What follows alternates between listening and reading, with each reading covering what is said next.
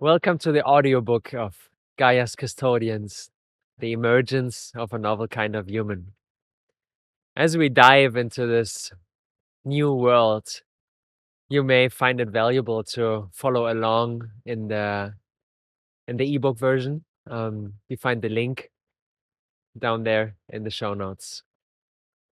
With that being said, I'm very grateful to have you here for today's exploration of the novel kind of human that's emerging right now and the current situations in our collective and individual lives that make this a necessity.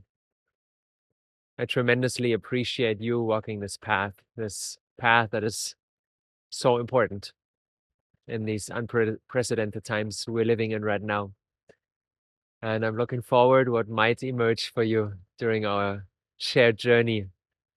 Feel invited to pause and reflect anytime and to take notes and to really let everything that we are going to dive in stir something up inside yourself. And if you feel the urge to share feedback, to get into contact, I'm always looking forward to hear from you. You find my contact details in the description below too. All right. This book is a gift.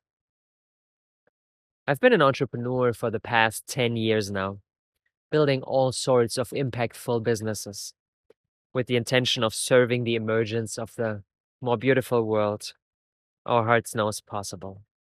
But at one point, I realized that by doing business, albeit much more heart-driven than most companies out there, I was still perpetuating the old paradigm.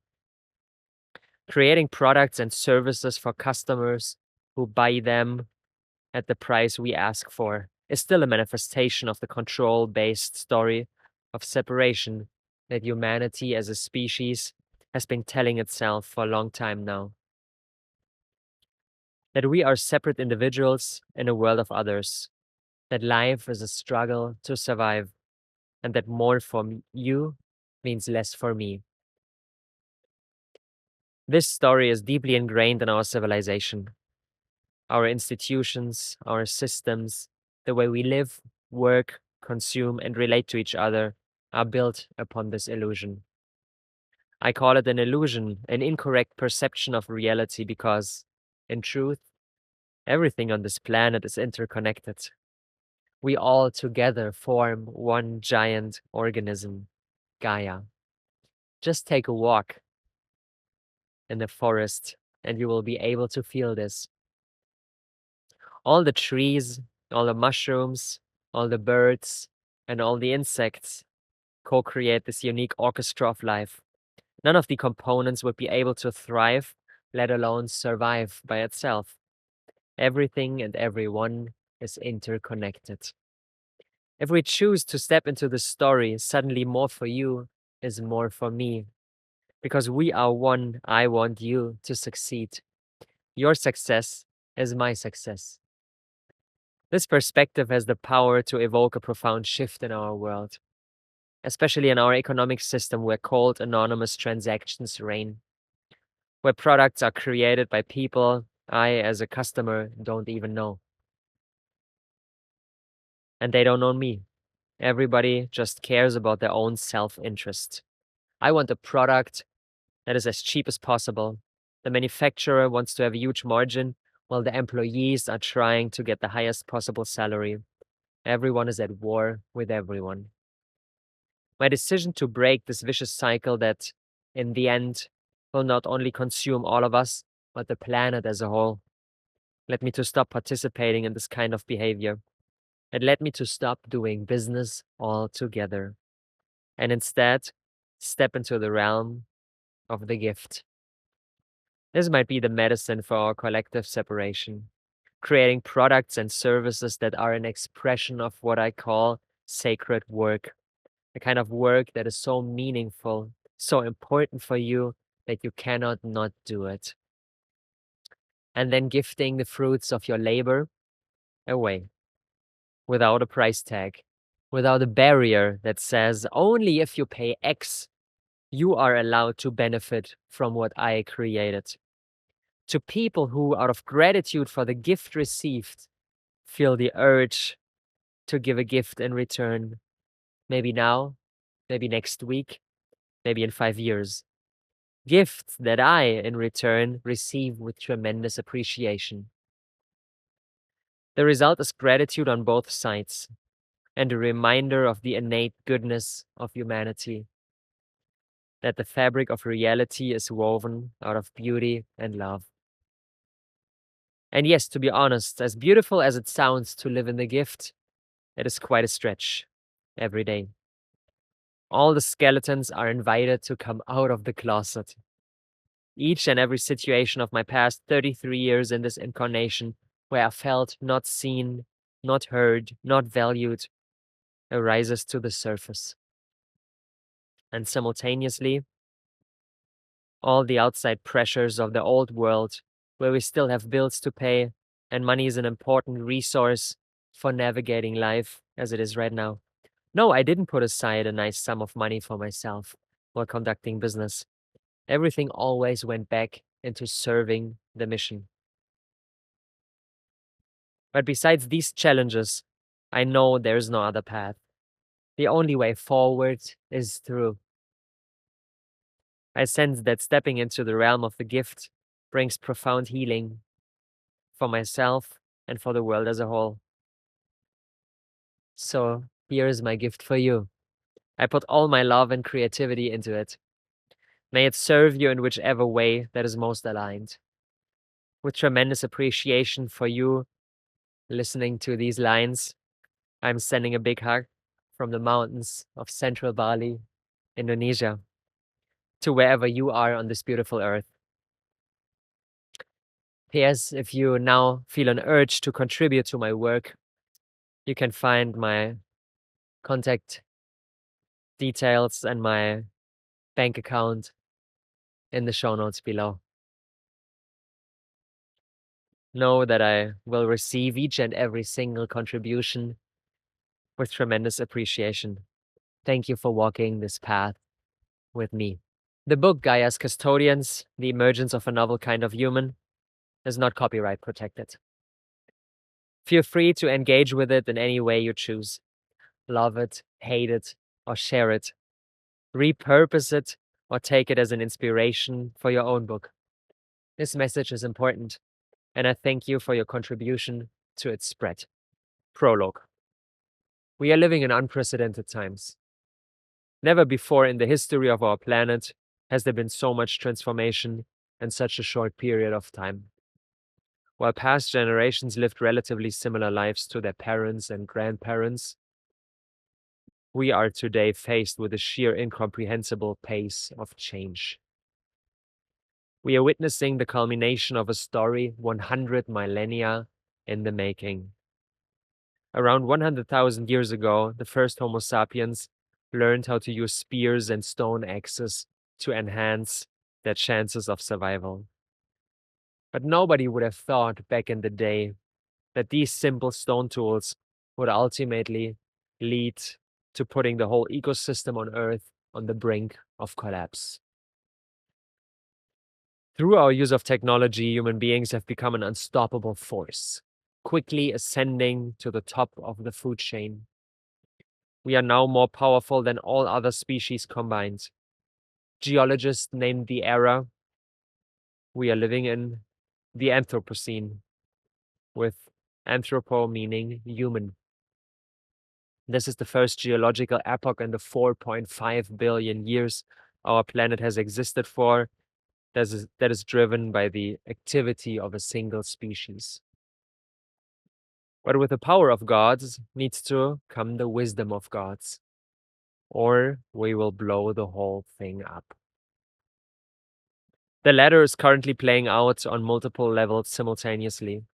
By extracting oil and coal from the earth and burning them as fuel to power our cars and factories, in conjunction with the destruction of natural ecosystems that give way to huge megacities and the detrimental effects of conventional agriculture needed to feed 8 billion mouths with highly processed food, we are extinguishing other species at a rapid pace.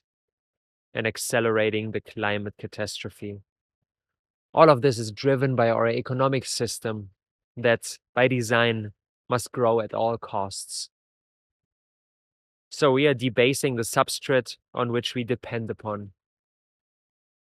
We are sawing off the branch on which we are sitting, a phenomenon that we will call the meta crisis, a convergence of crises that are all interrelated and enhance each other. And no, the meta crisis isn't just something out there. We can feel it every single day in our individual lives. The rapid urbanization leads to a loss of community and a loss of contact with wild nature.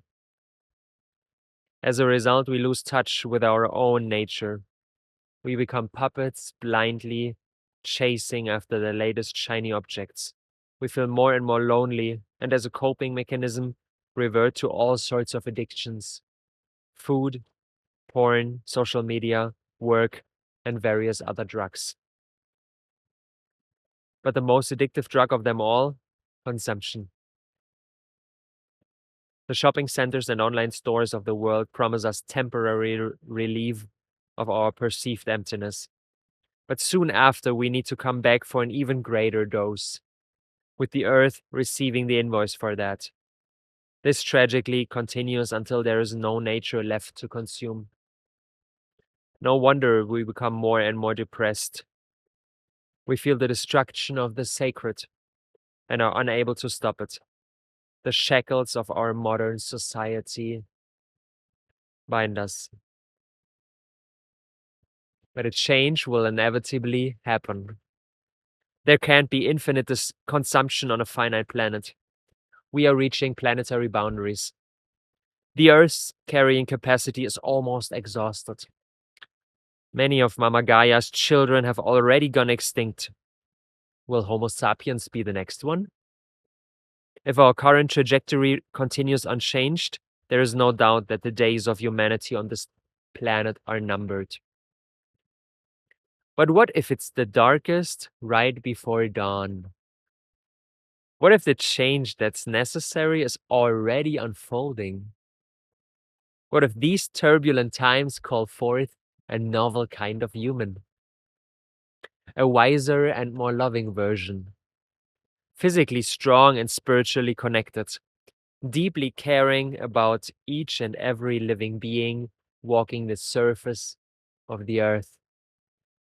With an open heart and a sharp mind, capable of holding the complexity of issues, educating themselves in many different areas in order to develop the synergistic wisdom that is necessary for redesigning the whole fabric of what we call life. Nothing less than turning the entire arc of human history around is what these times ask for. I call them custodians.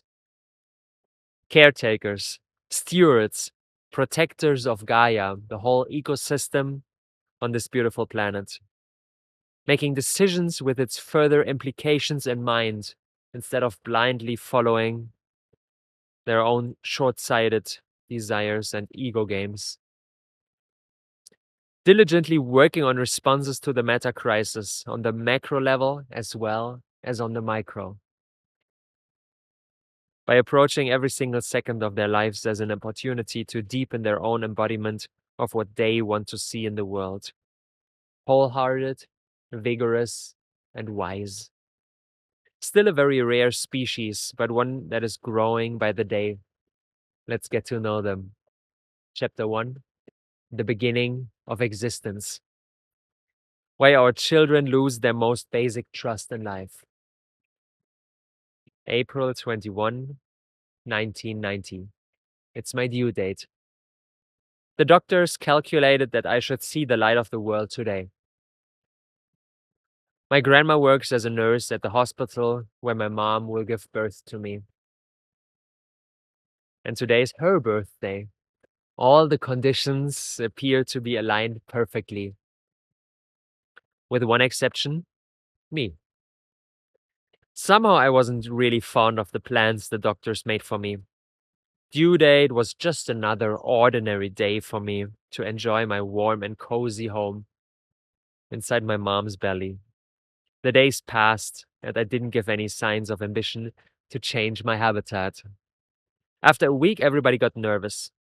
Let's wait another 1 or 2 days, but not more, they said. After 10 days of waiting, it was enough. On May 1st, 1990, at 9:50 p.m., I was taken out of my beloved residence. And it wasn't a gentle process. Although my mom was still feeling calm, the doctors and nurses pressured her into agreeing to a C-section. For the safety of your son, they told her. The anesthetics kicked in, the doctor cut her open, my dad passed out, and soon after, I was birthed. The nurses cleaned me up, weighed me, and performed a host of routine checks to see if everything was okay. Then my dad came to consciousness and they handed me over to him. After a while, the anesthetics faded out, and my mom too became aware again. A routine procedure for the doctors and nurses. Everything went according to plan. Their job was done, but there was one problem. Nothing went according to plan, according to nature's plan. When the nurses put me on my mom's breast, she didn't feel anything. No connection to this little being, just a deep sense of sadness. What was wrong with her? Nothing. Her body did a marvelous job. The only natural reason why there isn't a warm, breathing little being in her arms directly after it left her body is that it is dead. Her body reacts perfectly to this catastrophe. No motherly feelings, and the immediate beginning of the grieving process. Not even a sense of a newborn on her skin can convince her body otherwise. Nature didn't plan for C-sections. This feeling of disconnection lasted for many months, until slowly her system adapted to the reality it wasn't prepared for. But not without severe consequences. Harsh judgments against herself, of being a horrible mother that isn't even able to love her own child. As a result, she wasn't able to care for me as I would have needed it during my first months. Being with me exhausted her quickly, but the never-ending self-judgments were the biggest problem. Of course, this affected me too. When the mother is not physically or emotionally available, it profoundly affects the baby. The mother's state serves as a tuning fork for the baby's state. Huge relief could have occurred if someone had told her what was really going on, that her body reacted perfectly, that neither she nor her baby was the problem. The problem is the system, a fundamentally broken system that robs mothers and their children of the most important event in life, being primed onto each other. Experiencing the beginning of this new life in harmony, love, and bliss. The midwife who assisted in my son Lionel's birth here in Bali told us that it has perfectly become normal for Indonesian mothers to give birth via C-section. Not even because of medical necessity, something we really need to question anyway, but because of convenience.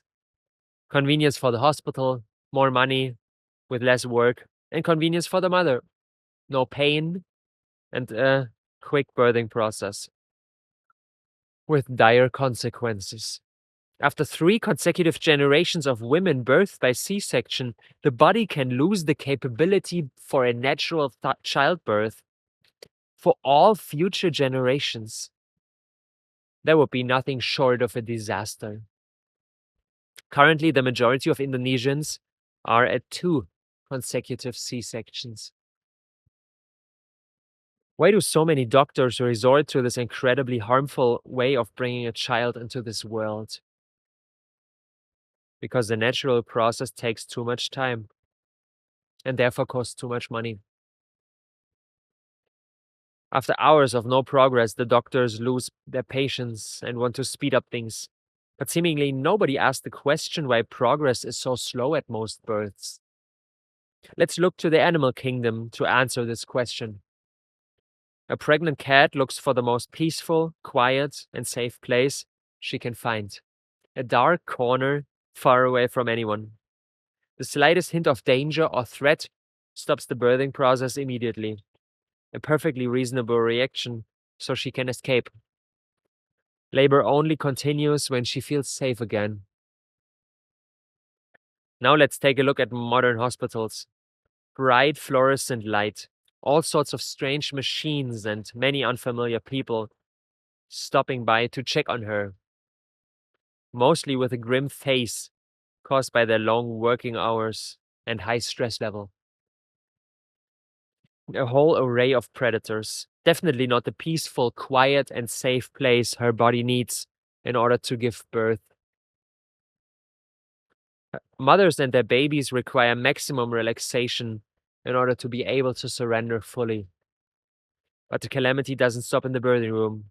As Jean Liedloff puts out in her important book, The Continuum Concept, permanent skin-to-skin contact is the most important need of every newborn.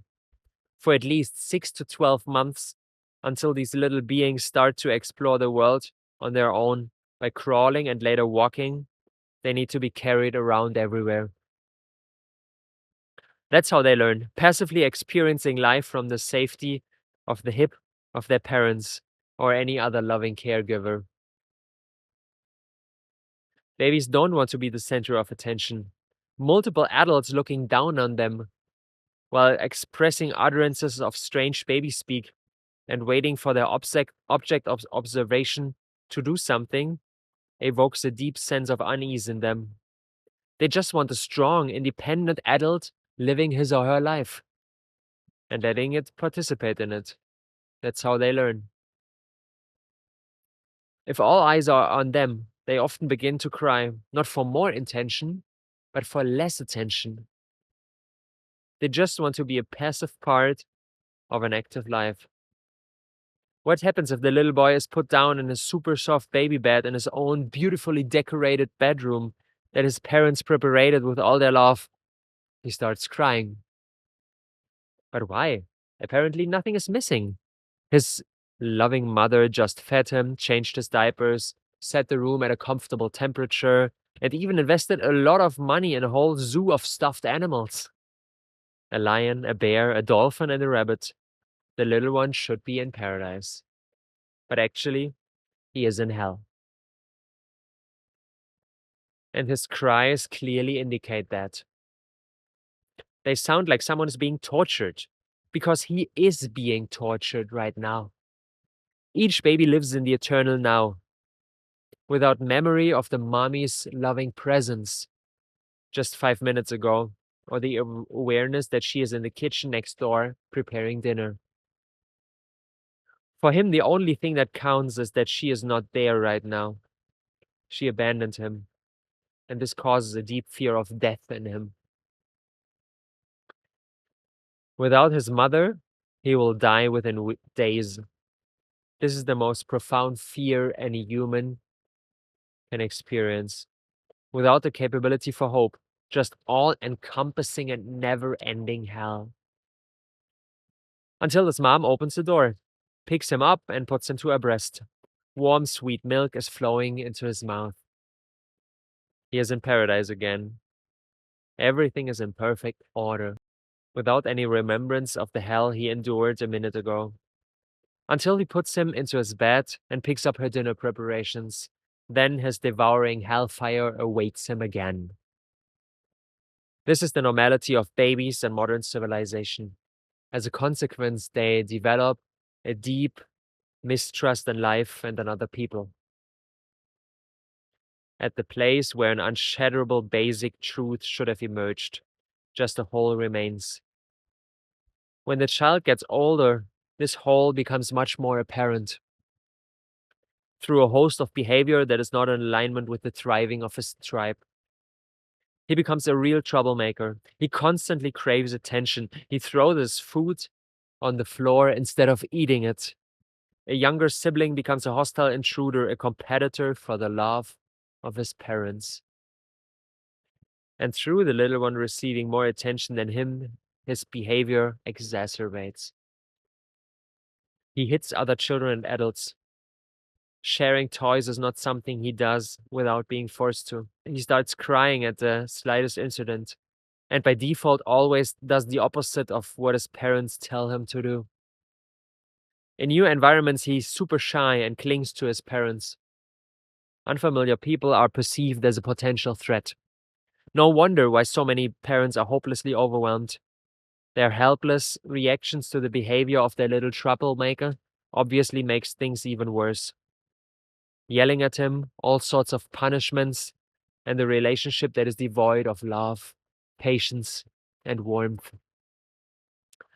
Everything because of this hole inside of him, where deep trust in life could and should have developed. Caused by an artificial birth setting, lack of immediate skin-to-skin contact, not being carried around all the time, and not enough stimulation where being held in the safety of the hip of a loving caregiver. This decides upon paradise or hell. Chapter 2, the meta crisis. How we are trapped exploiting the planet and each other. In the previous chapter, we explored how the standard way of birthing and raising babies in artificial settings, isolated from their parents and devoid of permanent skin-to-skin contact, leaves a hole inside themselves where basic trust for life should have emerged. Now let's look at how this lack manifests when our little boy gets older. A perceived emptiness stays, a deep, unfulfilled longing for home, for roots, for being unconditionally loved and cared for. Because his mother didn't provide him with his most essential needs, he can't become independent of her. Contrary to popular belief, in indigenous cultures where babies are carried around all the time, they don't get spoiled by this treatment. And neither do they grow into needy and selfish adults. Quite the opposite is true. When their innate need for skin-to-skin contact and passive exploration of their surroundings from the safe place of a caregiver's hip is fulfilled, the next level of development unfolds naturally. They begin to crawl and investigate their environment on their own. As time passes, their adventures become more extensive and last longer. As early as the age of 2 or 3, they begin caring for younger siblings. No sign of the intense competition between siblings that is usually perceived in Western civilizations, where children as a result don't grow into mature, independent adults. They remain needy children regardless of their age. A child that has been robbed of its most essential experiences remains in a constant craving for attention. They try to desperately prove that they are still loved, attempting to take as much for themselves as possible. A behavior that makes perfect sense for a 6-month-old, but is less acceptable at age 16 and even less so at age 46. Everywhere you look, you see immature adults who are unable to give, unable to care, unable to contribute their gifts to the benefit of the whole. In the US alone, 3 million kids are taking medications for ADHD. Why? Because nobody knows what else to do with them to control their behavior and calm their hopeless cries for attention and love. As our little boy grows older, he increasingly looks for external things to fill his inner emptiness. This results in various addictions: work, food, sex, gambling, social media, or extreme sports like jumping out of an airplane or climbing the highest mountain without safety gear. These activities are so pervasive because they all trigger a dopamine release that distracts us from our perceived emptiness for a short period of time, until the next hit is necessary, but in a greater dose. More money, more followers, more fame, or the next exotic romantic partner. They all carry the promise to lift us out of our misery. And in the case of some drugs, they even do provide relief. The first time I tried heroin, it felt like a warm, soft hug. An addict describes his experience with the drug. For a brief moment, all his deep, unfulfilled longing stopped. He was fully present, whole, complete, until the drug subsided. The only way out is to face the intense pain from childhood. But that is too painful for most. That's why many people stay on their fake lives, numbing themselves with an array of addictions. Ignorance is bliss, as the Matrix beautifully states it. The consequence is rapidly deteriorating physical and mental health, a trend that begins sooner and sooner. Teenage depression is a real thing. But there is one addiction, the game of which we can play almost indefinitely, and it is widely accepted, basically what keeps our society alive. I'm talking about the consumption of physical stuff. Shopping for the new handbag, the new car, the new kitchen, or in more conscious circles, the hottest Lululemon yoga pants, the brand new online course by the super cool influencer you are following on Instagram that tells you how to build passive income and retire at age 40, or the fifth organic skincare in your bathroom that promises eternal youth. The world's online stores and shopping centers are filled with stuff that brings us momentary relief of our suffering. But all of these behaviors can give us more than short-term relief from our emptiness. Probably the car was not fast enough, and the Tinder date was not sexy enough. We keep telling ourselves, maybe paradise is just around the corner. Playing this indefinite game of self-deception wouldn't be as problematic as it is if it weren't for the unintended side effects this has on our immediate environment and the planet as a whole. Let's switch our focus from the micro to the macro perspective and to a phenomenon that we will call the meta crisis. The convergence of many developments that reinforce each other. Together, they are slowly devouring Earth and all its living beings, us included. The widespread consumerism caused by our collective inner emptiness requires an enormous amount of resources. Deforestation of beautiful and vibrant ecosystems is the consequence. Everything we consume is made of things or beings that were originally part of Mother Earth. 17% of the Amazon rainforest, often referred to as the lungs of the Earth, has been cut in the last 50 years. Between 2000 and 2010, an estimated 130 million hectares of tropical forests all around the globe have been logged. Humanity's ascension to the top of the food chain was only so quick because we found this free energy boost in the form of fossil hydrocarbons. The plastic bottle on your desk is made of oil composed of compressed plants over millions of years. Prior to the utilization of oil and coal, humanity relied solely on the direct sunlight that reaches the earth as its primary energy source, including the plants and animals that harness the sunlight. The transformative moment arrived when we gained access to this abundant and tremendously potent energy reservoir. Millions of years of sunlight encapsulated in coal and oil. This breakthrough propelled us into the comfortable lifestyles we enjoy today. With 2 cars per family, a fully stocked fridge, with produce from all over the globe, and thousands of consumer products that we barely use in our basement.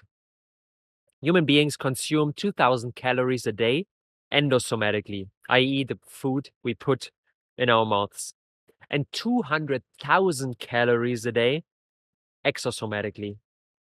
Transportation, electricity, construction, products, and so on. This is only made possible through the equivalent of 500 billions of free workers that these fossil hydrocarbons supply us with. But these laborers are collectively reducing their working hours and will be retiring soon. According to the MAHB, the Millennium Alliance for Humanity and Biosphere, we will run out of oil by 2052, natural gas by 2060, and coal by 2090.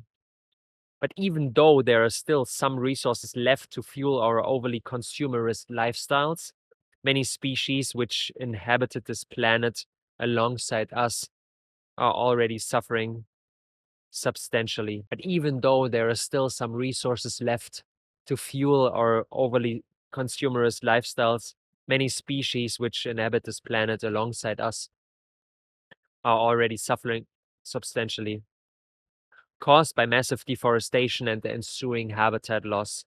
The current species extinction rate is 1,000 times higher now than in pre-agricultural times 10,000 years ago. Thousands of species that once inhabited this beautiful planet no longer exist. The passenger pigeon, which was one of the most abundant birds in North America, the Tasmanian, the German, and the Balinese tigers, and the western black rhinoceros are no longer with us. We've lost on average 69% of animals since the year 1970. Humans have transformed the animal kingdom. There are now 15 times more biomass of livestock, i.e. the accumulated weight of cows, pigs, and other farm animals, than biomass of wild animals. A staggering 94% of the Earth's animals' biomass endure lives confined behind bars, relegated to undignified existences, ultimately serving as mere commodities in our food production system. All of them get slaughtered just to delight our taste buds. Speaking of food, one of humanity's favorite areas of consumption, we gravitate more and more towards highly processed food with lots of stimulants in order to maximally arouse our gustatory receptors, so that for a brief moment we can distract ourselves from our inner emptiness. Where does our food and the food for the animals we eat come from? From vast monoculture farms where only a single crop is cultivated. Rice, wheat, and corn provide over 60% of global plant-derived calories. We are far, far away from the abundance on our plates that we need for our bodies to thrive.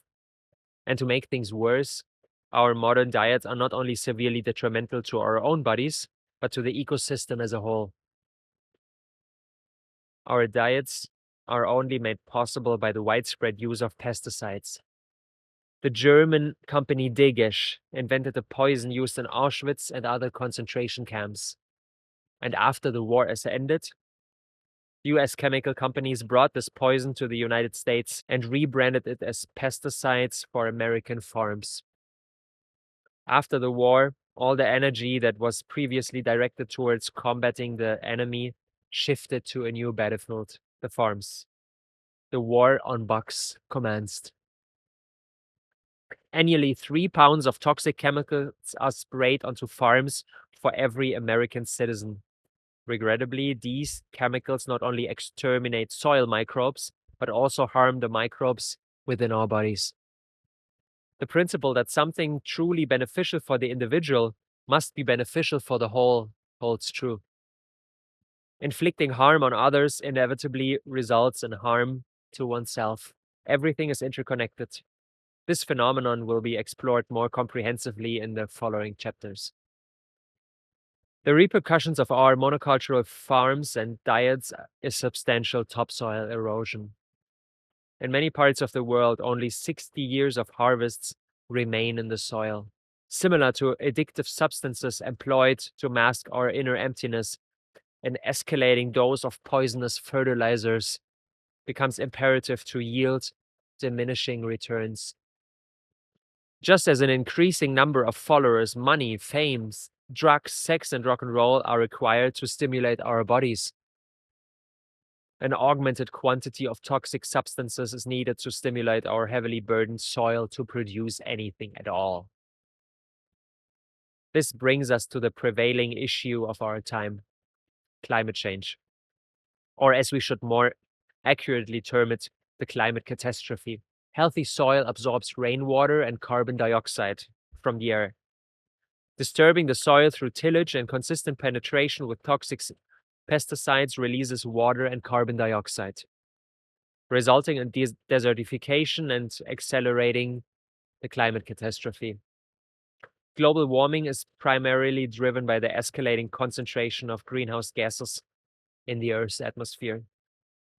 While CO2 is the most prevalent, other gases like methane, released during the production and transportation of coal, oil, and natural gas, as well as from livestock, digestion, and manure management, also contribute significantly. Even if we were to cease emitting any CO2 into the atmosphere, our legacy load of 1,000 gigatons accumulated since the Industrial Revolution in 1750 ensures that the atmosphere will continue to warm the planet for decades or even centuries. In summary, humanity engages in a whole array of activities that accelerate the climate catastrophe, concurrently engaging in widespread deforestation and monocultural agriculture that harm or eliminate plants and soil, our two primary resources for reversing this detrimental trend.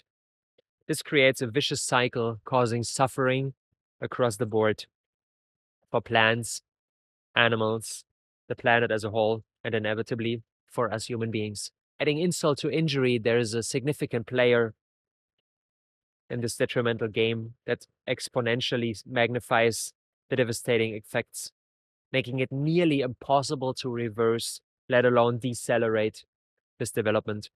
I'm referring to our economic system based on interest. The very reason why well-intentioned individuals persist in executing harmful behavior even when they are aware of better alternatives. Here's a story that explains this phenomenon well. Once upon a time in the quaint village of Utopia, there existed a community of serene, affectionate individuals who engaged in the exchange of goods and services. Life was simple and the villagers took pride in their collaborative spirit. One day, a mysterious figure named Mr. Greedington arrived in Utopia, adorned with a top hat and carrying a bag full of gold coins. Mr. Greedington was intrigued by the potential of this village and decided to introduce them to a new interest-based economic system. He approached the villagers, offering loans with promises of prosperity and growth. Trusting in Mr. Greedington's grand promises, the villagers eagerly accepted the loans to expand their businesses and farms. The loans offered by him came with an interest rate that seemed innocuous at first. The villagers borrowed 100 gold coins and had to pay Mr. Greedington a 10% interest at the end of the year for his loan.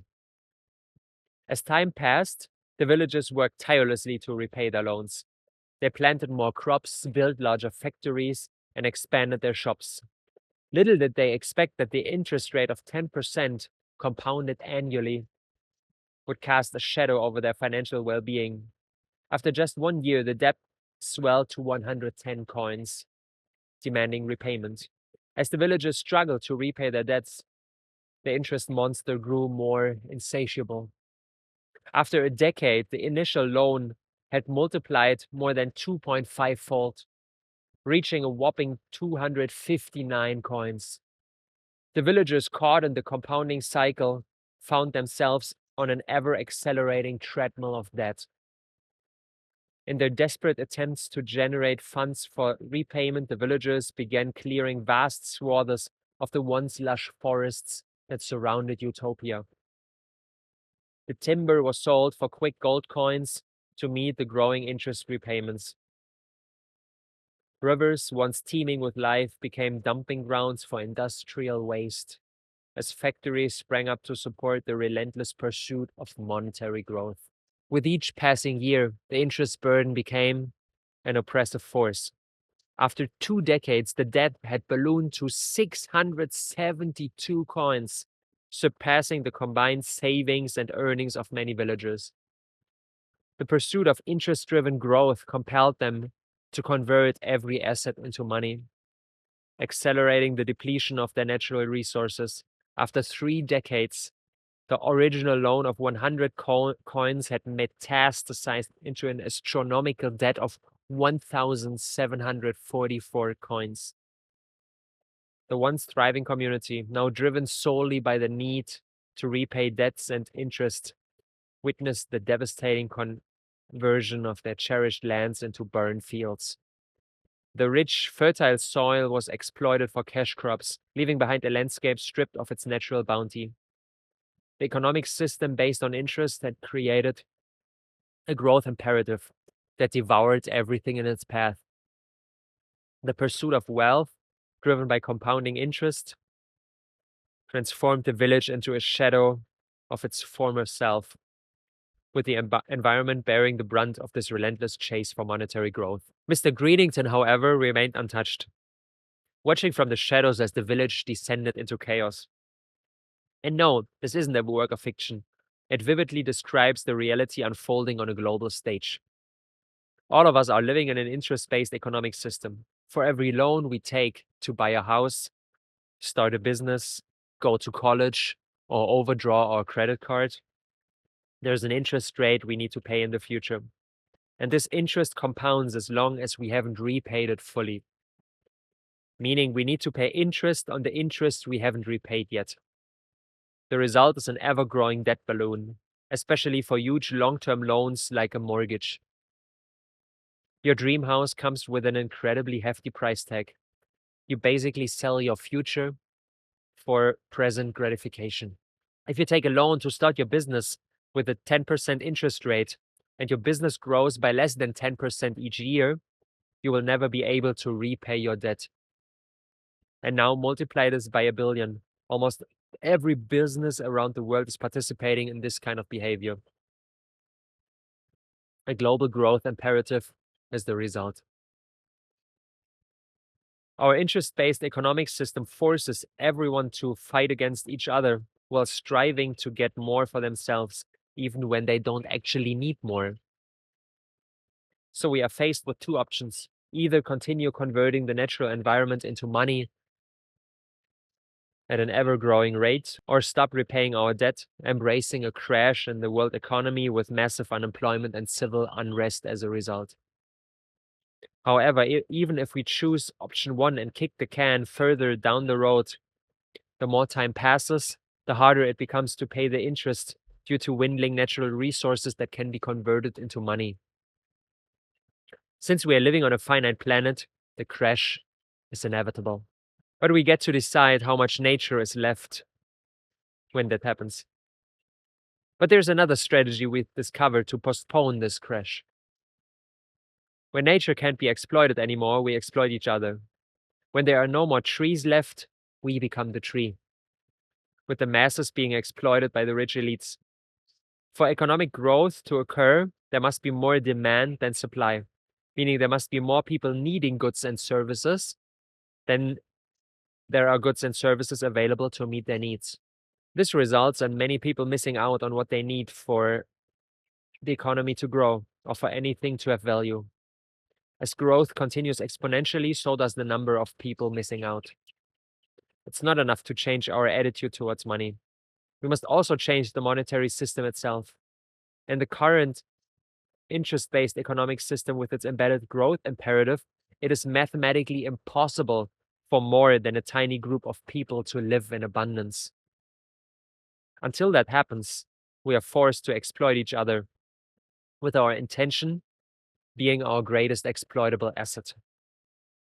The rise of social media platforms exemplifies this phenomenon well.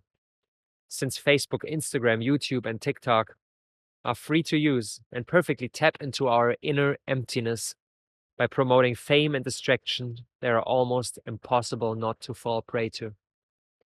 Certainly, these platforms have opened up many incredible opportunities. I, for one, launched my business with the support of Facebook back in 2013, stepping into personal freedom while enriching the lives of many with my content about my raw vegan diet. Millions of creators have experienced similar journeys. We can connect with friends, receive education, and enjoy personalized entertainment. You might argue that these social media platforms are tools, like knives. Tools that are defined by what you do with them. But social media is not merely a tool, it demands attention. When you watch TV, the TV isn't watching you. When you read a book, the book isn't reading you. Unlike TV or books, Instagram, TikTok, and the like track your every move using the collected data to provide content with the highest addictive potential. Ever notice how you watch a couple of videos on one topic and suddenly similar content floods your feed along with ads for related products on sale? Your data is turned against you to encourage endless consumption. Watching video after video to extract your attention and time, then selling you a range of products to extract your money. The platform and advertisers get rich, while value is constantly siphoned from the masses to the few elites. No, this isn't a crazy conspiracy theory. It's an inevitable result of the business model of these platforms. Since you don't pay to use these platforms, you're not their customer. You or your data are the product being sold. Advertisers are the customers, and the platform caters to them. But why can't we use social media mindfully or quit it altogether? We are social animals who want to be liked. And social media exploits that. Our inner emptiness, stemming from a lack of unconditional love and care in our early days, makes us susceptible to all forms of social approval. Being liked and receiving positive feedback for our actions and appearance is incredibly addictive. Perhaps the most addictive drug there is. Social media combines the tricks of propaganda with those of gambling, hiring experts from Las Vegas to make it almost impossible for us not to spend hours there. It's noteworthy that many leaders of these companies don't allow their children on their platforms, a fact that should raise all sorts of alarm bells. For teenagers and children whose minds are still developing, social media platforms often act as breeding grounds for comparison and self-esteem issues. The constant exposure to idealized lives and carefully curated images can lead to feelings of inadequacy and anxiety, particularly among impressionable teenagers, often those who experienced minimal skin-to-skin contact as infants. The impactful documentary, The Social Dilemma, underscores the alarming rise in mental health issues, including teenage depression and self-harm linked to the use of social media. The rate of teenage suicides more than doubled between 2008 and 2018, roughly coinciding with the proliferation of Instagram and Facebook. While social media claims to connect people, it paradoxically fosters a sense of loneliness and isolation. The relentless pursuit of likes, comments, and virtual validation can substitute genuine human connection. For teenagers navigating the complexities of adolescence, this virtual facade can impede the development of authentic relationships and social skills. Another detrimental side effect of these platforms is that social media algorithms are designed to prioritize content aligning with users' preferences, creating echo chambers and filter bubbles. Users are exposed to information that reinforces their existing beliefs, shielding them from diverse perspectives. This contributes to confirmation bias, where individuals seek information based on their pre-existing views. This reinforcement also leads to cognitive dissonance, causing psychological discomfort when confronted with conflicting information. We lose the ability to engage with people holding different worldviews. In the pursuit of psychological comfort, we may become more receptive to leaders providing simple black and white narratives, aligning with our existing beliefs. Political campaigns of leaders have recognized the power of social media as a tool for manipulation. The targeted use of data analytics and micro-targeting allows politicians to tailor messages to specific demographics, exploiting existing divisions and exacerbating polarization. Trump's successful use of social media during his presidential campaign illustrates this perfectly. Our innate emptiness makes us susceptible to charismatic, dominant parent figures making grandiose promises. The current form of social media, combined with our interest-based economic system, possessing the growth imperative we discussed earlier, is leading to a severe loss of community. This occurs through the conversion of activities that were once outside the monetary realm into just that. Children have an innate hunger for adventure, which they fulfilled in the past by roaming outside with friends in search of exciting quests. Today, they each sit in front of their own TV watching Pokemon, a serious about kids exploring outside and experiencing adventures. They were robbed of their innate need, only to be sold back to them. You cannot earn money with children playing outside. Earning from them consuming a TV series is possible. The same holds true for childcare, entertainment, and cooking, activities that were once shared within the community. Now we pay professionals to look after our children, make music for us, or prepare our dinner. Good for a growing economy, bad for the ties within the community. This nicely illustrates that the growth of the economy doesn't necessarily equate to the fulfillment of additional needs or meaningful actions. If I take your car keys and you buy them back from me, it makes sense in a transactional sense, but it doesn't inherently signify a meaningful endeavor. Despite the significant growth of the economy in recent decades, there's no observable increase in fulfilling our fundamental needs, such as connection, happiness, and creativity. The gradual loss of community experienced globally is further exacerbated by the advancing trend of urbanization. In 2023, more than 50% of humanity lived in cities. And by 2050, this figure is projected to reach almost 70%. A century ago, in 1900, the majority of people still resided in rural areas, around 14% in cities. Urbanization increased significantly in the following decades. Why are cities problematic? Deteriorating social ties are inevitable when surrounded by hundreds of thousands or millions of strangers. We are physically incapable of forming relationships with such a vast number of people.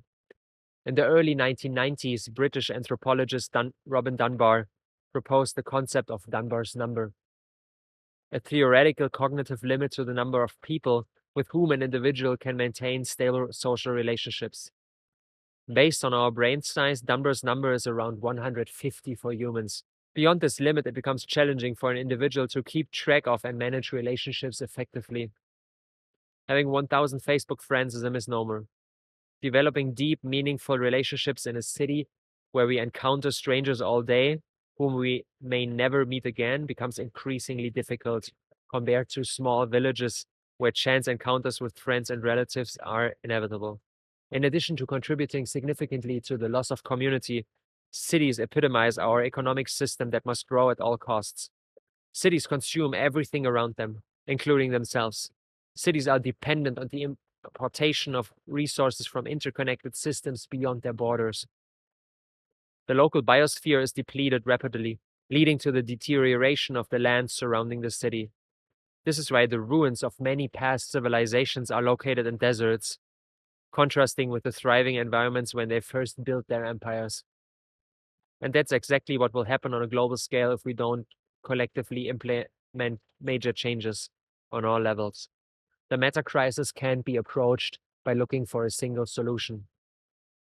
The single solution that will solve all our problems is a very persistent myth. If we only did X, then everything will be fine. No matter what X is, it will not turn the ship around. We need many, many small and big interventions on multiple levels at the same time. This is the case because the symptoms of the meta crisis are all interconnected and mutually reinforcing, as we've explored. The inadequate birth and treatment of babies stemming from parental lack of knowledge and capability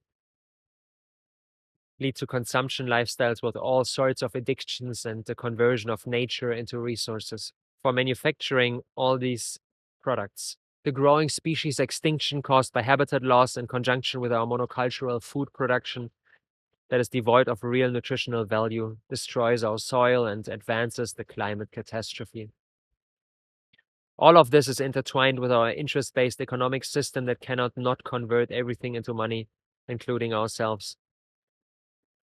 The widespread use of social media platforms leads to a loss of community, which gets reinforced by the ongoing urbanization, a manifestation of our economic system with its embedded growth imperative. All these factors and many more that we didn't even talk about amplify each other. And there's another technology conquering the world by storm that is taking the meta crisis to the next level. Artificial intelligence. AI is everything that we talked about on steroids, a topic we'll explore more deeply in the future. So we are invited to design systemic solutions that address all of these phenomena simultaneously, in contrast to the short-sighted measures prevalent today, like planting non-native tree species for afforestation, which in turn disrupts local ecosystems, outcompeting native species and altering biodiversity. Systemic solutions involve using native species and considering the ecological context, or severe punishments for elephant poachers in order to protect the elephant population, which in turn causes the endangerment of rhinos. They have valuable horns too.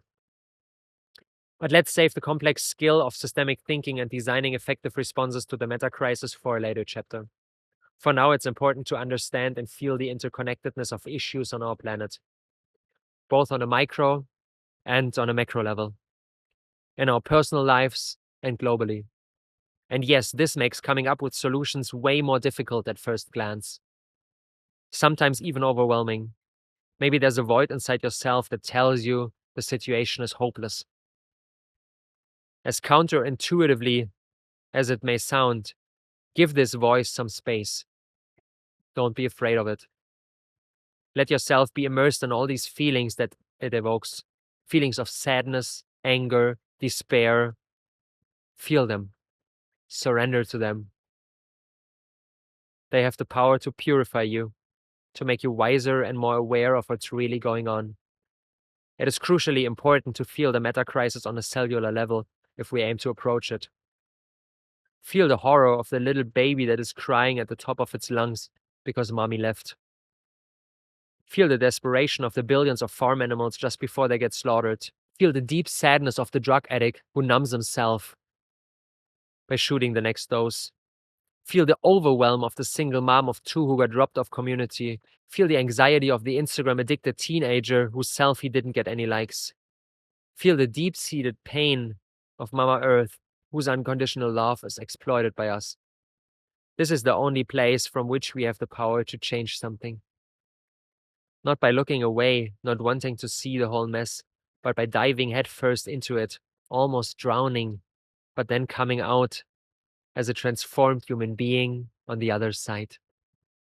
The only way out is through, and maybe it first needs to get darker before it can get brighter. This requires a lot of courage, the courage we need in order to build a more beautiful world our hearts know is possible. Footnote. The world is much more complex than I described it. There are a whole array of factors to the meta crisis we didn't dive into.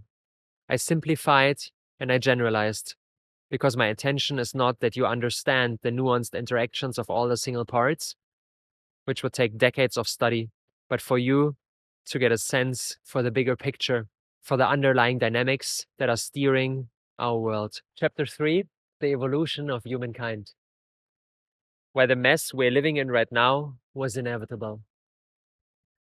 In order to figure out how to approach the meta crisis, we first need to understand how we could end up in this mess. Is it a fundamental characteristic of human nature to exploit and destroy? Or is this just a necessary step on our path to collectively embodying our highest, most loving versions? Let's dive into a brief history of humankind to understand how the current situation on this planet became reality. The first Homo sapiens emerged 100,000 years ago, maybe even as early as 300,000 years ago. Historians are having a hard time to pinpoint that precisely. But what they all relatively agree on is where our species originated from. Some key fossil sites, such as Jebel Irut in Morocco and Omo Kibish in Ethiopia, have provided important evidence supporting the African origin of Homo sapiens. How was life at this time in the African savanna? The earliest humans were hunter-gatherers.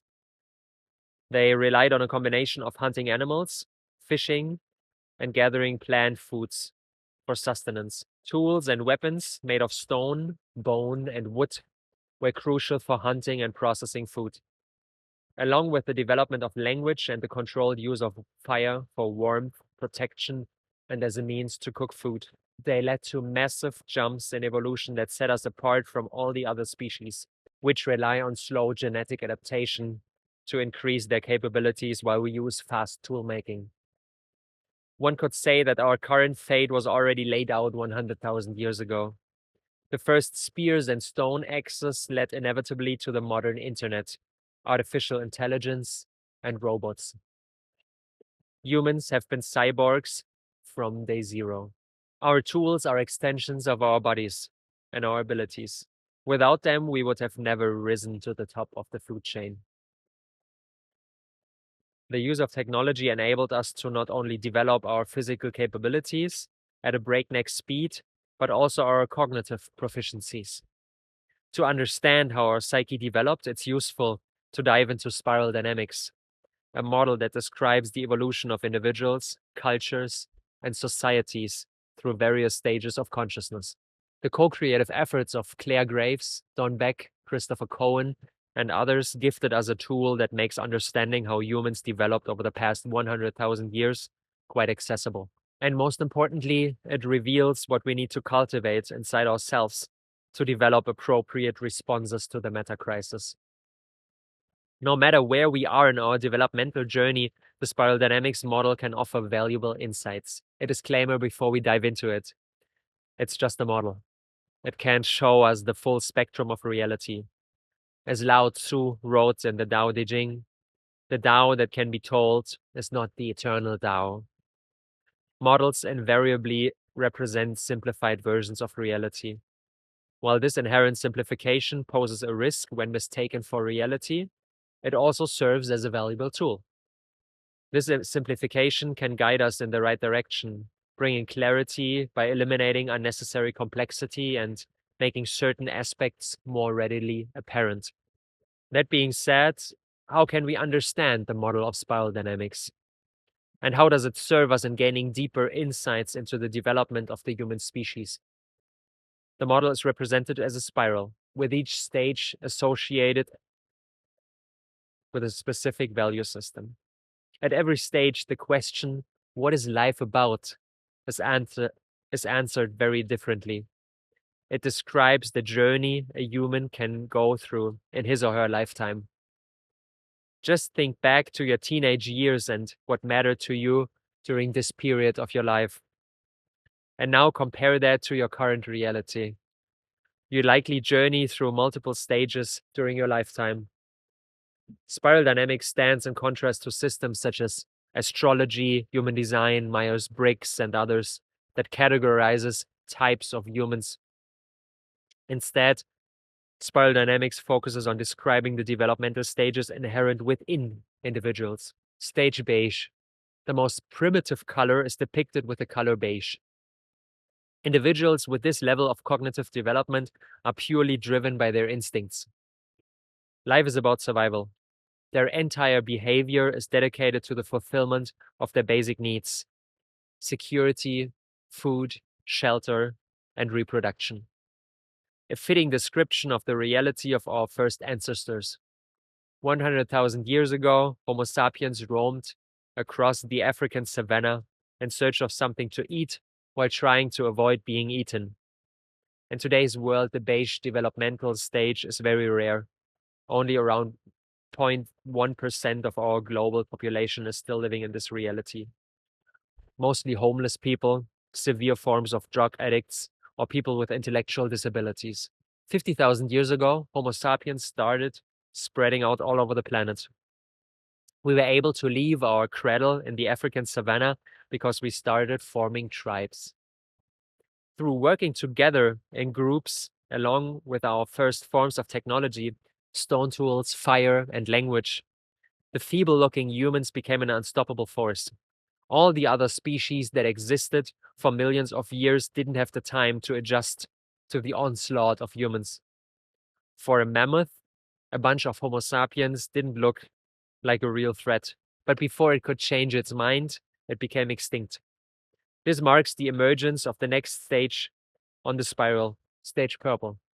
Stage purple emerges when beige realizes that it's much easier to survive in closely knit tribes. Stage purple is characterized by an animistic and magical worldview. Individuals at this stage tend to be superstitious. viewing the world as a mysterious and frightening place controlled by mystical spirits. Loyalty is directed towards elders and ancestors, and individuals may willingly sacrifice themselves for the benefit of the group. The belief system is deeply rooted in a sense of community and a connection to the spiritual realm, with a focus on appeasing or aligning with the forces believed to govern their existence. This stage reflects a collective consciousness where rituals and traditions play a crucial role in maintaining harmony with the perceived supernatural forces that shape their reality. We discern a transition from an egocentric to a more communal mode of living. The tribe is more important than the individual. The major achievements of this stage are the growing power of imagination, the development of humility, and the strong sense of the interconnectedness of all things. Homo sapiens lived in deep alignment with the land and the spirits. Some qualities we strive for today. In our modern world, around 10% of the global population is still living in the purple value system. Fast forward to 10,000 years ago. A pivotal moment in human history unfolded with the simultaneous emergence of agriculture in at least 8 locations worldwide. This transformative event marked the departure from the nomadic lifestyle of hunter-gatherers, leading to a profound shift in human trajectory. The advent of agriculture ushered in sedentary living. Instead of roaming around picking berries and hunting mammoths, Homo sapiens began to settle down and cultivate wheat, barley, lentils, peas, and other legumes. This made the invention of the plow a necessity, and thus marked the end of the previously held animistic worldview that characterized stage purple. You can't genuinely believe in the spirit of the buffalo if you're hitting it all day in order for it to plow your soil. With settled communities came novel societal constructs, including the invention of marriage and the establishment of private property. In hunter-gatherer societies, social structures were often more fluid, and concepts of ownership, including land and resources, didn't exist. With the shift to settled agricultural lifestyles, the importance of land and the need for its cultivation became paramount. As communities began to cultivate specific plots of land, the notion of property emerged. The transition from nomadic to sedentary living meant that groups had a vested interest in maintaining and passing on specific territories and resources. Through the necessity for cooperative labor in farming, families became crucial units for ensuring the success of agricultural endeavors. Marriage evolved as a social institution to formalize alliances, manage property, pass down land and assets to successive generations, and establish social cohesion. The concept of land ownership, now commonplace, traces its root to an era when the first person claimed land, challenging the previous notion that land belonged to no one, and therefore everyone. Human inclination towards possession, driven by a desire to expand a sense of self, diminished by the loss of the sense of interconnectedness, this oneness of all beings, emerged as a prevailing theme. Ancient hunter-gatherer societies who identified with nature, I am the forest, I am the lake, were much richer in their connection to their surroundings, a richness that can't be perceived by any amount of accumulated possessions. This marked the beginning of our addiction to growth we so vividly perceive today. Maybe the next promotion or the next expensive toy will make me feel truly wealthy, and if not, then for sure the one after that. The transition to agriculture brought with it a whole array of drawbacks.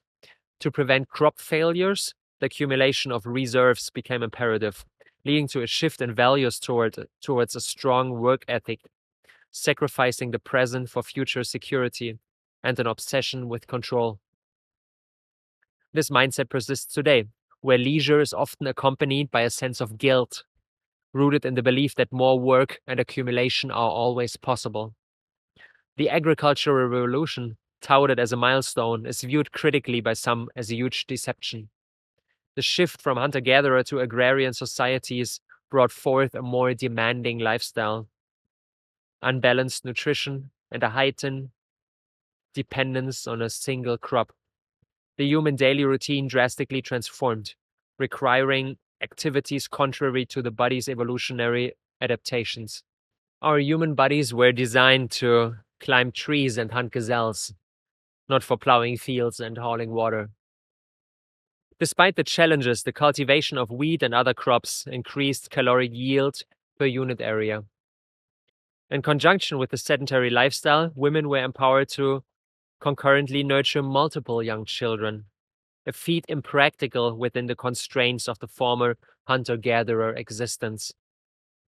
These circumstances led to a population explosion, so the groups of people living together surpassed Dunbar's number for the first time, the cognitive limit for maintaining stable social relationships that lies at around 150. Even if some societies resisted agricultural practices, they were often overrun by larger farming communities. The choice was stark: flee and yield territory, or adopt agrarian practices themselves. The old ways became obsolete. All these developments called the next leap in human development into existence. Stage red. Spiral dynamic stage red emerges when the group's survival is reasonably assured, releasing a surge of individual energy. At this point, the spotlight shifts to personal needs, prompting a quest for independence and liberation from collective ties. The individual endeavors to break free from the constraints of the clan, adopting a mindset that challenges group dynamics with a resolute declaration: I will no longer subordinate myself. I want to lead the group. The thematic core of stage red lies in the pursuit of immediate gratification of personal desires and an unapologetic struggle for self-interest. This stage is marked by a self-centered value system, characterized by a reliance solely on individual capabilities, impulsive decision-making, and the tendency to exploit others for personal gain. Historical examples abound in the form of autocratic pharaohs, dictators, and figures who wield power with an exploitative mentality. Noteworthy achievements of stage red encompass a spectrum of traits, including courage, impulsive decisiveness, and unshakable self-confidence. Setting firm boundaries and expressing assertiveness becomes defining. Setting firm boundaries and expressing assertiveness become defining characteristics of individuals at this stage. It's estimated that around 20% of today's population operates within the parameters of stage red. The manifestations of stage red extend beyond individual behavior and are observable in societal structures marked by organized crime, gang warfare, and authoritarian rule. The concept of land ownership, one of the precursors of the agrarian revolution, laid the groundwork for growing inequalities within the population. Land, once a communal resource, became a source of wealth and power, differentiating those who owned and controlled it from those who did not. This shift contributed to the rise of social hierarchies and class distinctions, as those with access to fertile land gained economic advantages over others. The accumulation of surplus resources from agriculture further exacerbated these disparities, enabling the formation of elites who could control and distribute resources. Thus, the nexus between agriculture and land ownership set in motion a dynamic that has historically fostered inequality and shaped the trajectory of societal structures. Stage blue. From these conditions of oppression, spiral dynamic stage blue emerged, the next step in our evolutionary ladder. This stage, which originated approximately 5,000 years ago, is a response to the chaos and unpredictability associated with the preceding stage red that caused an enormous amount of suffering. The essence of stage blue revolves around the pursuit of order and stability. Individuals at this stage willingly submit to the authority of the group, valuing obedience and adherence to rules. The worldview of stage blue is framed by the belief that the world is governed by a set of rules that one must adhere to in order to be rewarded. This leads to an intensification of sacrificing the present for the future. Work hard in order to retire early. Be a devout Christian and get rewarded by a beautiful afterlife. There is a fervent belief in a singular, true God, and the distinct us versus them mentality prevails. Achievements of Stage Blue, when successfully integrated, manifest as stability through moral frameworks and hierarchical structures, fostering a sense of security. Self-control and discipline are cornerstones of a blue life well lived, an extraordinarily important ingredient for perfecting the agricultural paradigm. Through the rise of blue values joining forces with red ruthlessness, it got cemented more and more deeply. In the contemporary context, approximately 40% of the population operates within the parameters of Stage Blue. This stage is often observed in rural populations in the Western world, the Middle East, and in India, where the caste system persists, a perfect illustration for the workings of Stage Blue. The quest for order and stability manifested in several interconnected phenomena over the upcoming millennia that significantly influenced the trajectory of human societies. The advent of written language, a hallmark of this era, reflected a desire for codifying societal rules and norms, allowing for the preservation and dissemination of collective knowledge. Written language became a powerful tool for formalizing laws, religious texts, and cultural traditions. It enabled the creation of enduring records that transcended the limitations of oral transmission, facilitating the transmission of complex information across generations. These formal laws have become crucial instruments for regulating behavior and maintaining social order. Written rules told people what's okay, what happens if you break them, and pushed the idea that things would be better if everyone stuck to these rules. These rules helped control how people acted and made them feel responsible for each other. The emergence of the first nation states, like the city-state of Sumer, 4500 to 1900 BCE, or the unification of Upper and Lower Egypt into a unified Egyptian state around 3100 BCE, was a complex process tied to Stage Blue values of order and collective identity. Nations provided a structured framework for governance, fostering a shared sense of identity among diverse populations. The establishment of defined territories with borders reinforced the emphasis on rules and order, creating a sense of belonging and common purpose. Where Stage Purple identifies with the tribe, Stage Blue identifies with the nation. The same dynamic, but on a much larger scale. As societies transition from more fluid and decentralized structures to organized states with codified laws and governance systems, the need for maintaining order and protecting established norms became paramount. Stage Blue's tendency towards collective identity and loyalty to established authorities often translated into a readiness to defend these structures, sometimes through military means. Wars, whether fought for territorial expansion, resource acquisition, or the preservation of societal order, were often seen as necessary for safeguarding the values and stability associated with Stage Blue consciousness. The hierarchical nature of societies also contributed to the centralization of power, often vested in a ruling class or monarchy, which could lead to conflicts over control and authority, further fueling the propensity for warfare.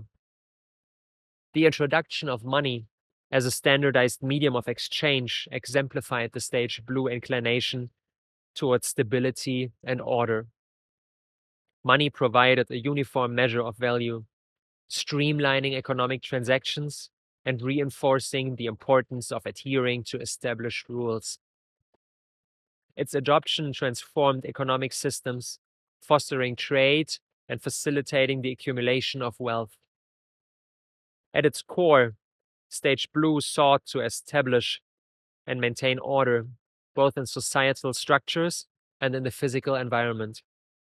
The building of roads, bridges, and other public works projects was a tangible manifestation of this inclination, reflecting a deep-seated value placed on creating organized systems. These infrastructure projects served multiple interconnected purposes. Firstly, they were essential for enhancing connectivity within the society.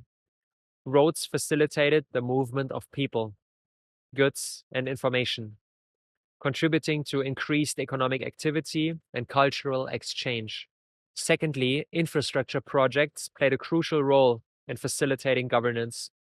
Well-constructed roads, for instance, allowed for easier movement of governing authorities and officials, enabling more effective administration and communication. Furthermore, the creation of visible and functional infrastructure projects became a symbol of societal cohesion. It showcased the collective effort and shared commitment to the values of order and stability. The physical manifestation of well-organized roads and structures served as a testament to the community's ability to work together towards common goals, reinforcing a sense of unity and shared purpose. As societies became more complex, there was a tendency to establish patriarchal family structures, where male heads of households held significantly authority over property, inheritance, and decision-making. Religious and cultural beliefs also played a role in the development of patriarchy. Many societies developed belief systems that reinforced and legitimized gender hierarchies, portraying women as subordinate to men. These beliefs were often reflected in religious texts, myths, and cultural norms that justified the unequal distribution of power between the genders. Economic factors such as the division of labor also contributed to the reinforcement of patriarchal structures. In agrarian societies, men typically took on roles related to heavy labor and defense, while women were often assigned tasks related to the household and child rearing. This division of labor contributed to the perception of men as providers and defenders, reinforcing their dominant roles in society. The interconnected phenomena of written language, laws, nation-states, war, money, infrastructure, and patriarchy, arising from the values associated with this era, collectively shaped the trajectory of human civilization. Each invention reflected a deeper commitment to stability, order, and the establishment of structures that became integral to the fabric of societies during this epoch. On this newly established ground of stability and order, a whole array of technological advancements could blossom that led to the emergence of the next evolutionary step Homo sapiens took. Spiral dynamics describes the stage as stage orange. Stage orange. Emerging around the 1400s, it marks a profound departure from the preceding stage blue by emphasizing individual autonomy and personal empowerment. In the context of stage blue's rigid social structures and limited individual freedoms, stage orange represents a rebellion against these constraints. Individuals within the stage seek to liberate themselves from traditional hierarchies and predetermined roles associated with family or social class. At its core, stage orange is driven by a strong desire for self-actualization and the rejection of subordination. The notion of exploring life's possibilities and pursuing personal experiences becomes paramount. The mundane predictability of stage blue is deemed unfulfilling, and stage orange individuals aspire to carve out their unique paths. The central theme of stage orange revolves around the self, embracing independence, valuing personal freedom, and pursuing material success. This is exemplified by the notion of the American dream, where individuals aim to elevate themselves from humble beginnings to financial prosperity. The worldview is characterized by a keen awareness of opportunities for personal gain and the belief in the right to maximize one's own interests. Key values within stage orange include an entrepreneurial spirit, a competitive mindset, the pursuit of financial success, and the celebration of individual achievements. Rationality and scientific thinking take precedence over blind adherence to traditional beliefs, reflecting a shift towards a more pragmatic and evidence-based approach to understanding the world. The emergence of the stage orange value system accelerated the pace of technological advancements substantially. The invention of the printing press by Johannes Gutenberg in 1454 democratized access to information and paved the way for the dissemination of knowledge. As the Renaissance unfolded, a newfound interest in precision and measurements emerged, leading to the meticulous tracking of time. In 1510, locksmith Peter Henlein contributed to the temporal awareness by inventing the pocket watch, a portable timekeeping device that would become an essential accessory. Thomas Newcomen's atmospherical engine, introduced in 1712, was a revolutionary technological leap that transformed not only industrial processes but also the very fabric of society. It sparked a series of profound changes that characterized the Industrial Revolution. At its core, Newcomen's engine was a pivotal force in the shift from traditional agrarian economies to industrialized societies. By efficiently using coal as a primary energy source, the engine liberated industrial processes from the constraints of water and wind power. This newfound flexibility in locating factories and industrial centers had a cascading effect on urbanization. Populations migrated from rural areas to burgeoning industrial cities, drawn by employment opportunities in factories powered by steam. The steam engine's ability to pump water out of mines was not just a matter of practicality. It was a key enabler for the extraction of coal and other valuable resources from the earth. This led to the establishment of a robust industrial ecosystem, laying the foundation for the mass production of goods.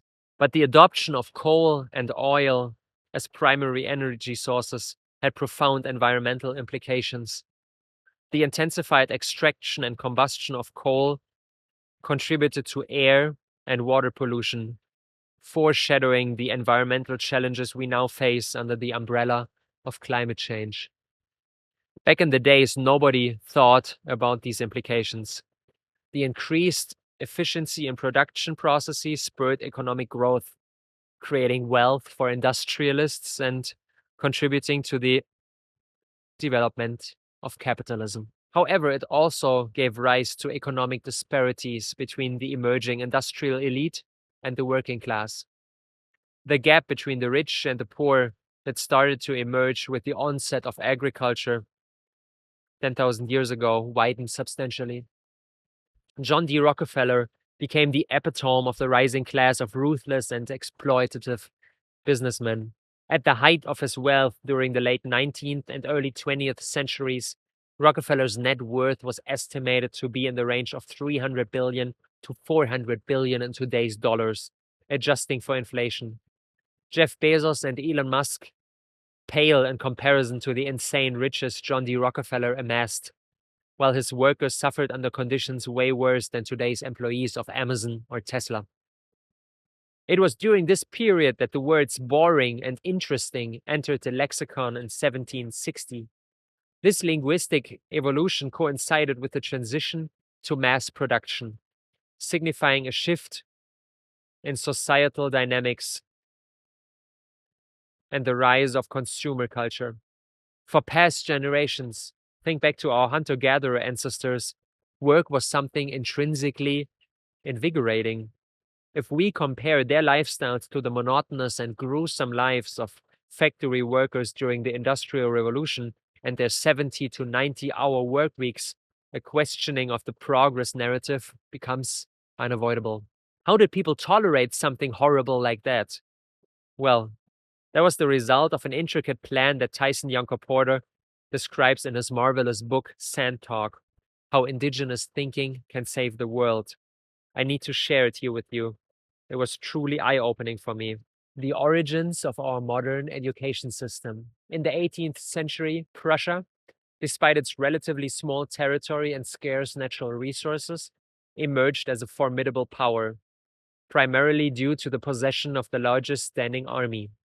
Under the rule of Friedrich der Große, as adults were deprived of their rights. However, a pivotal shift occurred after a decisive military defeat against Napoleon's army, prompting a realization that control over the population needed to begin with the younger generation. In response, Prussia initiated a strategy to prolong childhood, intentionally extending the period of dependency in adults to prevent the development of independent, critical thinkers. This marked the inception of adolescence, deliberately designed to protract the transition from childhood to adulthood, akin to techniques employed in animal domestication and training. Drawing inspiration from farming methods used to domesticate horses and other animals, the system involved specific steps: separating the young from their parents during daylight hours, confining them in closed spaces with minimal stimulation and restricted access to their natural habitat, using rewards or punishments to compel compliance with seemingly purposeless tasks. The indoctrinated individuals were led to believe that their enthusiastic compliance with this enforced system would ultimately serve their best interests in the future. The intended outcomes of this education system, we now call school, encompass the creation of obedient soldiers for the army and compliant workers for mines, factories, and farms. Between 1860 and 1890, this system rapidly proliferated across most European countries, with the United States later adopting the German education system, propelling it to global dominance. The overarching purpose of schools and universities, according to this perspective, is to break the will of the individual and mold them into content beings willing to spend their lives working, back in the days in gruesome factories or nowadays developing marketing campaigns for bubblegum brands. The majority of jobs are plainly ill-suited for individuals in their prime, so the system can't let us grow into our full potential. Otherwise, everything would collapse. The consequences of this new educational system were profound. It not only shaped the workforce, but also played a pivotal role in fueling the rise of urbanization. Cities became hubs of industrial activity, drawing masses from the countryside in search of employment and a new way of life. The promise of the American dream had a powerful allure. The number of people living in cities skyrocketed, marking a departure from traditional rural life. In 1800, only around 3% of the world's population lived in urban areas. By 1900, this figure had risen to approximately 14%, and by 1950, it soared to around 30%. This trend has continued to escalate, with over half of the world's population residing in urban areas today. Two key inventions played a pivotal role in facilitating the growth of cities. The advent of the car revolutionized mobility, enabling individuals to live farther from their workplaces and contributing to the sprawling nature of modern cities. Simultaneously, the elevator, a marvel of vertical transportation, allowed for the construction of skyscrapers, fundamentally changing the urban landscape. While these inventions facilitated urbanization, they also brought about a decline in human connection. The elevator, by allowing people to move vertically, contributed to the creation of towering structures that physically separated individuals. Similarly, the car, while providing freedom of movement, led to sprawling suburbs and reduced face-to-face interactions among community members. As a result, the city grew horizontally and vertically. City living accelerated the pace of technological advancements even further. Innovation hotspots emerged. The late 20th century saw the rise of Silicon Valley as the epicenter of technological advancements. After visionaries like Alan Turing and John von Neumann led the theoretical groundwork, conceptualizing the idea of a machine capable of solving complex mathematical problems. the first practical computer, the electronic numerical integrator and computer, ENIAC, came to life in 1946. This set the stage for entrepreneurs like Steve Jobs and Bill Gates, who played pivotal roles in shaping the computer industry. Jobs co-founded Apple in 1976, introducing user-friendly personal computers like the Macintosh. Gates, co-founder of Microsoft, developed the Windows operating system, creating a standard for personal computing. The Silicon Valley ecosystem fostered a culture of innovation, collaboration, and risk-taking. Startups and venture capitalists fueled a wave of creativity, leading to breakthroughs in hardware and software development. Tim Berners-Lee's invention of the World Wide Web in 1989 democratized information access, transforming the internet into a ubiquitous and indispensable tool. The dot-com boom of the late 1990s further accelerated technological growth, creating a landscape where ideas became reality at an unprecedented pace. Silicon Valley continued to play a central role in this revolution, with companies like Google, Amazon, and Facebook leading the global economy.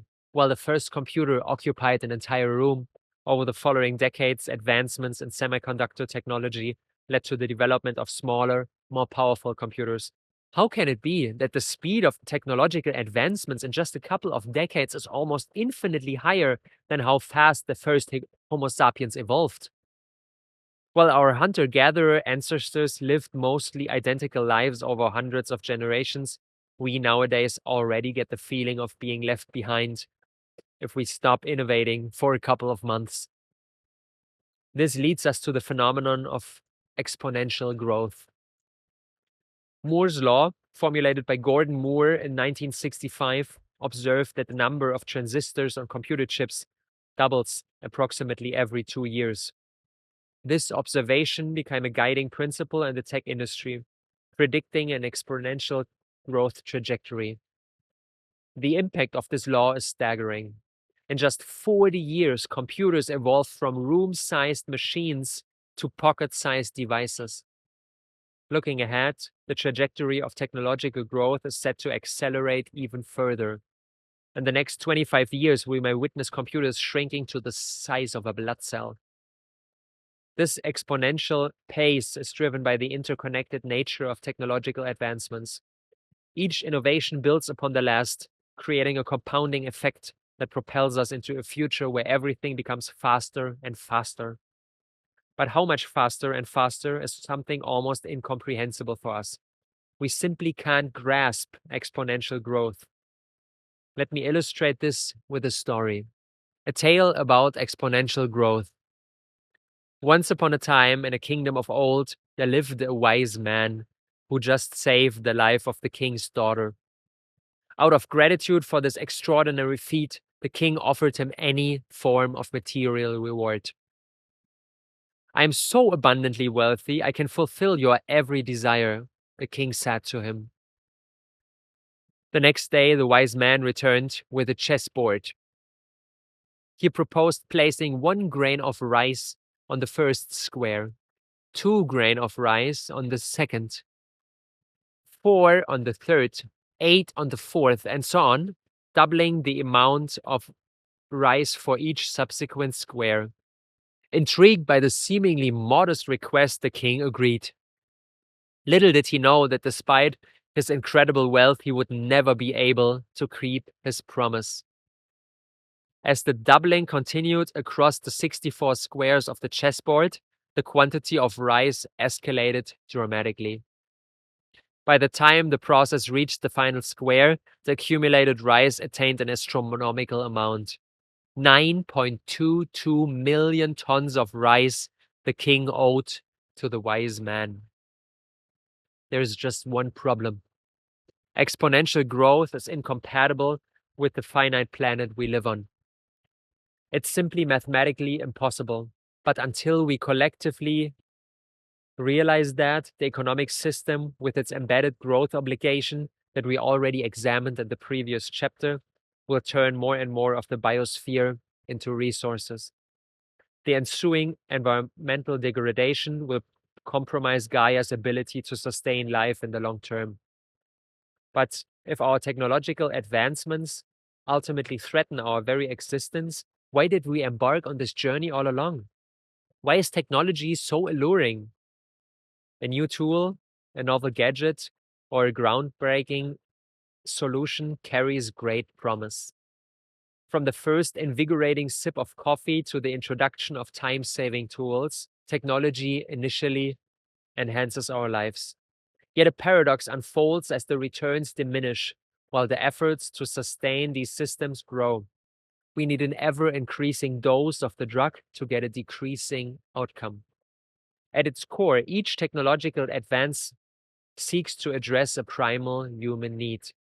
However, the addiction to technology often reflects a deeper yearning for our lost sense of wholeness.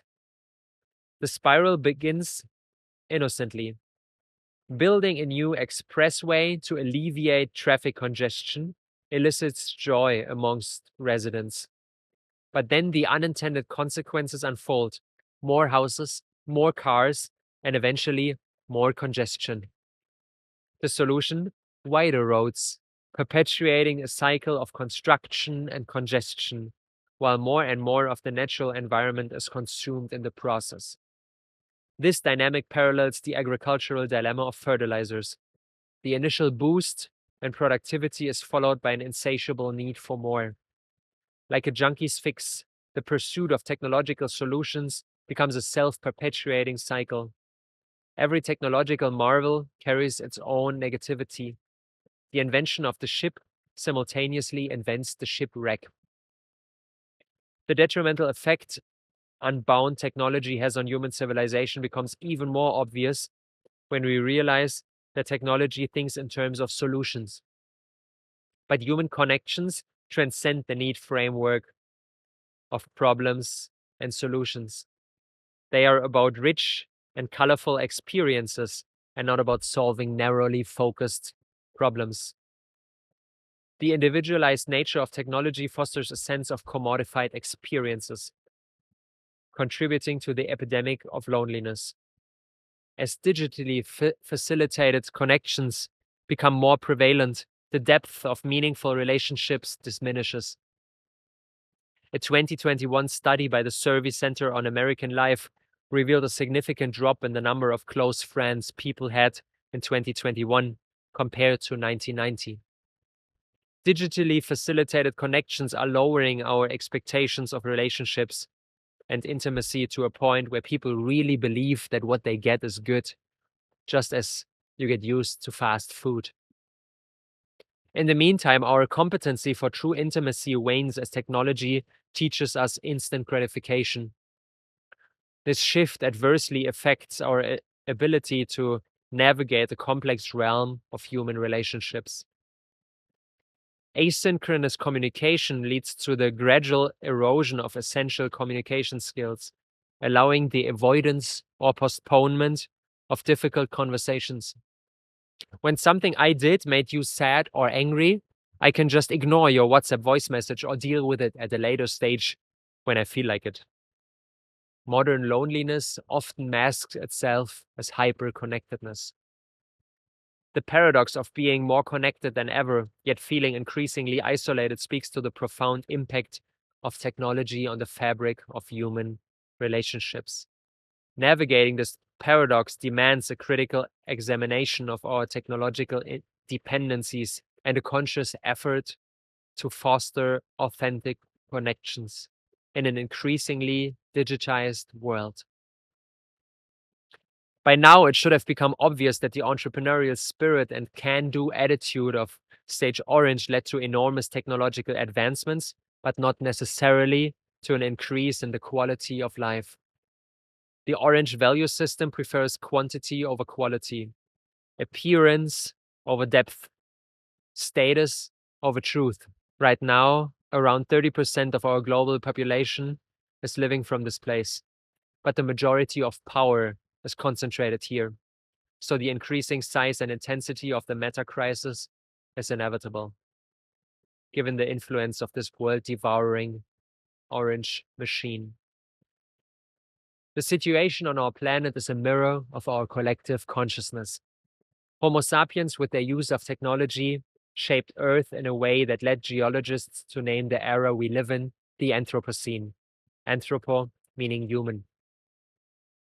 This is the first geological epoch in the 4.5 billion years our planet already exists for that is driven by the activity of a single species.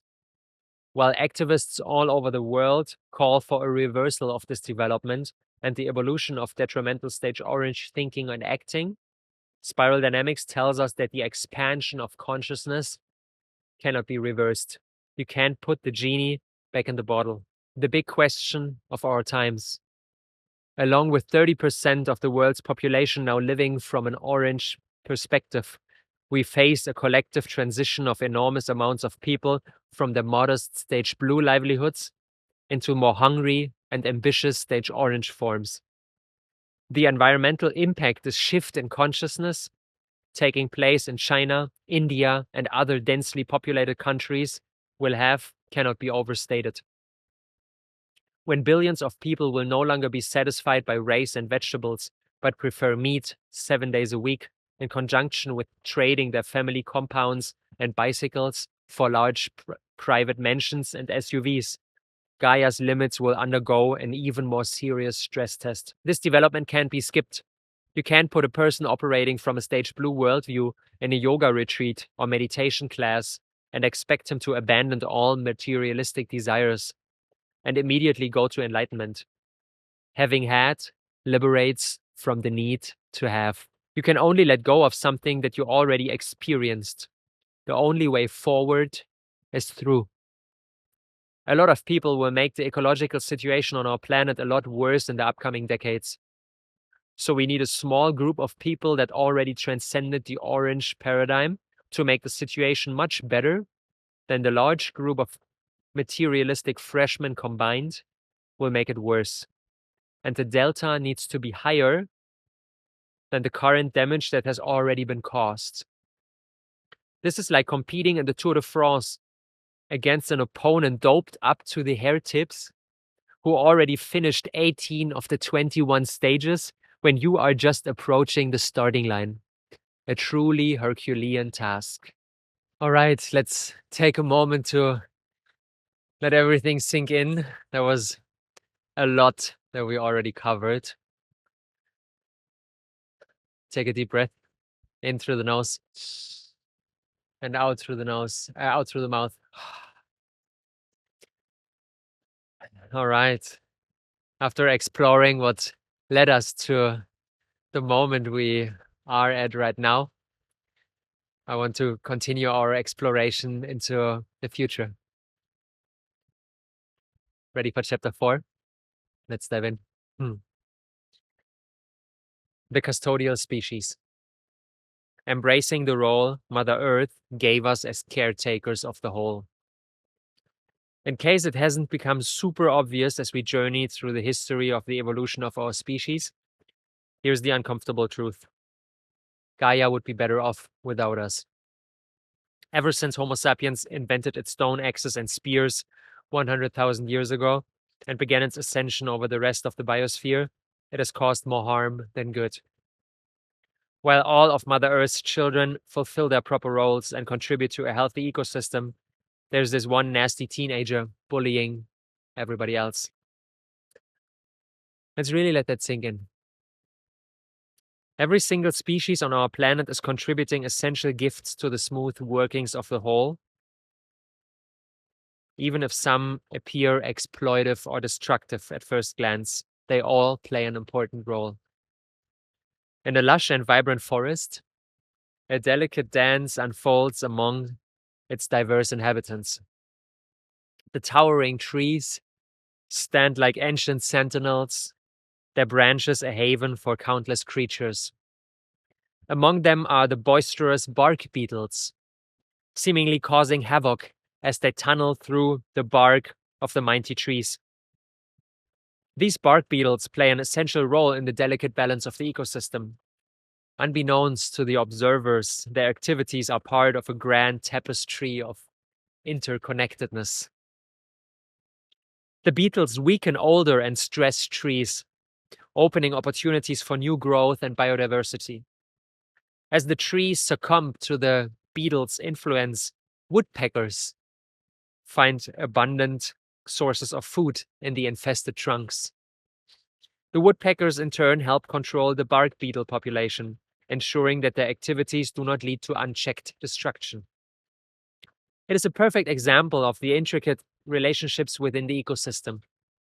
Meanwhile, at the forest floor, a family of wild boars forages for roots and tubers, their snouts turning over the soil in search of sustenance.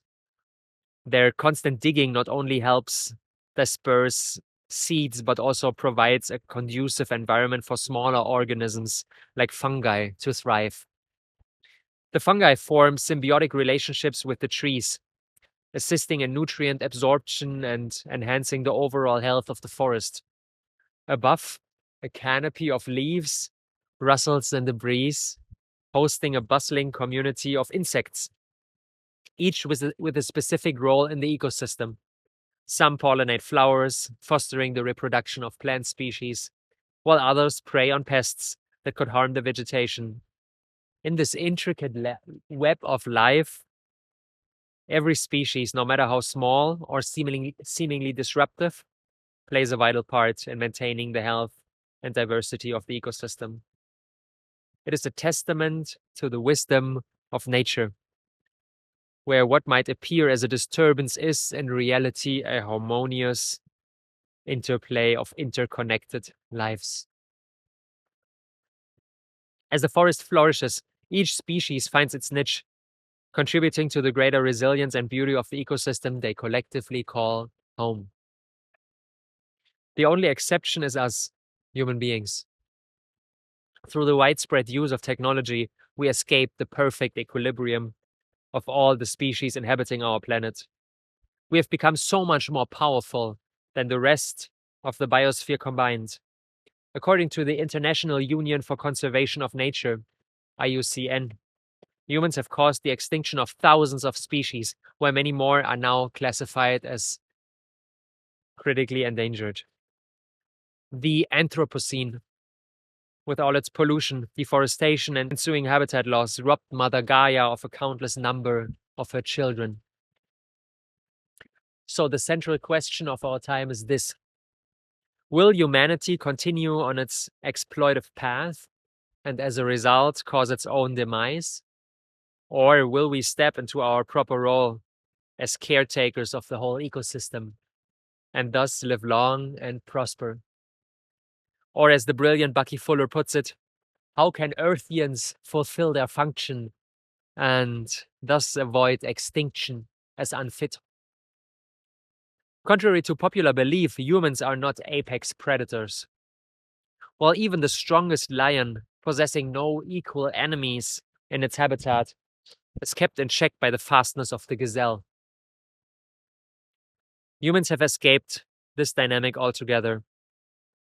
We could kill thousands of animals with the use of dynamite or some poisonous gas, and there's nothing they can do about it. So humans don't have the power of an apex predator. We are much closer to the power of nature itself, of God. In order not to mess up the whole ecosystem, we can't have the power of gods without the wisdom of gods. Because we have the capacity to destroy the whole biosphere, we have the necessity to steward it, an incredibly complex task that no other species has to do. The ecosystem as a whole stewards itself because of the relative symmetries of power of everything with everything else. The lion might be stronger, but the gazelle is faster. So sometimes the former wins and sometimes the latter. Since we broke those relative symmetries of power and amassed so much power compared to everything else, either we use that power in service to the whole, or, as we do it right now, in service of our own short-term self-interest, while we debase our own habitat and our long-term existence. We basically saw off the branch on which we are sitting. With great power comes great responsibility. This famous line from Spider-Man hits the nail on its head. The history of humanity will only carry on if we collectively embrace this. If we fail to answer Gaia's call for its most gifted child to become its wisest too, our days are counted.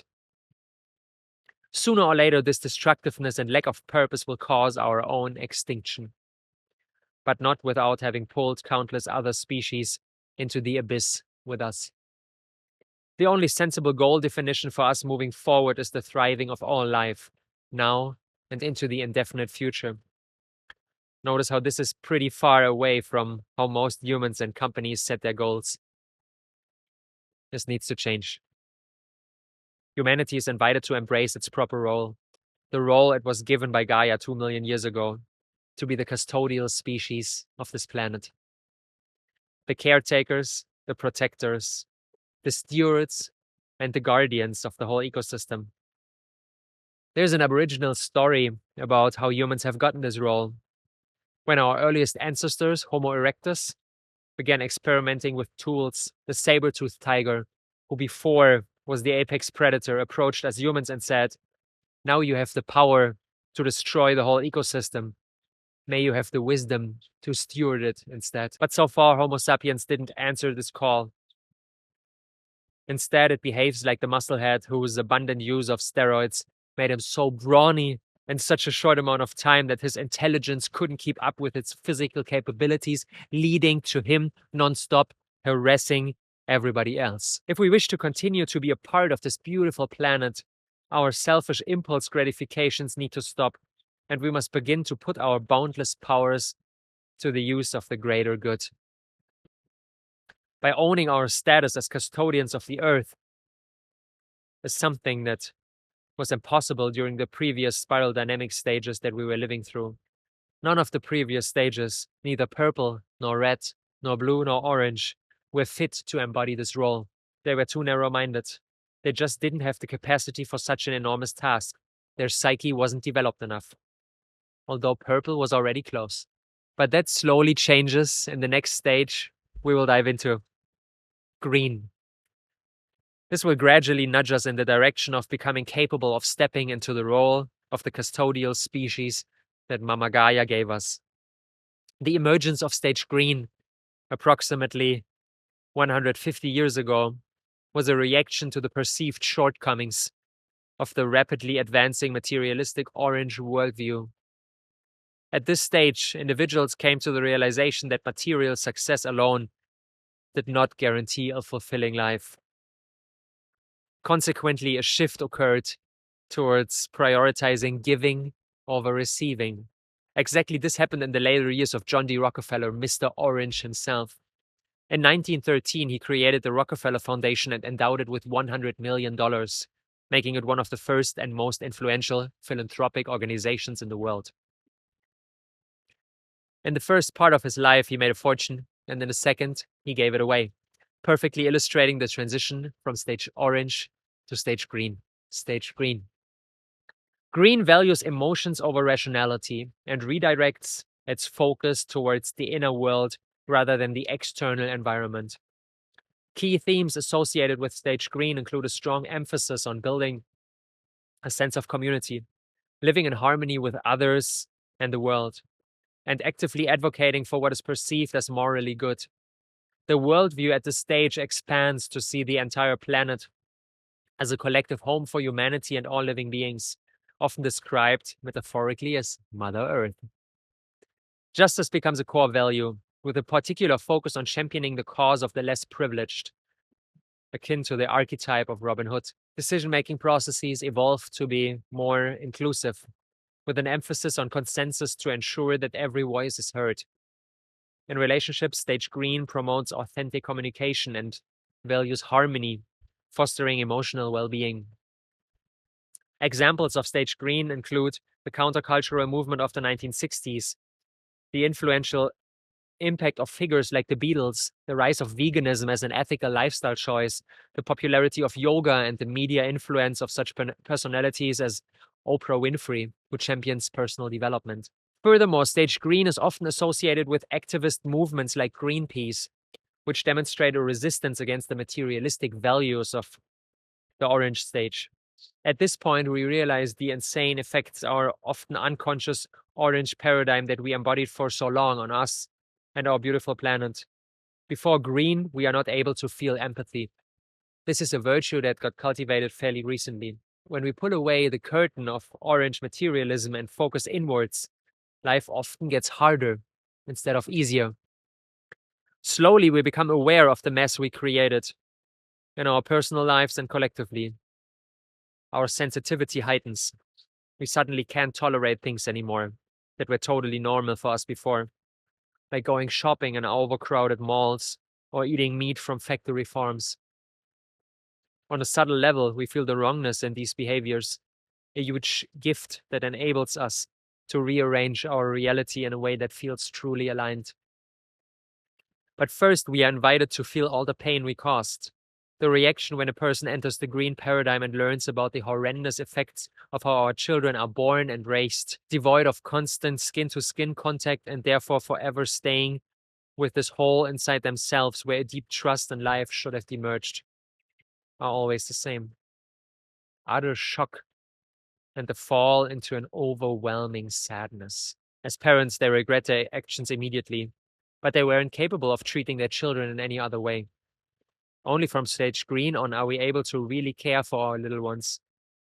Before that, they are more seen for the utility they bring instead of the being they are.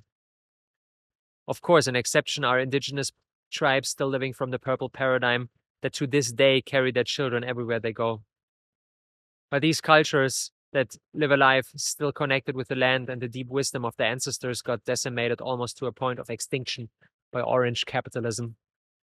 In order to become effective agents of change, we can't stay on the meta level. Understanding everything that's going on a mental level and tinker for solutions is not enough. We need to open our hearts and really feel all the sadness, all the grief, and all the anger that our newfound green sensitivity brings us. Before writing this chapter, I watched a documentary, The True Cost, about the detrimental consequences of our modern fashion industry. I learned that behind the allure of cheap t-shirts and weekly new collections lie stories of human suffering and environmental degradation that demand our attention. One especially haunting story the documentary told was the collapse of garment factories in Bangladesh. The Rana Plaza tragedy in 2013 shook the world as the poorly constructed building crumbled, claiming the lives of over 1,100 garment workers and injuring thousands more.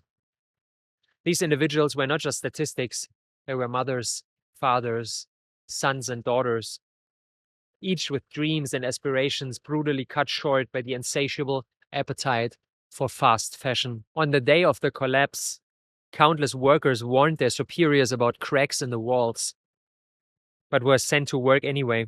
Workers are replaceable. Only the profit counts. The fashion industry's thirst for cheap and plentiful cotton has led to another heart-wrenching tale, that of Indian cotton farmers. They were sold expensive fertilizers to keep up with the demand, a strategy that worked nicely in the beginning, but the higher yields slowly vanished. As we already learned, an ever-increasing amount of these toxic fertility boosters is needed to reap a decreasing reward. As a result, they failed to pay the loans they took to embark on this downward spiral in the first place. The day the bankers arrived to take the last asset they have, their land, they used their final bottle of fertilizer to put an end to their lives. The staggering number of suicides paint a grim picture. Over 300,000 Indian farmers have taken their own lives since the 1990s. That is one cotton farmer every 5 minutes. After I finished the documentary, I was unable to continue to write. I just wanted to sit in a corner, cry, and give up on the world. It hurts so damn much to be this open. These are the moments a part of me envies all the unemotional dudes out there still partaking in the orange red race. Whatever, and they get back to business as usual. Life seems much easier this way. But after a moment of existential sadness, I'm able to reconnect to the deeper truth. that I wouldn't trade the sensitivity for anything else in the world. I realized that this is the ultimate superpower. Not only does being so open enable me to use all the sadness, all the grief, and all the anger as fuel for my mission, it gifts me the most beautiful present there is, the ability to feel the deepest joy, pure bliss, ecstatic exhilaration with no apparent reason. Just walking through the Balinese jungle, seeing all the vibrancy around me and feeling a profound sense of perfection. Breathtaking. The deeper we have the courage to fall, the higher we are able to rise. The sensitivity our embodiment of stage green gives us is the key to becoming who Gaia needs us to be, a true custodian of Mother Earth, with an open heart and a fierce determination to help birth a reality where every single living being thrives, a reality where suffering has ended once and for all. While the heightened sensitivity that stage green brings along is a formidable driver to build a more beautiful world, our hearts know is possible, so to speak, the why. It is not very useful as a compass for showing us the exact path. Stage green is still caught in the ego game of distinguishing between right and wrong, good and bad. It can't be an effective agent of change due to this lack of objectivity. Green always looks for the bad guys to blame, be it the evil bankers, the oil corporations, the greedy politicians, or the Illuminati secretly pulling all the strings. If we could just get rid of them, then paradise would be here. But this us versus them thinking makes green blind to the underlying systemic dynamics, blind to the fact that most of the people green condemns as evil are in reality well-meaning people that love their kids and just want to live a good life, like each one of us. But they happen to be in a system where exploitative behavior is rewarded. How much the system we are in influences our behavior was shown in a 1970 study by psychologists John Darley and Daniel Bateson. Seminary students were asked to give a talk on a topic, with some being told they were late, while others were told they had ample time. Along the way to the location where they were to give their talk, the participants encountered a person in distress, slumped on a doorway and groaning. The key finding was that the perceived hurry of the participants significantly influenced whether they stopped to help the person in distress. Those who believed they were running late were way less likely to offer assistance compared to those who thought they had time. This study highlighted the powerful impact of situational factors on behavior and the tendency for individuals to be less altruistic when they feel rushed or under time pressure. It speaks to the broader concept of how environmental and contextual factors can shape our actions and decisions. Around the year 1960, the inception of stage yellow, also known as integral thinking, marked a paradigmatic departure from the prevalent modes of being. This developmental stage, catalyzed by the perceived inadequacies of the consensus-oriented green stage, urged individuals to remove themselves from group processes that were more focused on harmony within the group than actual problem solving. Instead, it endorsed the pursuit of independent truth-seeking, fostering revolutionary concepts that could propel societal advancements. Yellow thinkers embrace a systemic perspective with which they set out to tackle global issues at their root causes, rather than merely mitigating surface-level symptoms. What sets yellow thinking apart is its transcendence of egocentric judgments, acknowledging intrinsic value in each stage of the spiral dynamics model. Before yellow, each of the stages thinks about all the others as either stupid, unethical, or criminal. Blue sees orange as greedy and too materialistic, while orange thinks of blue as narrow-minded and boringly conventional. And both look down on the green hippies and the red primitives. None of them can see the value in all the other value systems. If just everybody would be like us, then the world would finally be in order. There's a common narrative within all the stages. As a result, they are horribly bad at communicating, let alone cooperating with people in other stages. No wonder our world is drowning in conflict. Only from yellow onwards can the diversity of value systems be appreciated. Yellow sees value in all of them. The sense of unity with nature and other living beings in purple, the ability to defend what you believe in red, the structured approach of blue, the entrepreneurial spirit of orange, and the intimate connections with ourselves and other people green gives us. It's no longer about what is right or wrong, but instead about integrating what is valuable and discarding what isn't. Up until green, everybody asks constantly, are you a friend or an enemy? While yellow is capable of looking past judgments and instead asks, what can I learn from you? The worldview encapsulated by stage yellow perceive the world as an intricate, self-organizing system that needs integral and holistic solutions. While it's important to free the oceans of plastic, yellow asks why all the plastic has gotten there in the first place. Yellow looks for upstream solutions that will prevent the manifestation of the same problem again in the future. The value system aligns with a profound recognition of the perpetual nature of change. Decision-making within the yellow paradigm is guided by internal coherence and reflection, underlining a deliberate and contemplative approach. Having arisen around half a century ago, yellow thinking remains a relatively rare cognitive phenomenon, with only 1% of the population identified as operating at this advanced stage. It signifies a distinctive developmental milestone and cognitive evolution. Examples of individuals synonymous with yellow thinking include luminaries such as Ken Wilber, Charles Eisenstein, Jane Goodall, Daniel Schmachtenberger, and Yuval Noah Harari. Yellow thinkers exhibit an unbridled fearlessness in the realm of problem solving, synthesizing a visionary approach with pragmatic considerations. They are able to simultaneously focus on the bigger picture and the here and now. Their global perspective enables them to astutely distinguish between essential and non-essential facets of complex issues. A perpetual learning orientation characterizes yellow thinking, fostering an unceasing process of refinement and growth.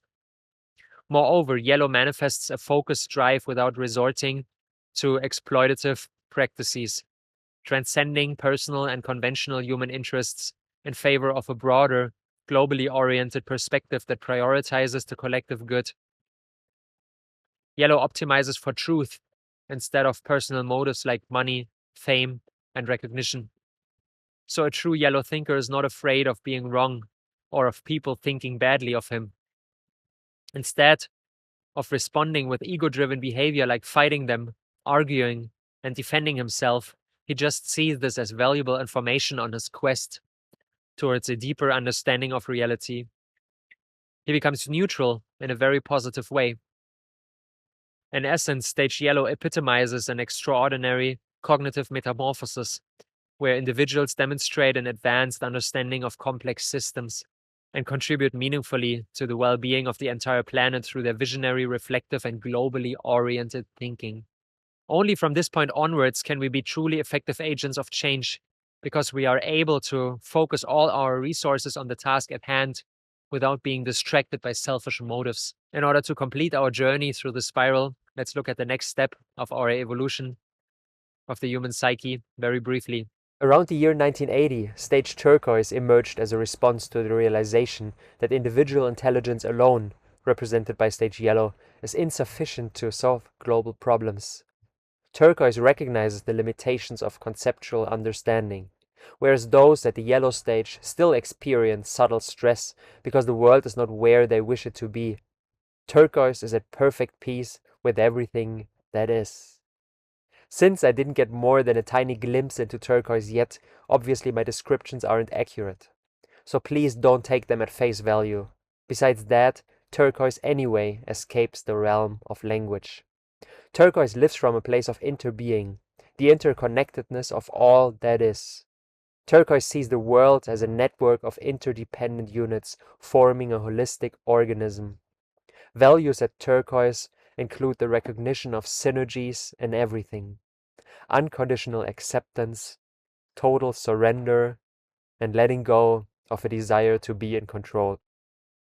Everything is perfect as it is, and at the same time everything can change. Individuals live from a universal awareness, one with the cosmos, resting in being, without fear, without desire. They transcend binary thinking.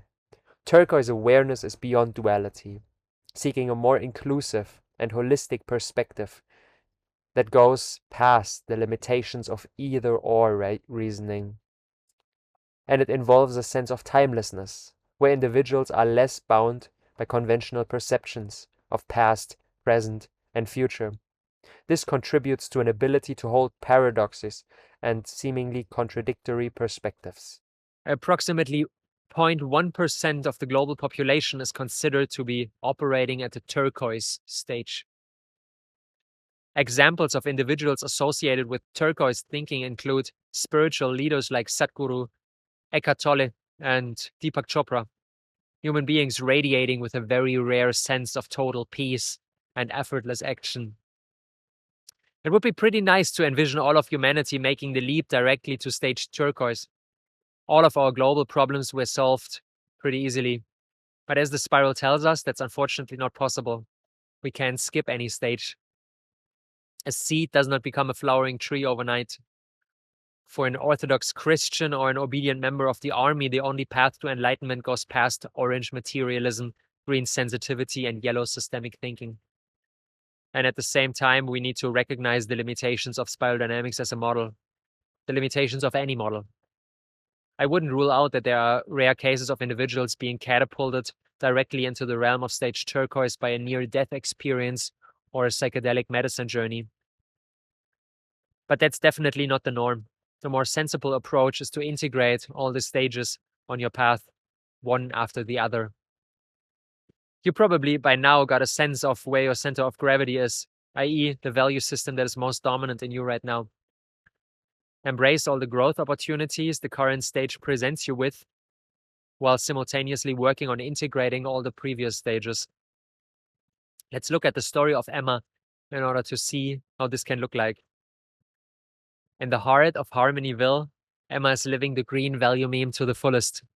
Her passion for sustainable community living was both a source of joy and a catalyst for self-discovery. As she delved into her project, Emma encountered subtle challenges that prompted profound introspection. Her journey of integration became a deeply personal exploration, touching every aspect of her life. Embracing the teachings of Beige, Emma's journey led her to volunteer at a local shelter. Here she faced the raw reality of survival instincts, witnessing firsthand the struggle of individuals facing homelessness. Emma's experience instilled in her a deep sense of empathy and highlighted the foundational importance of meeting basic needs before envisioning grand community initiatives. Acknowledging the significance of Purple's tribal connections, Emma took deliberate steps to diversify her community events. She actively sought out and celebrated the rich tapestry of cultural traditions within Harmonyville. Emma became a curator of shared stories, recognizing that a sense of belonging and unity could only be fostered by embracing the diverse cultural fabric of her community. Inspired by Red's individual power, Emma became a devoted student of various martial arts. The discipline and resilience she gained not only empowered her personally, but also inspired others in her community to explore their paths of personal strength. Emma recognized that a thriving community required not only collective endeavors, but also the cultivation of individual fortitude. In her pursuit of order and morality, Emma became a custodian of community rules and ethical guidelines. She worked diligently to refine decision-making processes, ensuring a delicate balance between individual freedoms and collective values. Emma's leadership became a beacon of ethical integrity, guiding her community toward principled action and fostering a sense of order that respected the needs of the whole. Understanding the transformative power of innovation, Emma introduced technological solutions to elevate the impact of local sustainability projects. She embraced an entrepreneurial mindset, fostering a community that valued not only environmental stewardship, but also economic viability. Emma's initiatives showcased the potential for creative thinking to drive meaningful change. As Emma journeyed towards stage yellow, the integration of these lessons became woven into the fabric of her existence. Her decisions, both in personal and community matters, reflected a sophisticated blend of order and creativity, individual empowerment, and collective well-being. Emma's emotional intelligence became a guiding force in navigating the complexities of community dynamics. Through integrating the various developmental tasks of each one of the stages, Emma was able to make this extraordinary leap into the yellow value system. This marked a profound shift in perspective for her. Her understanding of systemic thinking became a guiding principle. Complex issues were met with holistic solutions that considered the interconnected web of factors at play. Emma's actions were a testament to the delicate balance she struck between individual and collective needs, as her vision extended beyond the immediate community to the broader tapestry of human existence. She began to see her little community village as part of a bigger whole and made decisions accordingly. The thriving of all life on our beautiful planet became the driving force behind all her initiatives, while simultaneously serving as the organizing principle. With a heart fueled by compassion and a mind attuned to interconnectedness, Emma became a true catalyst for transformative change.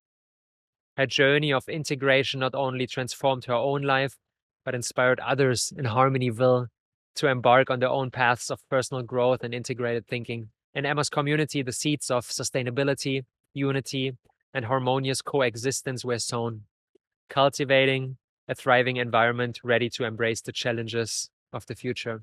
So, what exactly does it mean to be a true custodian of Gaia?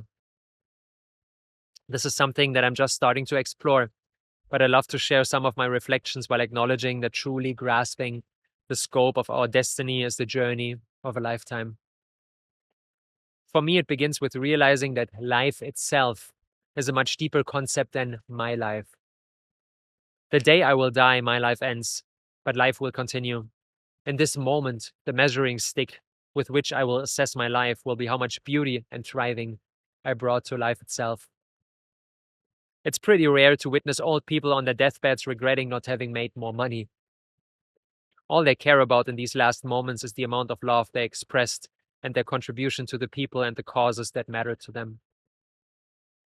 When I put life itself at the center of what I care about, instead of just my life gets so much richer. There is no real happiness in narcissism. No amount of cars, houses, or exotic vacations is able to fulfill me. So the question of what's in it for me is a mental illness. As we already explored, it's caused by inadequate treatment as a child due to improper births and lack of skin-to-skin contact. So it's not your fault that you're playing this game, but it's your responsibility to not continue playing it, and instead to grow up, to mature, to heal. But as it isn't about benefiting my life at the expense of the bigger whole, it's neither about sacrificing myself to serve the whole. A dynamic that is pretty common in stage green settings. The people pleasers that overgo their own well-being. The freedom fighters that sacrifice their lives for the greater good. This too is short-sighted, narrow-minded thinking. If you have a valuable contribution to the world, it's in the world's interest to have you around for a long time. It's about optimizing our own well-being while simultaneously enhancing the well-being of the whole. We strive for individual fulfillment and ascension, but not at the cost of others. Quite contrarily, I believe maximum bliss is only possible if it's in alignment with the whole biosphere. Everything else still perpetuates the story of separation, as Charles Eisenstein calls it. I am a separate individual in a world of others. But this is an illusion. The turquoise lens shows us that we are highly interconnected parts that together form a collective organism. We are Gaia. We are nature. We are one. If we live our lives from the story of interbeing, not only do we become infinitely richer, but we as well bring our lives in coherence with the greater whole. Without embracing this truth, we can't be truly fulfilled. Without embodying the role Gaia entrusted us with, being the custodians of the whole, a truly meaningful life is impossible. Until we dedicate our existence to the thriving of all life, we will be miserable, even though many of us won't call it like that, because they are playing the self-deception game of consumerism in a pretty convincing way. But beneath all the money and status, misery prevails, because we are not who we are designed to be. This is our biggest task in life, and the one that includes all others. Being a caring parent, building a strong physique, developing deep empathy, healing our wounds, embarking on creative endeavors that use all our capacities. The importance of all these sub-goals is measured in relation to the main goal. If we chase them for their own sake, they lack meaning. If we dedicate these pursuits to become the best custodian of Gaia we can become, everything falls into place.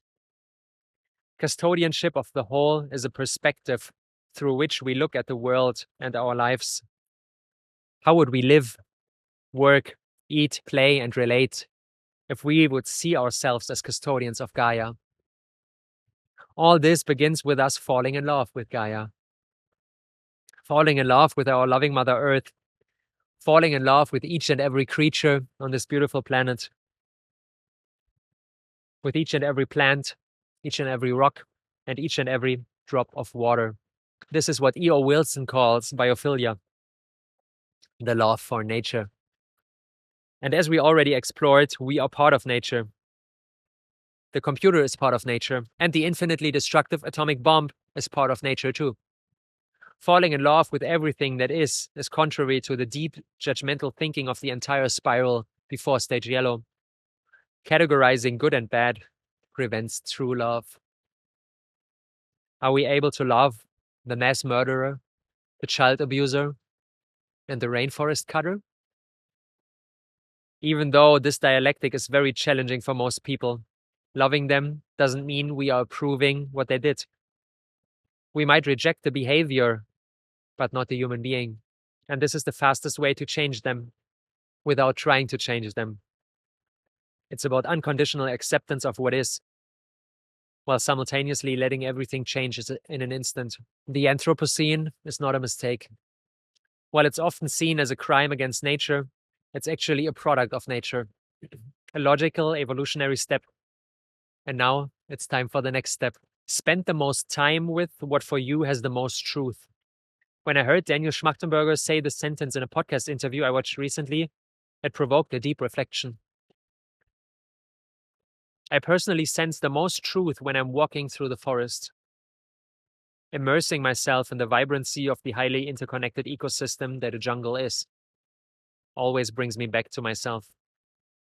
Back to clarity what truly matters, and to clarity how I can steer my life in a way that brings the most beauty and thriving to the greater whole. Second on my list is my son Lionel.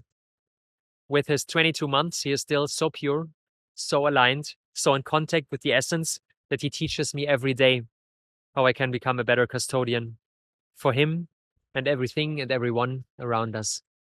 Third is spending time with adults who are approaching their life from the same perspective. Mature human beings that put their existence to service for Gaia. But the wisest human beings, all my friends and even my son fall short on the truth meter compared to the Balinese jungle, immersed in which I'm reading these words for you. That's why it's of utmost importance that we preserve as much as possible of those swaths of untouched wilderness, or respectively keeping them as slightly altered as possible.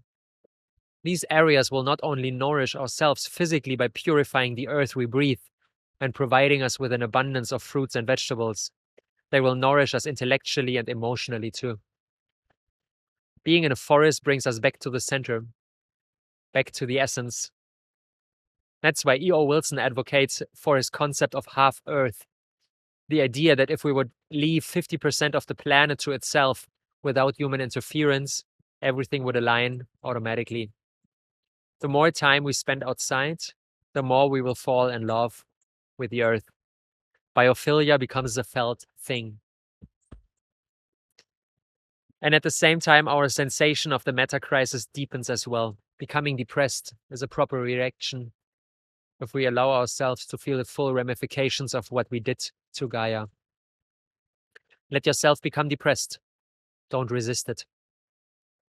If you truly love someone, it becomes unavoidable to experience utter pain if he or she is treated the way we collectively treat our planet.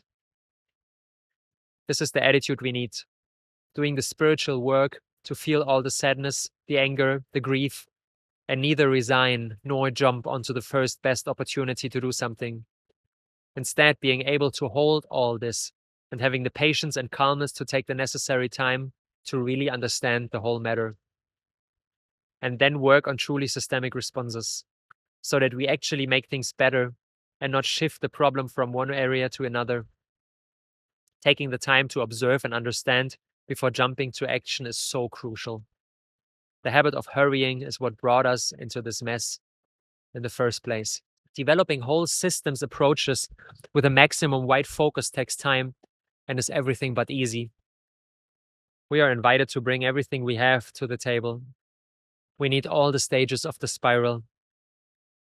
And our head working alongside our heart, while our heart acts as the master and our head as his emissary. How Ian McGilchrist beautifully puts it in his work, The Master and His Emissary. The fundamental problem of our civilization is the revolution of the emissary that kicked out the master.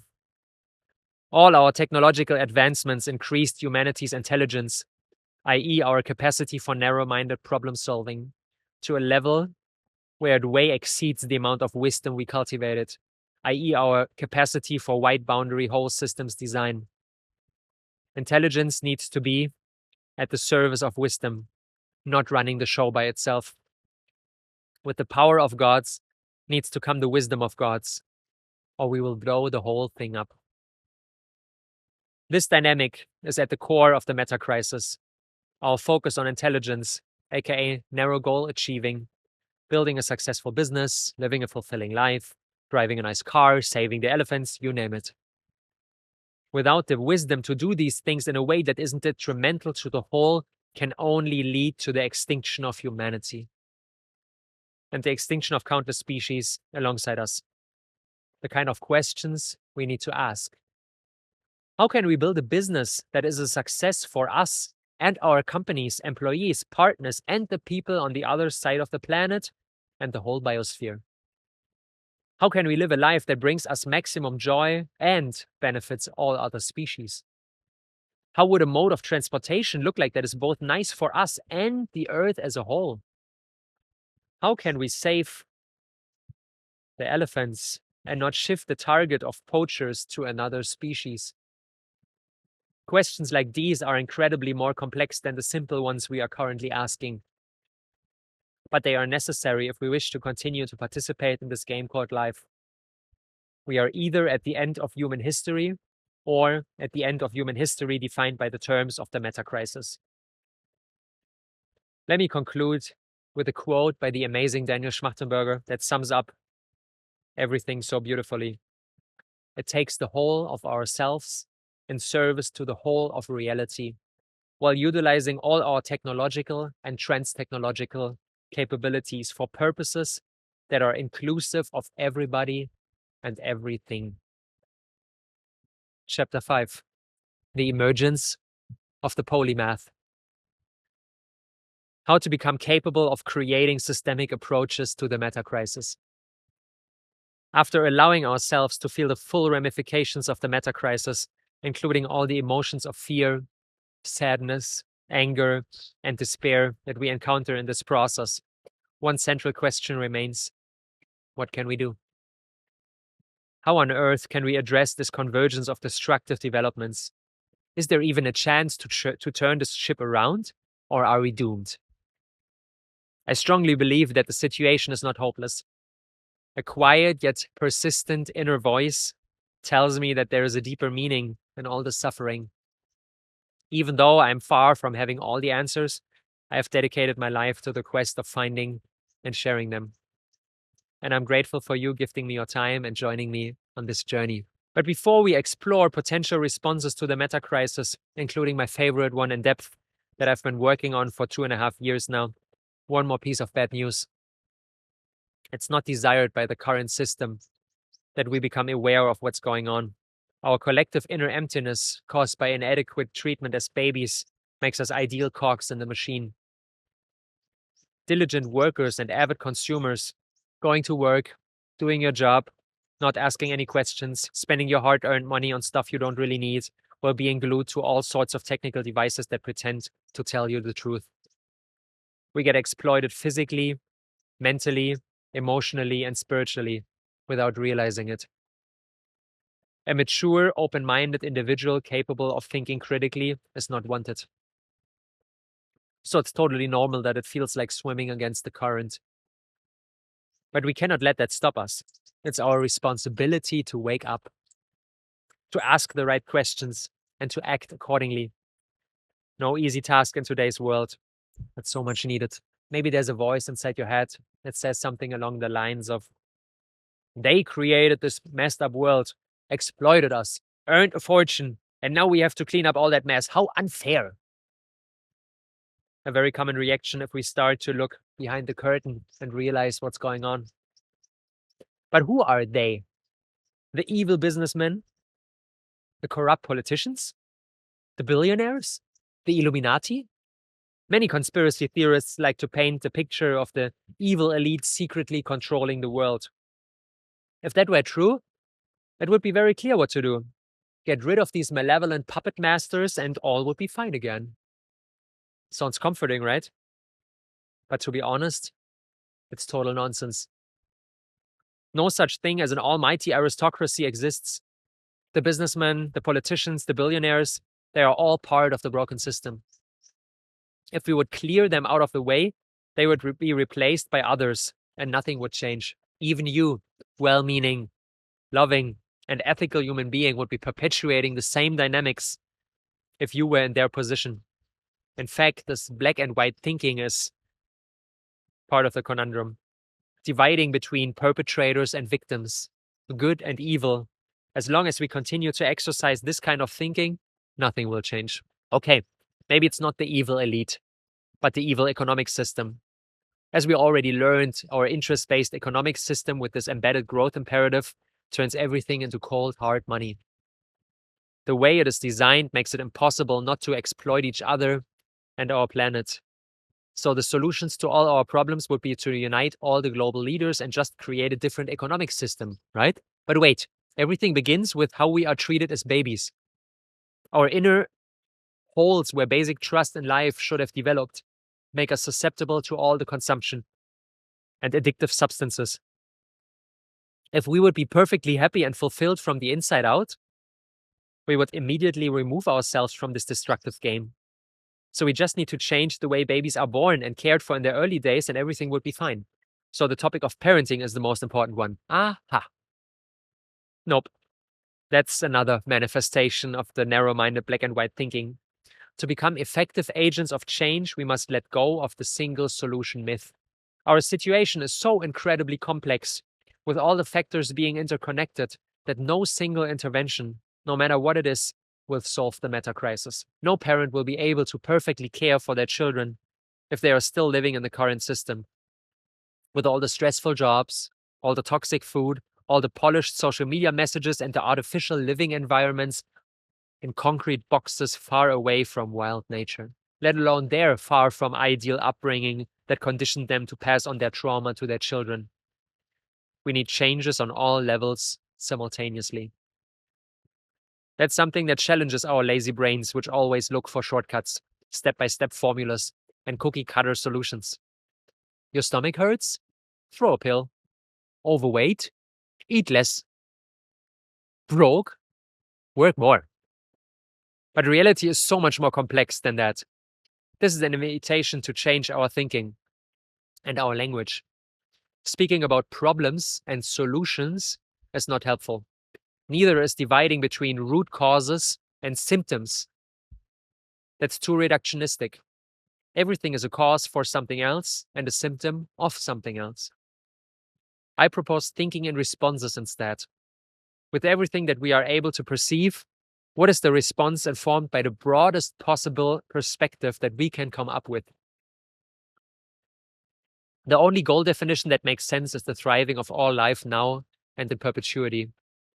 Everything narrower is destined to cause unintended side effects. This is an essential design criteria for trying to come up with possible interventions, be it in our personal lives or collectively. Here's an example of how we humans often, by trying to solve one problem, create a bigger one down the road. The internal combustion engine was invented because horse carriages were clunky and slow, and the cities were full of horse shit. So inventing something like the car, faster, more practical, and less waste, was a brilliant idea. Or so the people at the end of the 19th century thought. Nobody would have envisioned that this would lead to the climate change we are faced with nowadays. So the way we define problems and then try to solve them needs to change. Broad-focused instead of narrow-focused. And yes, this is so much more difficult than the prevailing kind of problem-solution thinking.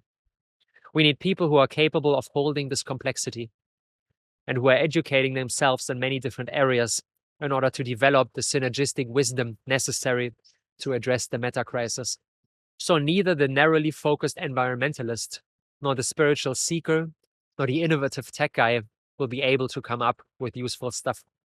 We need to bridge disciplines, cross borders, and combine knowledge from fields as far away as possible. We need modern-day Leonardos. Leonardo da Vinci lived during the era of the Renaissance, French for rebirth, and was one of the most preeminent polymaths in history.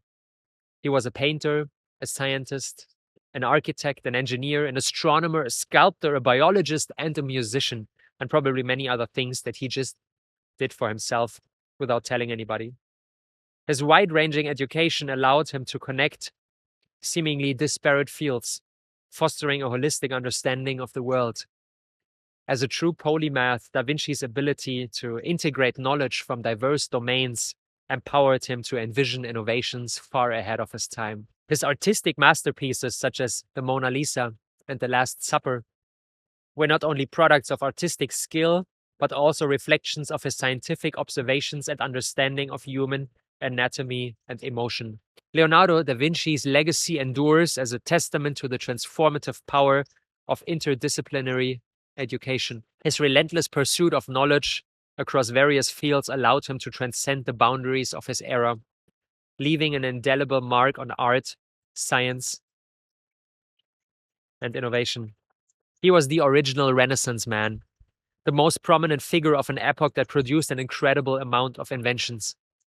This was made possible through geniuses like Leonardo, who immersed themselves in fields as far away as possible from each other and combined them into true wisdom. Exactly this approach is what is necessary to navigate the complex and ever-changing times we live in right now. We need more polymaths, more modern-day Renaissance women and men who have the capability to steer humanity through our modern-day rebirth. Now time for some good news. All children are born as geniuses. They are adorned with limitless curiosity and inherent flair for creativity. Yet a closer inspection of their educational odyssey unveils a stark reality. Only a fraction of these budding geniuses succeed in preserving their brilliance within the confines of the formal education system. Research underscores that children inherently educate themselves across various fields. They are all little Leonardos. A NASA study illuminates that an astounding 98% of children aged 2 to 5 exhibit divergent thinking skills, a hallmark of creativity.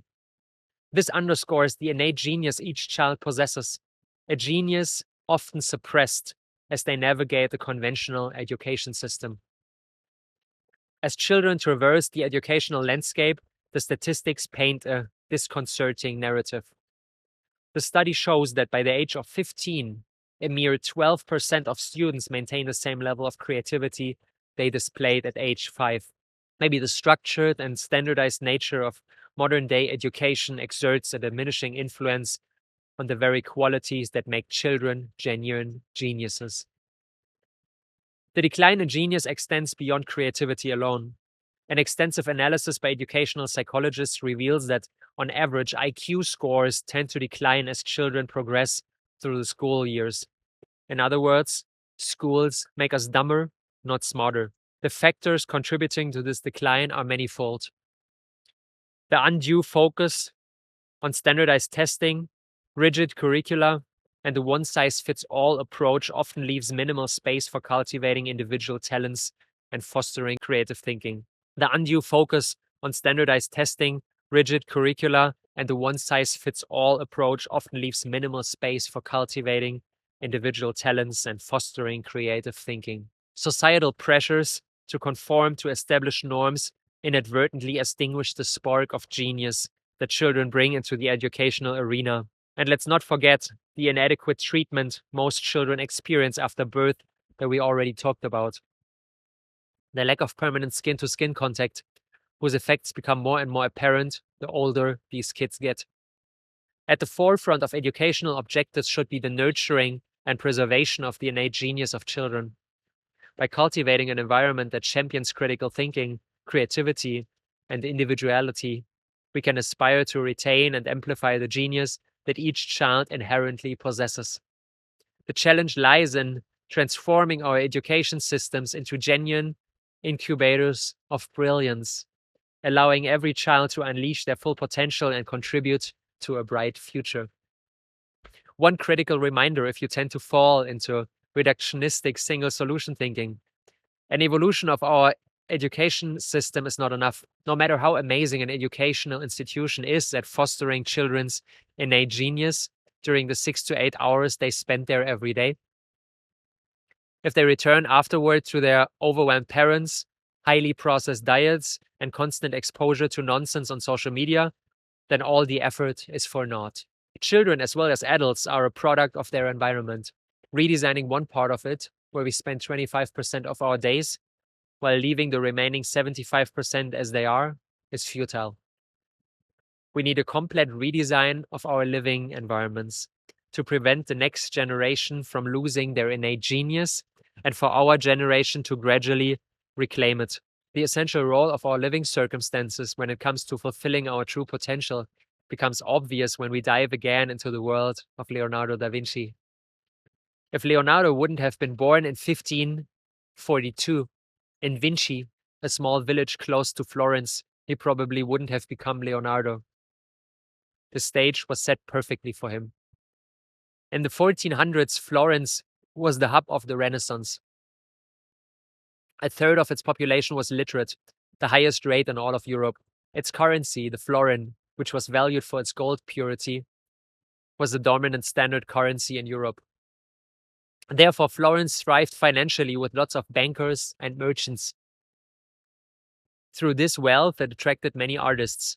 There were more wood carvers than butchers. Lots of innovative ideas could emerge naturally because the culture rewarded those who immersed themselves in many different disciplines. Florence's highest values during the Renaissance were beauty, humanity, and learning. If Leonardo would have been born just 2,000 kilometers west in Granada on the Iberian Peninsula, where the late medieval Reconquista took place at the time, he wouldn't have become a Leonardo. A culture that values determination, resilience, and conviction would have likely thwarted Leonardo's subtlety and artistic gifts. He was born at the perfect place during the perfect time. Florence, where creativity, curiosity, and innovative thinking were cherished, was the ideal home for an aspiring polymath. So our task is clear.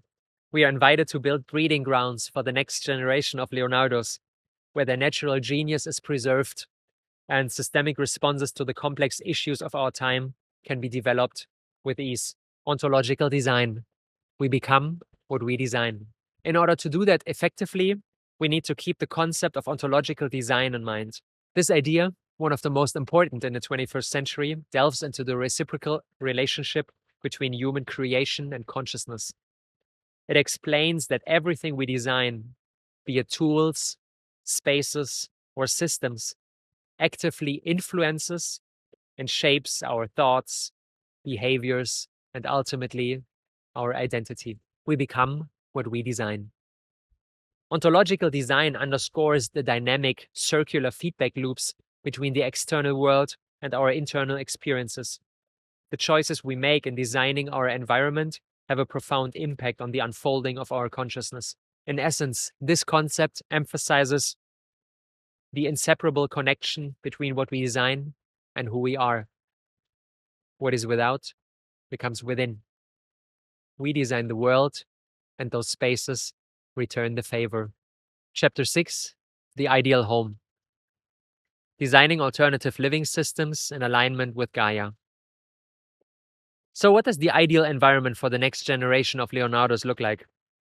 How can we design spaces that simultaneously preserve the genius of our children and allow us to heal from our own childhood traumas caused by inadequate treatment and lack of permanent skin-to-skin contact? What are the conditions an aspiring polymath needs in order to fulfill his or her true potential and develop innovative, systemic responses to the meta crisis? These questions truly fascinate me. The choice of our home is one of the most important decisions in our lives. After all the dynamics we already dove into, this probably got pretty obvious.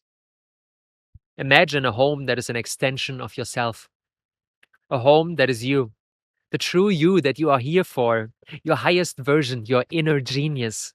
A home that is the perfect breeding ground for modern day Leonardos. In the following chapter, I want to offer the most potent response to the meta crisis I've yet been able to come up with. There's a deep longing in my heart to contribute everything I am to the creation of those spaces. Creative hubs where answers to our most pressing challenges can be explored. Not just theoretically, but by becoming the answer. By embodying it. Peace, love, presence. Places where human beings grow into their purest, most capable manifestations, the custodians Gaia needs us to be. This will lead to unbound drive and creativity to contribute to the more beautiful world our hearts know is possible. By designing structures and embarking on projects that serve the thriving of all life, now and in perpetuity. Exactly this was my intention when I embarked on my first attempt to bring those spaces into reality 2.5 years ago. On one sunny day in the summer of 2021, Elena and I held a positive pregnancy test in our hands. With a mixture of overwhelm, gratitude, resistance, and sheer astonishment, we cancelled any plans we had for the upcoming days and inquired the following question. Why do we feel so much resistance to put a child into the world we're living in right now? We already sensed the ramifications of the meta crisis that foreshadowed itself to be played out in our personal lives. The ineptitude of the nuclear family, mother, father, child. A system in which it is fundamentally impossible for all components to thrive. Either the parents give up their dreams, desires, and ambitions and care full-time for their child, or continue to live their lives at the expense of the little one or the relationship with him. Hiring all sorts of strangers to care for our son felt equally wrong as becoming 24/7 parents. It felt like a scenario in which it is impossible to succeed, especially after having read Jean Lidloff's outstanding book, The Continuum Concept, in which she describes a baby's essential need for permanent skin-to-skin contact. How should that be possible while living in our beautifully decorated but nevertheless lifeless concrete box in the middle of Berlin without sacrificing ourselves? All these reflections led us to the realization that we need to change the way we live. We need nature. We need community. We need other families next door. Parents with whom we can share the responsibility of caring for our children. We need a home where we unconditionally support each other and together create such an abundance and overflow that we can gift to this world. This would not only solve our personal dilemma, but impact the world in a positive way.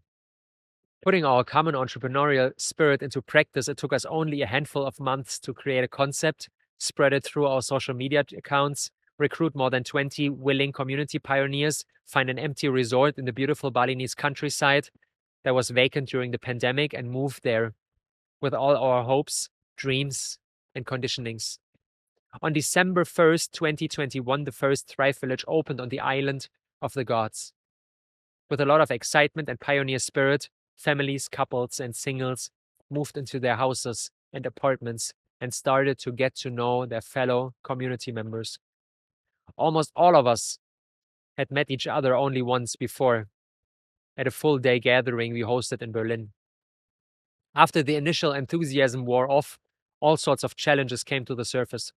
Disparities in the way community was interpreted as a nice neighborhood or collectively solving each individual's obstacles. and differences in the willingness and capability to contribute to the community.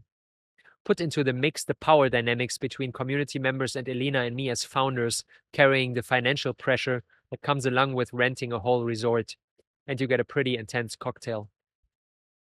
One that is capable of inducing tremendous individual and collective growth, but is requiring an enormous amount of time and effort. Additionally, Elena and I quickly found out that we were headed in different directions, and that the vision to create alternative living settings was more mine than hers. So I took the lead, and she stayed as a community member. After a pretty wild ride, lots of intense processes, loving connections, difficult conversations, 2 beautiful community babies, and many, many learnings, the community dissolved after 14 months of trial and error in January 2023.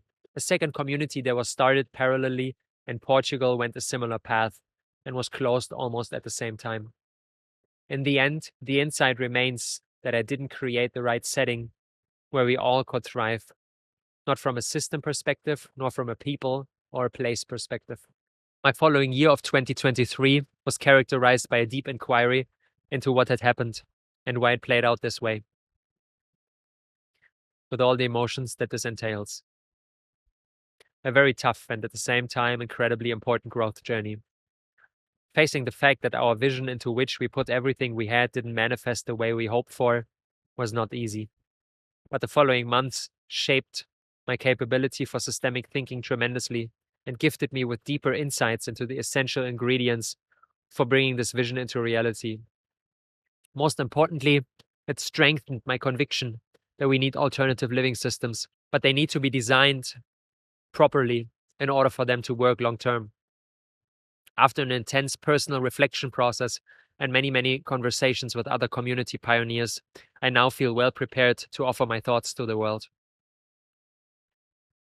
This chapter is my attempt to paint a picture of what life could be like. A world where the next generation can preserve its innate genius and the current one is able to heal, serve, and thrive. Through embodying the shift we want to see in the world, we make the greatest contribution we can. As it became obvious to me, the path is longer than expected. Probably I will be on it for the remainder of my days, but I cannot see myself doing anything else. It's who I am. Okay, now let's get to work. How can we implement all our previous learnings into one alternative living model that works for all parts of the system? First, I want to share my current answer in one sentence, and then dissect it in detail. But please be aware that this is no blueprint, no tried and tested solution. It's a work in progress, an idea that needs further refinement, polishing by real-world action and ensuing reflections.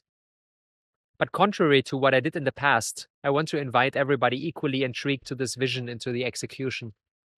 I see this as a collaborative effort to figure out how to design ideal living conditions for the present and future. So please don't take anything I propose at face value. Encounter my ideas with an open heart and open mind, and then check in with yourself what resonates. But be aware of the systemic nature of things.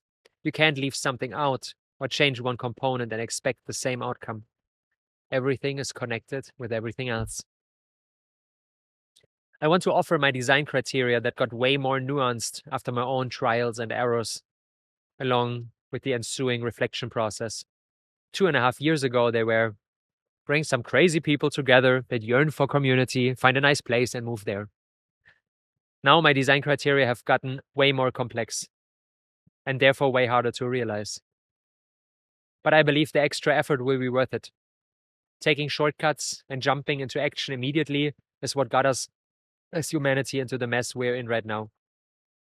And it's what led to both our community villages not being existent anymore. But most importantly, put my ideas into practice. Try them. Keep what works and discard what doesn't. Make your own observations and please share them with me. I may be the mouthpiece of this movement, but you are the arms, legs, hearts, and brains. Only together we can bring this into reality. Okay, here we go.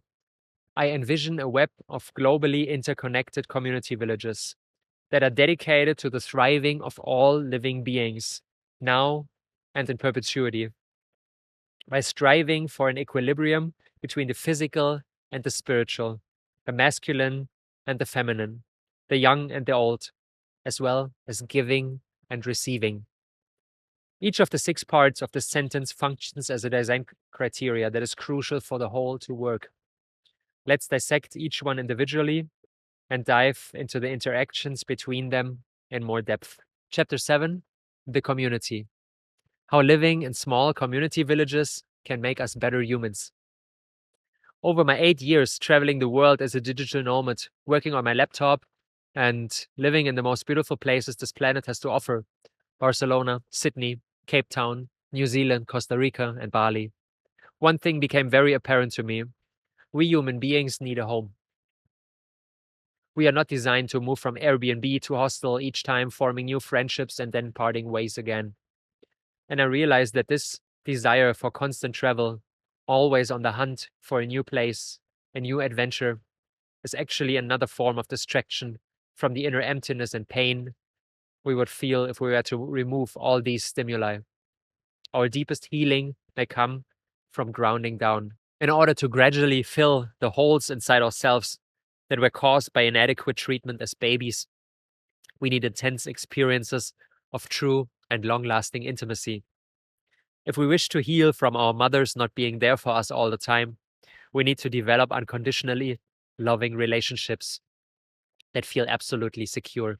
By feeling again and again that our loved ones are there for us and won't leave us, no matter what happens, we can slowly let go of our childhood trauma. According to renowned physician and expert on trauma, Dr. Gabor Mate, living in settings where we feel safe and emotionally nourished is crucial for healing if these qualities were missing in early life. Yes, these circumstances are not impossible to create in hectic city life with our busy schedules, but they are incredibly harder to cultivate than if we would live door to door with our loved ones. If we don't need to plan shared quality time 2 weeks in advance, but instead bump into each other by chance multiple times a day, while we are just living our lives, deep, meaningful connections are much easier to develop. As we become parents, the need for stable long-term relationships is even more apparent. Jean Lidloff shares a beautiful account of the Yequana tribe living deep in the Amazon jungle, where the children basically raise each other. Little boys and girls, as early as age 2 or 3, already take on the role of caretakers for their younger playfellows. This not only supports their development tremendously, but lifts a lot of responsibility from parents. It takes a village to raise a child. But even if some individuals temporarily thrive in this kind of adventurous digital nomad lifestyle, our ecological footprints urge us to ground down. If everyone lived like my fellow Germans, we would need 3 Earths in order to meet demands. And our travel behavior plays a crucial part in that. Long-distance flights especially contribute to our ecological footprints. In our exploration of the intricacies of the meta-crisis, we already delved into the harmful side effects of city dwelling, both for us humans as well as for the biosphere. If, according to Dunbar's number, the maximum number of close relationships we can maintain is around 150, why not live in small community villages this size? Imagine having all your dear friends and family members physically close to you, plus a couple of people who lovingly trigger you into your highest version. The need to travel to faraway places multiple times a year would naturally vanish. We would be living more fulfilled and connected lives while reducing the burden on the biosphere substantially.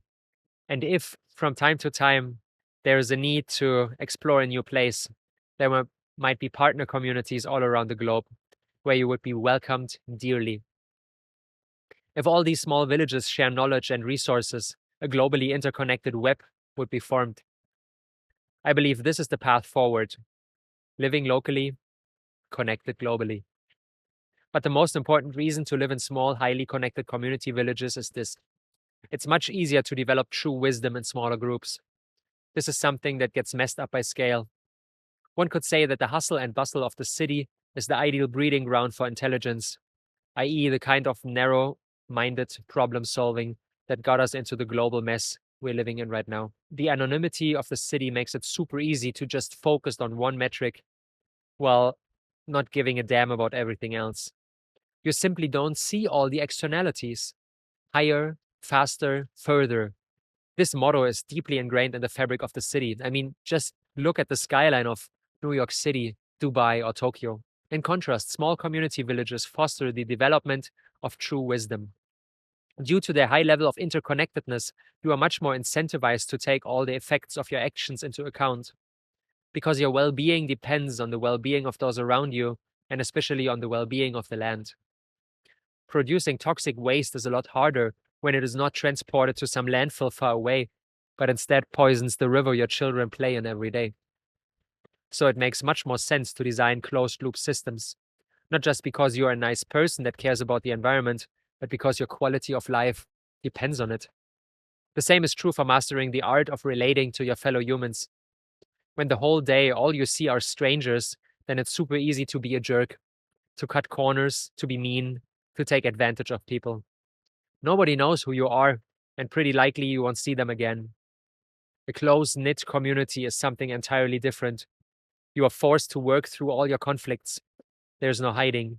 Everybody will know everything. So it's in your own best interest to be your most caring and loving version. Living in a community village is the ideal training ground to develop the capacity for navigating the complexity of whole systems, aka the wisdom we need to bound our extraordinary intelligence. If we fail to accomplish this, there will be no future for humankind. Chapter 8. The Place. Discovering living conditions where our thriving aligns with the whole. Now let's dive into the second part of my vision statement. How do we create places that are dedicated to the thriving of all living beings now and in perpetuity? What sounds like an almost impossible task at first becomes pretty simple when we realize that Earth itself is optimizing for the thriving of all living beings, now and for the rest of time. The Gaia hypothesis, proposed by British scientist James Lovelock, suggests that Earth functions as a self-regulating, interconnected system, akin to a living organism. Lovelock's idea is that Earth's various physical, chemical, and biological components interact in a way that maintains conditions suitable for life. The planet's atmosphere, oceans, and ecosystems work together to regulate temperature, chemical composition, and other factors. This hypothesis envisions Earth as a complex, dynamic entity where living organisms and their environment are deeply intertwined, collectively contributing to the overall stability of the planet and the long-term thriving of the species inhabiting it. It seems that if we didn't exist, everything would be in order. There would be a perfect equilibrium consisting of all the elephants, ants, mushrooms, and oak trees out there, as it was the case for 3.5 billion years from the beginning of life on Earth until the emergence of the first Homo sapiens. Even though my intuition tells me that even the tremendous destructions we humans have caused in the biosphere is part of a higher order, I see it as immensely important for us to stop living at the cost of the whole ecosystem. Otherwise, we will sooner or later cause our own extinction, but not without pulling lots of other living beings with us into the abyss. Everything is interconnected. If we cause harm to others, we cause harm to us. It's not our task to save the Earth. Earth will continue to thrive even if we are gone. It's about our thriving and the thriving of the magnificent creatures all around us. This is the reason we need to step into our role as custodians of Gaia. So we need to answer the following question. Where can human beings thrive without impairing the thriving of all other living beings? What are the ideal locations for our community villages? My answer? Tropical mountain regions far away from cities. In colder climates, it is almost impossible to thrive without negatively influencing the whole biosphere. Think highly insulated buildings made of components like concrete, steel, polyvinyl chloride, PVC, and formaldehyde-based materials that toxify and place a huge burden on the environment. In tropical climates, you don't need all that. You can live in a small hut built out of bamboo or wood without the necessity for insulation. To be precise, even without the necessity for walls. If the temperature stays at a constant 20 20 to 30 degrees Celsius during the whole day. You can basically live outside. A while ago, for a couple of days, I stayed in a house that only consisted of a roof and a mosquito net over my bed. Waking up in the morning, listening to the sound of the jungle and seeing the sun rise. Priceless. Yes, but I lived in Bali, India, Thailand, you name it. And it was so hot, I couldn't survive without air conditioning. This is where the second part of my design criteria comes in. Tropical mountain regions. Living at an altitude between 500 and 1,500 meters above sea level not only solves our heat problem, it's very cozy to sleep under a proper blanket at a chilled 16 degrees Celsius. It usually means that the area is less crowded with all sorts of beach lovers and other tourists. This results in more peace and quietude, along with substantially more space and lower land prices. If you heard people saying, Bali is not what it once was, don't go there. This is true for Ubud, Canggu, Uluwatu, and all the other fancy overcrowded places. But when I'm with my blonde son in Pupuan or Penabel, we are the attraction of the whole village. Almost no tourists come here. It's much easier to immerse yourself in the local culture. Far away from cities and surrounded by lush vegetation, the air quality is much better than the polluted air city dwellers breathe. As a result, their spiritual capabilities deteriorate. The food we eat is our physical nourishment, while the air we breathe is our spiritual nourishment. In Latin, spirare means breathing. Pure, crisp, unpolluted air functions as the gateway to the spirits. Breathing is the primary function of the human body, with the lungs being its largest organ. Without air, you will die after a couple of minutes. At 10 years of age, the lungs of an average child are the strongest. After that, they degenerate because of the bad air quality we breathe. Airplane pilots are able to identify the city from above by the size of the black cloud hovering over it.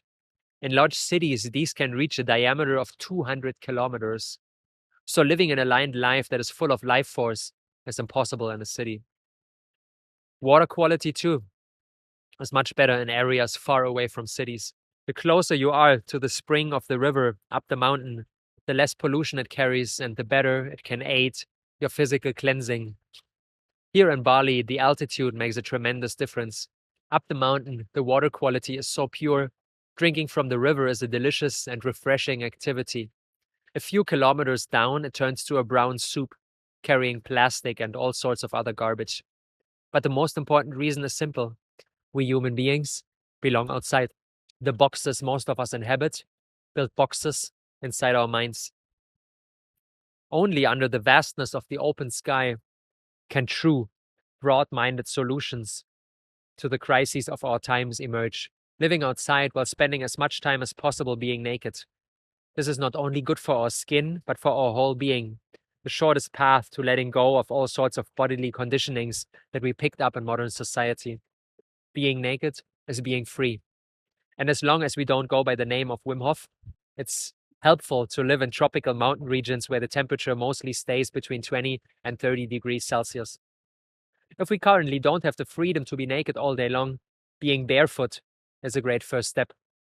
Naked feet that are in direct contact with the earth greatly contribute to our sense of groundedness. Healthy feet are the foundation for a healthy body, and the easiest way to increase their strength is to remove our shoes. Chapter 9. The physical and the spiritual. Dancing between the realms of earth and heaven. Design criterion number 3 for building alternative living systems is achieving an equilibrium of the physical and the spiritual. We human beings are designed to live physical lives. Our modern, comfort-optimized lives lead to the deterioration of our bodily capabilities. Sitting is the new smoking. Our ancestors walked dozens of kilometers each day, climbed trees, and performed all sorts of activities that would make the hottest guy in the gym pale in comparison. Reconnecting to our incredible physical capacities begins with living in connection with the land.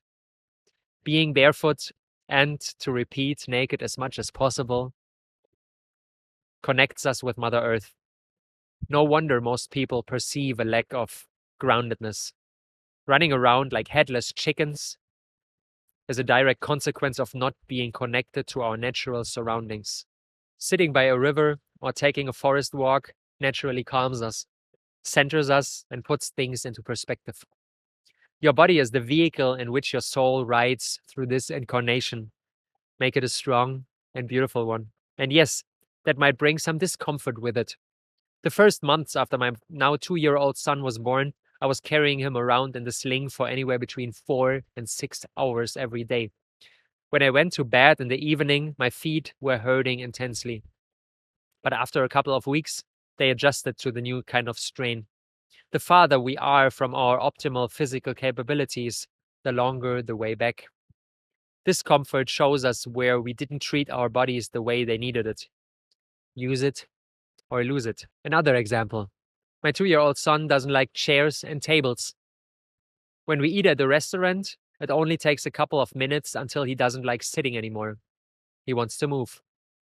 Situations like these always created huge amounts of stress for everybody involved.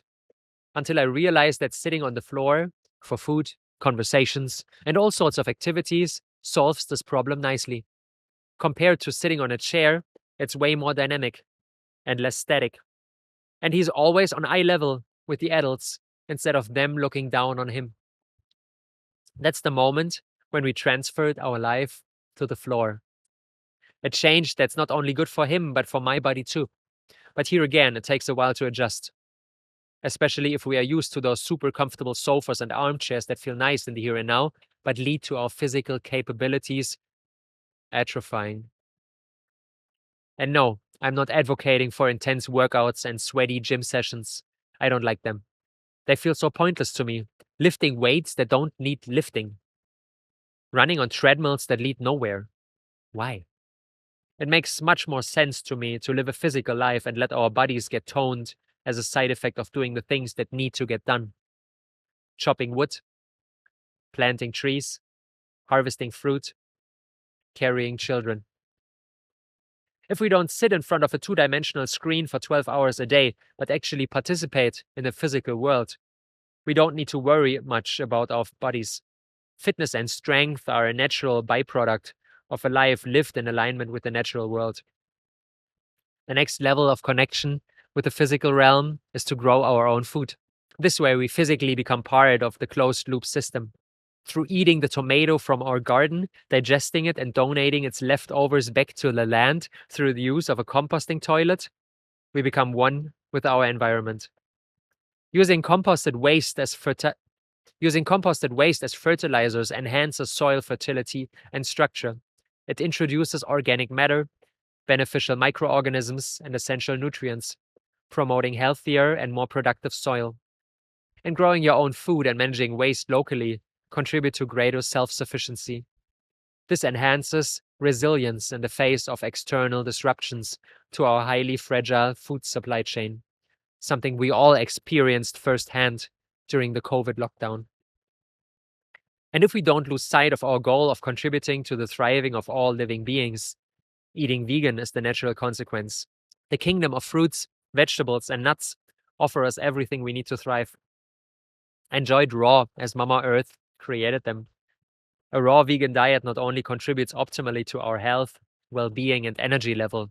Yes, it's a quantum leap from a standard vegan diet. I've gone back and forth and noticed tremendous differences. It is the kind of lifestyle that puts minimal burden on the biosphere. If we grow our fruits and veggies ourselves, the criteria of regional and seasonal consumption are fulfilled. If we grow our fruits and veggies ourselves, the criteria of regional and seasonal consumption are fulfilled too. And if you're asking yourself what you should eat in winter on a regional raw vegan diet, please be reminded of our second design criterion. In tropical mountain regions, bananas, pineapples, and avocados grow all year. For a couple of months, I simplified my diet even further, up until the point where I mostly eat mono meals. Papaya for breakfast, jackfruit for lunch, coconuts for dinner. So simple, so nutritious, so yummy. If we eat all the delicious foods our gardens produce just by themselves, they taste so much more intense compared to if we throw 12 different ingredients together. and it reduces the amount of work our digestive system has to do, resulting in an overall higher energy level and less fatigue after meals. We are spiritual beings having a human experience. Eating lightly and in deep connection with the land enables us to tap into our true spiritual potential. We naturally become aware that we are an interconnected part of a bigger organism that consists of all beings.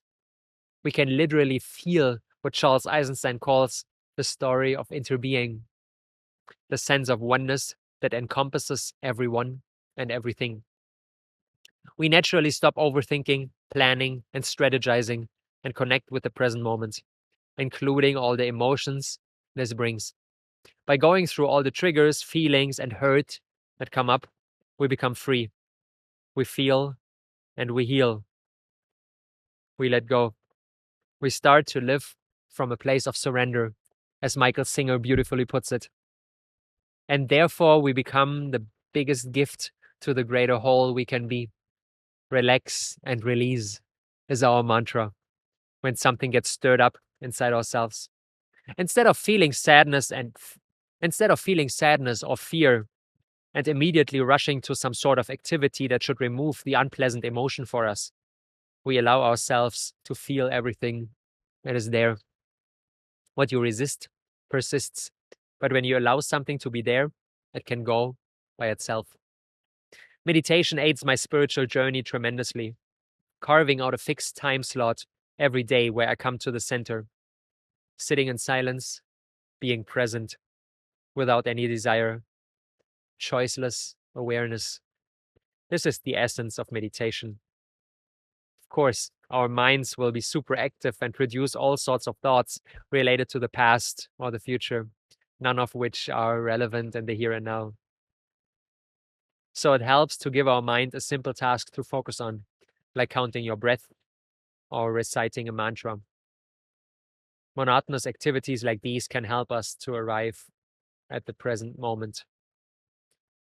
Yuval Noah Harari, with more than 12 million copies sold worldwide, one of the most successful nonfiction writers, claims that without meditating for 2 hours a day, he would have never been able to write his books. Especially in the digital age, meditation might be the key to getting to know oneself better than algorithms can. It is through this practice that we retain our power and sovereignty. Of course, on our path to presence and awareness, it makes a huge difference if we meditate every morning next to a pristine river or waterfall, barefoot, with our legs touching the earth, compared to sitting on our fancy overpriced meditation cushion from this cool yoga online shop while facing a window displaying a massive construction site or a busy highway. Everything is interconnected. Chapter 10: The Masculine and the Feminine. Restoring harmony on our planet by balancing the polarities. Everything on this planet, including you and me, was created by these two infinitely powerful forces coming together. But unfortunately, throughout our history, they have gotten out of balance. With masculine domination over the feminine in centuries of patriarchy and the current rise of feminist emancipation, we collectively still have a lot of work to do to reach equilibrium, the perfect balance between both. This begins with the masculine and the feminine taking their proper place.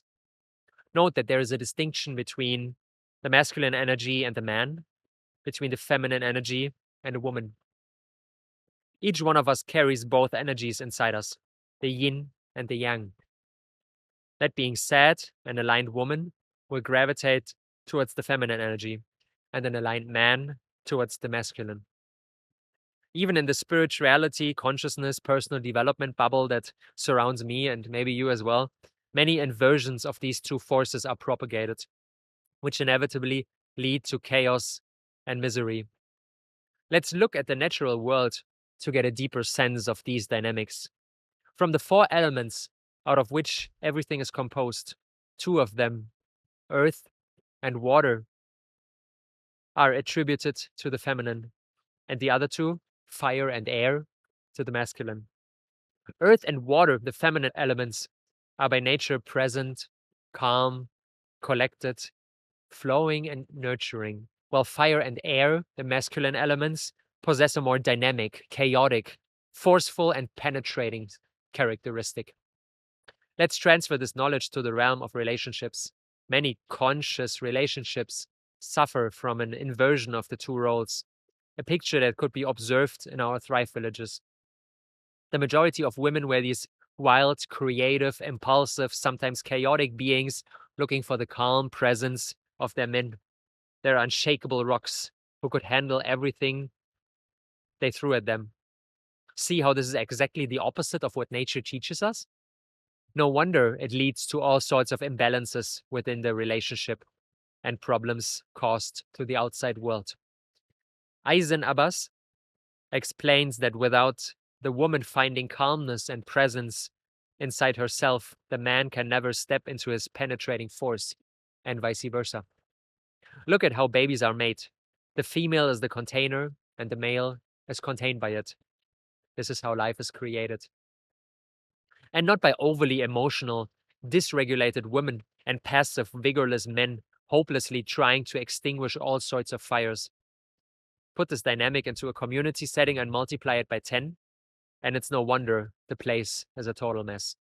With the children being the ones who suffer most under this imbalance, because they get neither the unconditionally loving and caring mother nor the protective and providing father. If this description triggers you, congratulations. Please make space for what comes up. It has the potential to purify you. Relax and release. Thank you, Mr. Singer. The reversal of traditional gender roles reflects the distinctive developmental stage we currently find ourselves in. In the early stages of spiral dynamics, such as beige and purple, both men and women begin with relatively undifferentiated polarities. The egocentric red and conformist blue stages witness the emergence of stereotypically masculine qualities in men and feminine qualities in women. The contrast between polarities diminishes in the rational orange stage, where women often lean towards their masculine side, while most men reinforce their ascending masculine qualities. Stage orange on the whole is dominated by masculine energy, be it in men or in women. This phenomenon becomes readily apparent when examining the dress code within a typical investment bank. As a result, the energetic dynamics that created attraction in earlier stages fade away, and the distinct gender roles observed in stages red and blue become less clear as women achieve economic and emotional independence. In the green pluralistic stage, both men and women begin to connect more profoundly with interior qualities they had previously denied in themselves. For men, this often involves leaning fully towards their feminine side, while women tend to deepen their masculinity. This explains why we see so many overly independent women in our sphere who are going for big business and making lots of money, and overly emotional men discovering their love for yoga and spending hours in the kitchen preparing fancy gluten-free smoothie bowls. These are pivotal milestones in the maturation of both women and men, but they present considerable challenges for romantic relationships. The realm of orange-green is a tough one to navigate for couples. In stage yellow, both genders learn to balance and harmonize masculine and feminine qualities in their relationships, consciously embodying their feminine or masculine polarities based on the demands of the situation. Again, we see the importance of integrating all the stages of the spiral. What we need is men keeping their orange entrepreneurial spirit alive while journeying into the green dimensions of vulnerability and emotions, and women being connected with their caring and nurturing instincts while exploring the realms of money, materialism, and independence. This is how a healthy relationship can be maintained. And of course, the sum of the individual relationship dynamics in a community manifests as the collective normality. This decides upon thriving or chaos. Only when the masculine and the feminine are each at their place and counterbalance each other, true and lasting harmony within the community can occur. This begins on the most fundamental level with a numerical balance between women and men. But when you look into most communities, you witness a surplus of women. The solution? Designing holistic community settings that cater to both men and women equally. Chapter 11, the young and the old. Why multi-generational living might solve everybody's problems.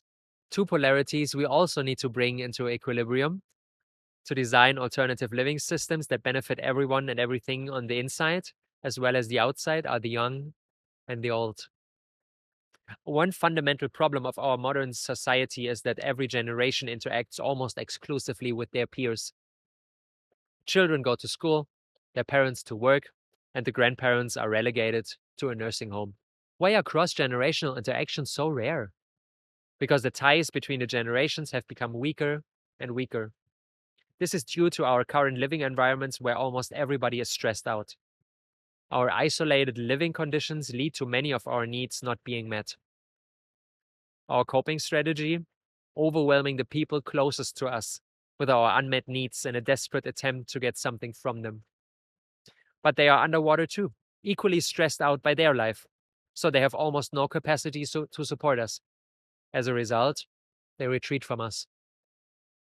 Of course, it's annoying when every time grandma calls, she just talks about her needs and sorrows. The same with the kids. They want more pocket money, a ride to their friend's house for the party tonight, and on the way, a stop at the local mall to get this fancy new dress. No wonder there's a deep yearning inside ourselves to be left alone. To be able to just focus on ourselves without always somebody wanting something from us.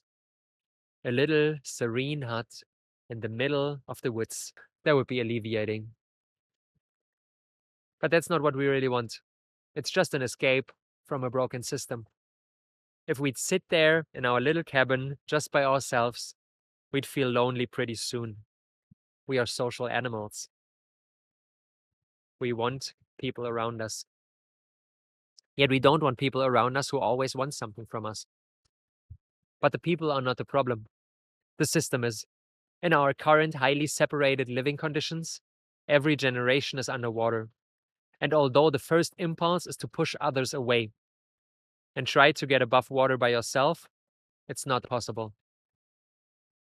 The only way to make life work for somebody is to make it work for everybody. How beneficial multi-generational living is for each of the different generations became apparent to me a couple of months ago. At the end of a pretty stressful day, where I was alone with my son Lionel, I had a phone call with my grandma in Germany, where she talked about her loneliness and that she missed Leo and me. At this moment, a light bulb went on inside my head.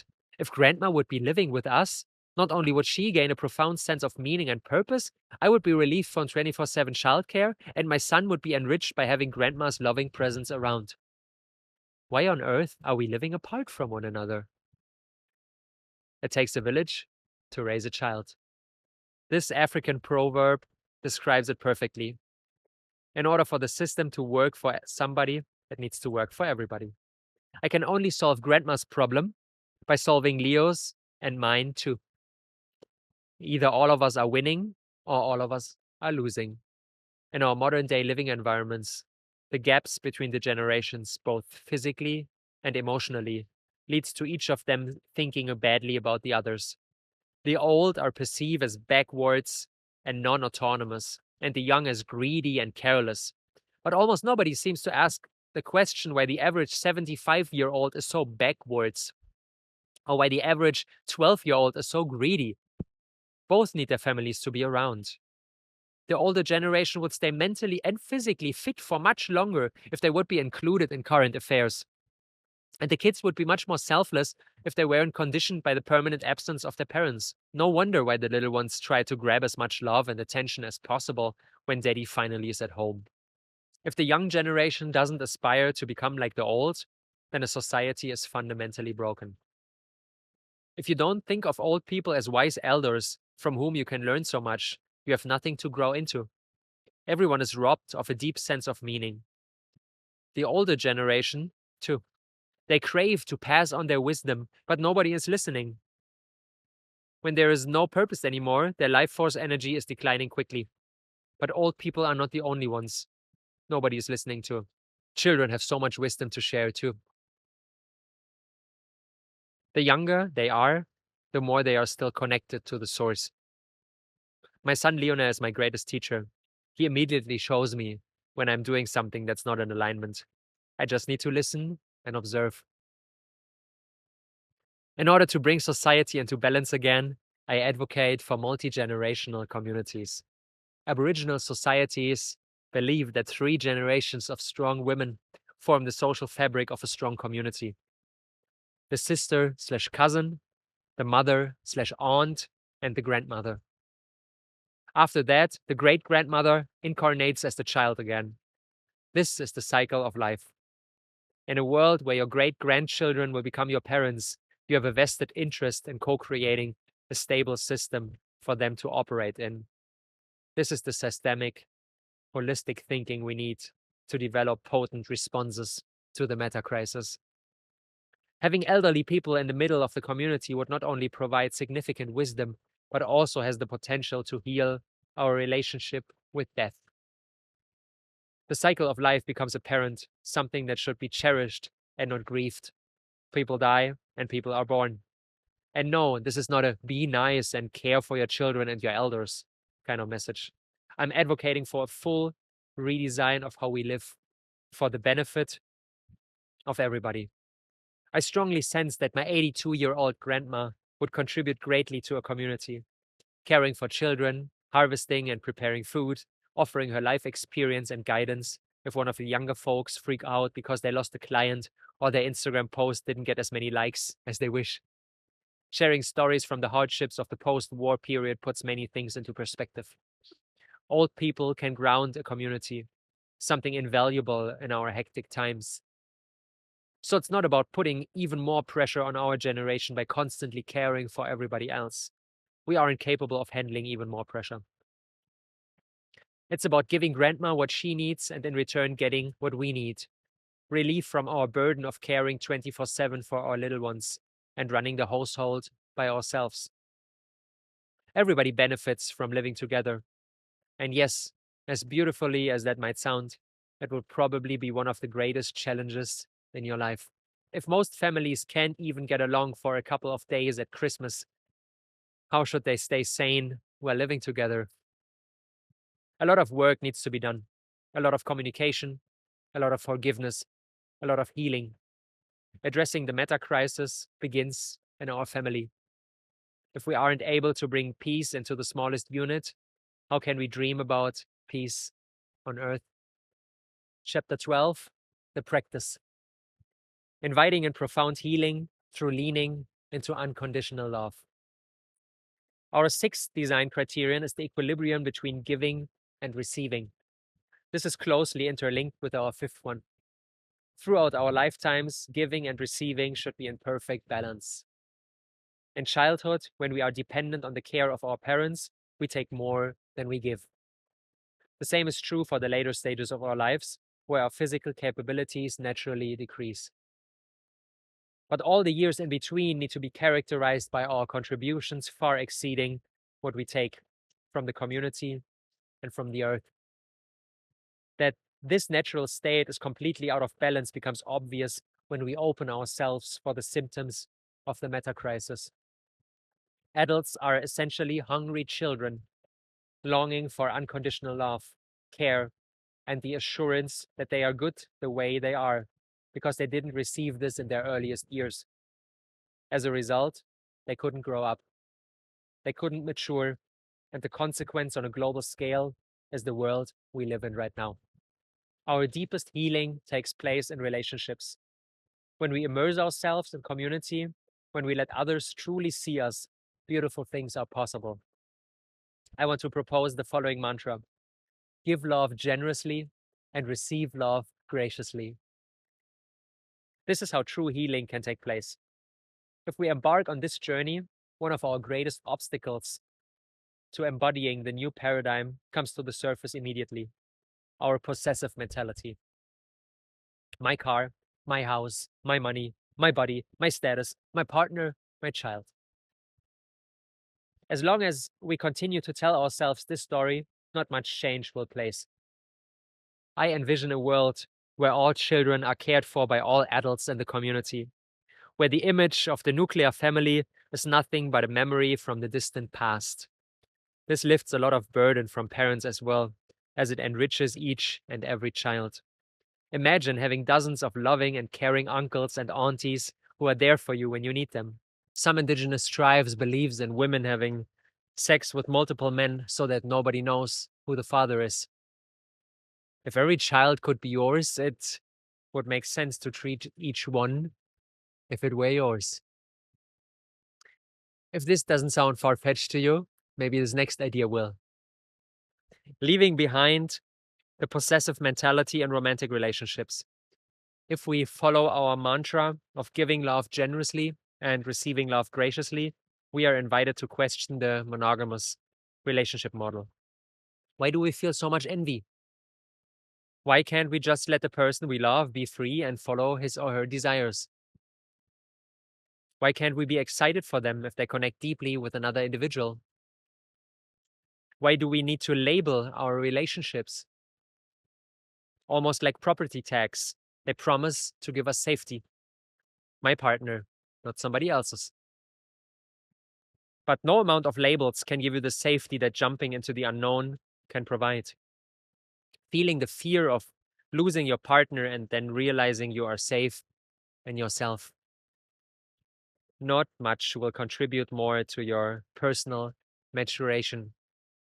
Our collective inability to love unconditionally, i.e., loving them regardless of what they do or say, can be traced back to our childhood traumas. Every time mommy put us down, we felt abandoned. After this profound loss, we struggle to handle losing a loved one even more. So we cling. We essentially make deals. I love you as long as you give me what I need to feel comfortable. And in return, I do the same for you. It's okay to make deals, but don't call it love. The journey of releasing our attachments and romantic relationships is one of the greatest personal growth accelerators we can experience. It reveals every single skeleton you've stored in your closet. Now, imagine this journey magnified within a community where people are exposed most of the time. There's no hiding anymore. Everything surfaces. But within the safe and loving environment, you're able to let go of all your baggage. This is how we rise together. All right, if your mind is spinning right now, I can completely relate.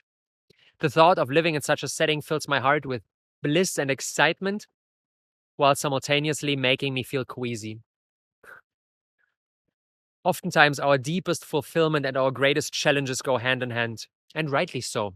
This is the path we must tread towards healing, liberation, and maturity. To become the true custodians of Gaia, working through all our individual baggage and being capable of caring for the whole with every fiber of our being. Are you ready for another radical idea? In a world where people grapple with the relentless pursuit of financial stability, the desire to freely pursue one's passion and purpose often feels like a distant dream. Simultaneously, others find themselves ensnared in the complexities of child rearing, making it difficult to balance personal aspirations with the responsibilities of nurturing the next generation. The root cause lies in a societal shift that has compelled everyone to excel in everything, something we are fundamentally incapable of. Historically, the division of labor played a crucial role in humanity's advancement, allowing individuals to focus on specific skills and contribute them to the community. Living in tribes fostered an environment where everyone brought their unique gifts to the table, creating a harmonious exchange of talents and resources. However, in our modern society, this synergy has been overshadowed by the pursuit of money, pushing individuals to excel only in the art of earning. With money, they can purchase everything else: childcare, a clean home, a well-cooked dinner, entertainment, art, and more. But the monetization of life has led to a myriad of problems. Once highly valued contributions to society, raising children, engaging in art, music, play, gardening, and caring for elders, have been marginalized and undervalued.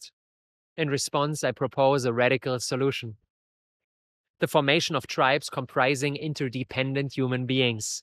This transcends the concept of community, redefining the very fabric of societal structures. Instead of channeling everyone through the narrow path of money, a more equitable approach involves some members shouldering financial responsibilities, while others contribute in various non-monetary ways. What do we need in a well-functioning community? Relationship building, raising children, craftsmanship, food cultivation, entrepreneurship, art, legal expertise, systems design, all essential non-monetary contributions. It makes sense to tap into the skills of those who excel in these areas while allowing others who adapt at earning money to manage financial responsibilities. However, skepticism may arise with concerns that high performers will shoulder the majority of the workload while others enjoy the benefits without contributing equally. Yet, this notion overlooks the potential unleashed when individuals are freed from financial constraints. For example, an artist unburdened by the need to earn money can create more profound and beautiful art, becoming a greater asset to the whole community. Of course, achieving highly interlinked communities requires a paradigm shift, moving away from the notion that financial success is the sole marker of an individual's worth. By embracing interdependence, communities can harness the collective potential of diverse skills and talents, fostering a more holistic, fulfilling, and harmonious way of life. It's time to reconsider our societal values, prioritizing collaboration and recognizing that each person's unique gifts contribute to the collective well-being of the tribe. Only then can we experience true connection, true intimacy. If I rely on you for my personal well-being, I'll engage with you in a vastly different manner than if you were just a friendly neighbor. Community is impossible without interdependence. This is one of Gaia's most vital teachings. Just observe a forest. Not a single species can thrive, let alone survive, without the others. They are all interconnected. It's only us humans who still cling to the illusion that a meaningful life is possible without needing each other. Chapter 13, The Vision. A glimpse into the more beautiful world our hearts know is possible. Let's bring everything together. What would it look like in reality?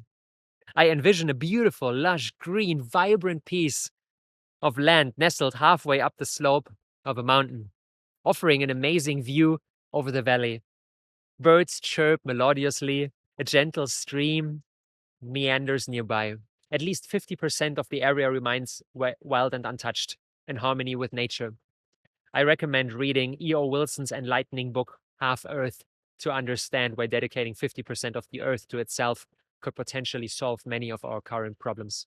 Moreover, I visualize vast expanses of minimally altered nature with sprawling food forests yielding a rich abundance of fruits such as mangoes, papayas, bananas, and coconuts.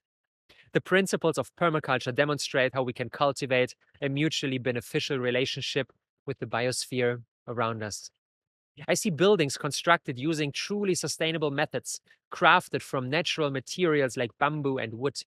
The architecture adopts an open plan design, minimizing walls to blur the boundaries between indoor and outdoor spaces.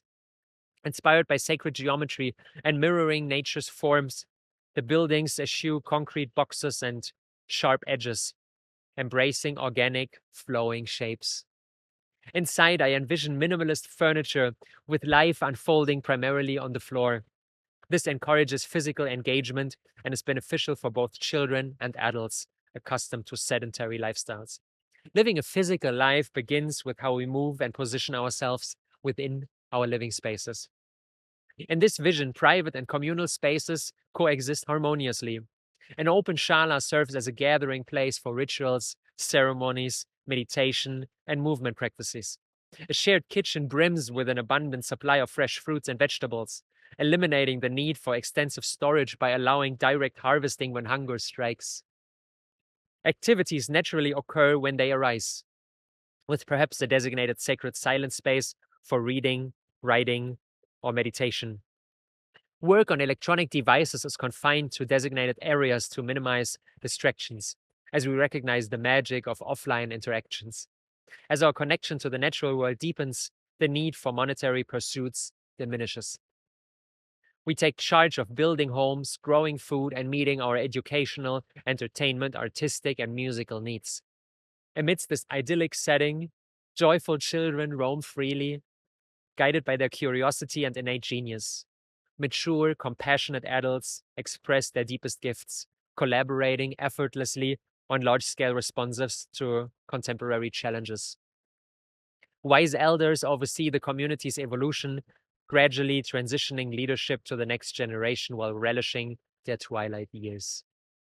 In this vision, everything is in perfect harmony: the physical and spiritual, the masculine and feminine, the young and old.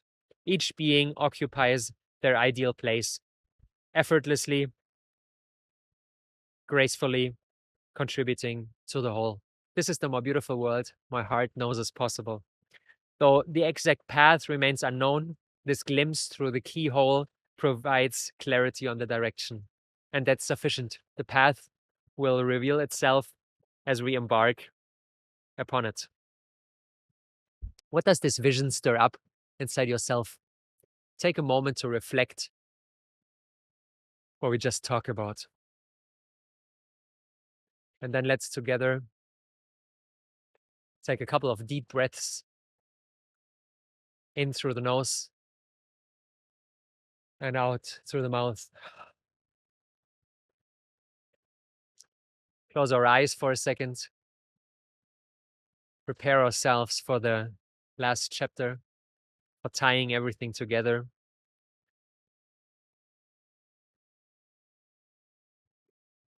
And let each and every image or thought or emotion that wants to come up, come up.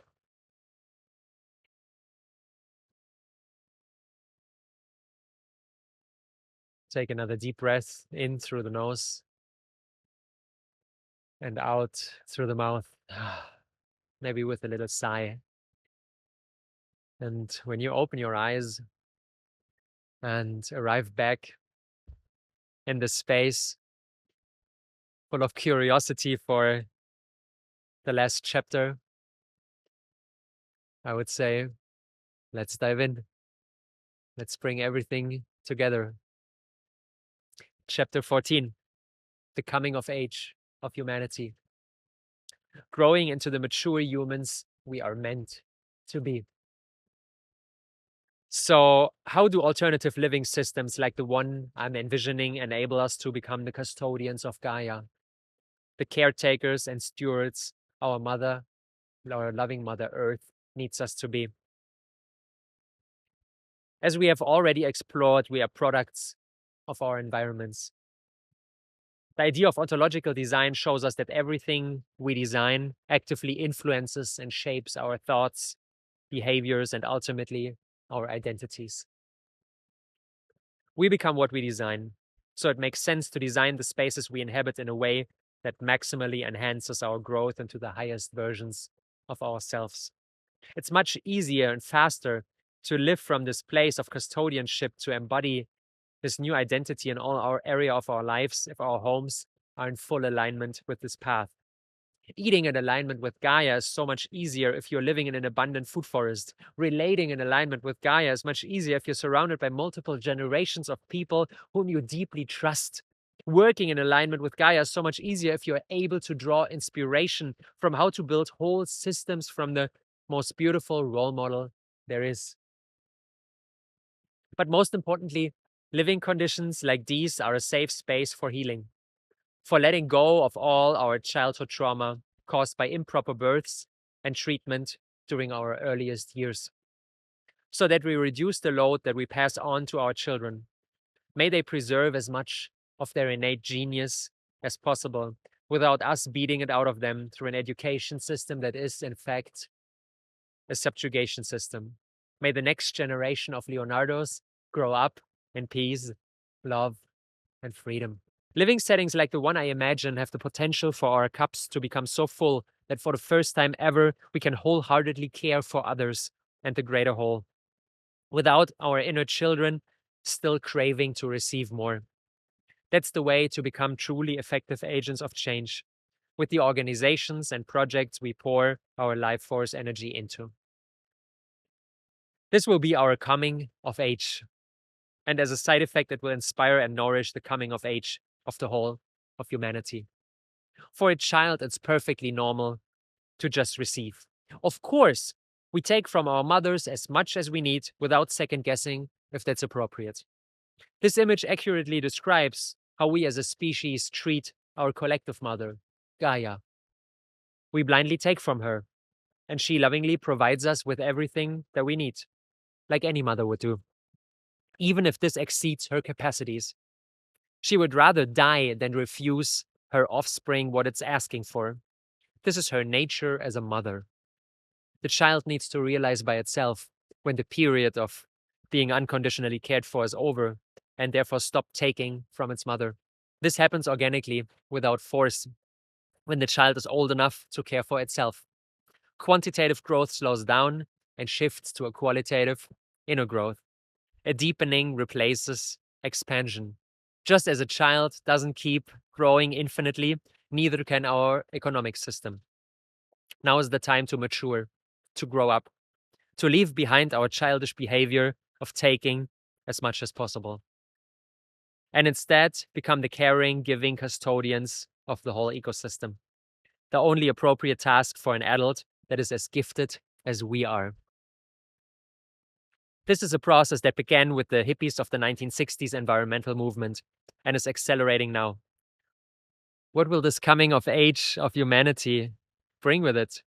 Which changes will we experience, and how can we facilitate this shift? The most fundamental ingredient for humanity's coming of age is gratitude.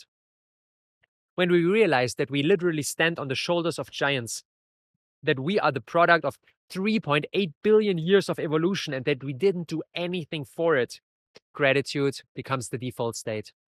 When I contemplate the living conditions that I am born into compared to the ones my grandparents endured, I cannot help but feel overwhelming gratitude. We don't need to fear for our survival, which was absolutely normal during the red-blue paradigm of the World War I and World War II period a century ago. When I talk to my grandma about the start of her life, I feel almost ashamed that my work consists of envisioning alternative living systems and writing books. Feeling this privileged, I cannot but work every day to make the most beautiful twilight years she can imagine possible for her. But my deepest gratitude is towards Gaia, towards life itself. This insanely beautiful organism consists of trillions upon trillions of big and small species that all perfectly interlink with each other. That I'm able to experience this richness at all is the biggest gift. My life was a gift. The first sun rays in the morning are a gift. Breathing crisp, clean air is a gift.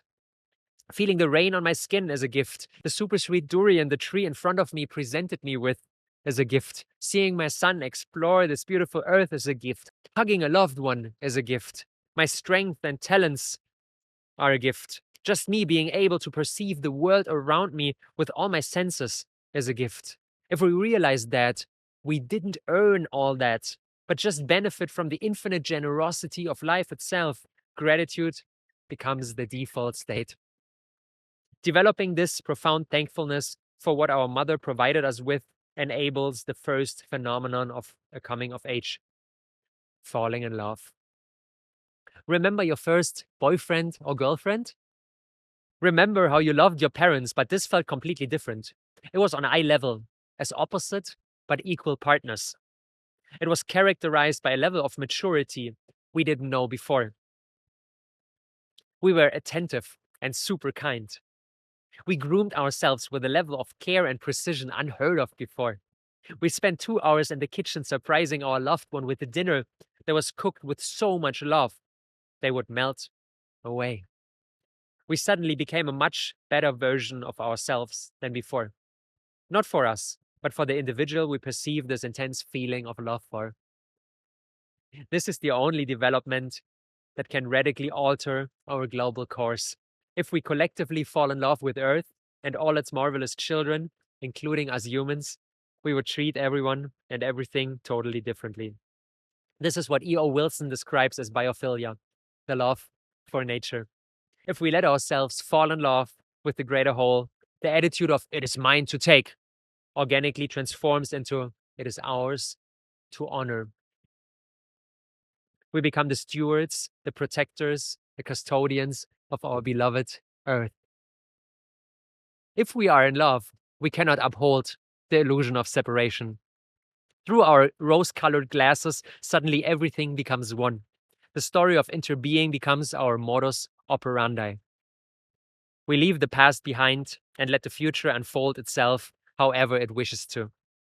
We ground ourselves in full presence. We arrive in the here and now. This is not something we need to force. Being in love automatically anchors us in the present. And yes, this also entails that various emotions come up. Being fully present, it becomes unavoidable to feel how we treated our loved one in the past. Let us feel the full ramifications of our mindless adolescent behavior. And then forgive ourselves. We didn't know better. Otherwise, we would have acted differently. And of course, our beloved Earth forgives us immediately. The past is the past. An important step to where we are. Everything was perfect as it is. And now, everything can change. Our previous attitude of force, exerting power over our surroundings in order to make things happen, gives way to a deep sense of surrender. We let what needs to happen. We get out of the way, not in a passive, I don't do anything and just chill kind of way. Quite the opposite. Energetic, inspired action when the timing is right.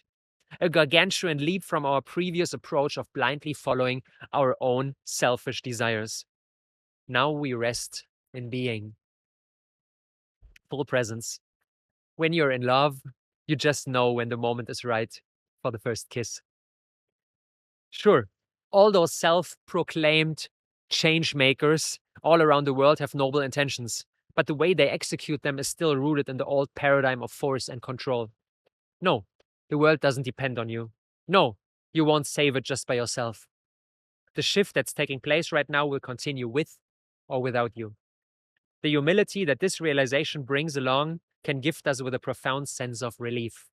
We can just play freely, just contribute what we can contribute, and then let ourselves be surprised by the outcome. If the more beautiful world should be created, fine. If our species should go extinct, equally fine. Counterintuitively, releasing our need to be in control is the greatest support we can offer for the first scenario to materialize. To surrender means to leave behind the urge to hurry.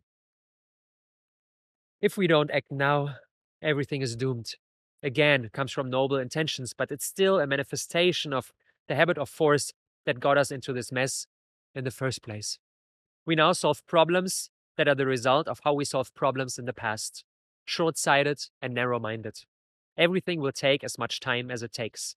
And no, that's not an invitation to wait and do nothing. It's your permission to patiently do what is right and then let the chips fall.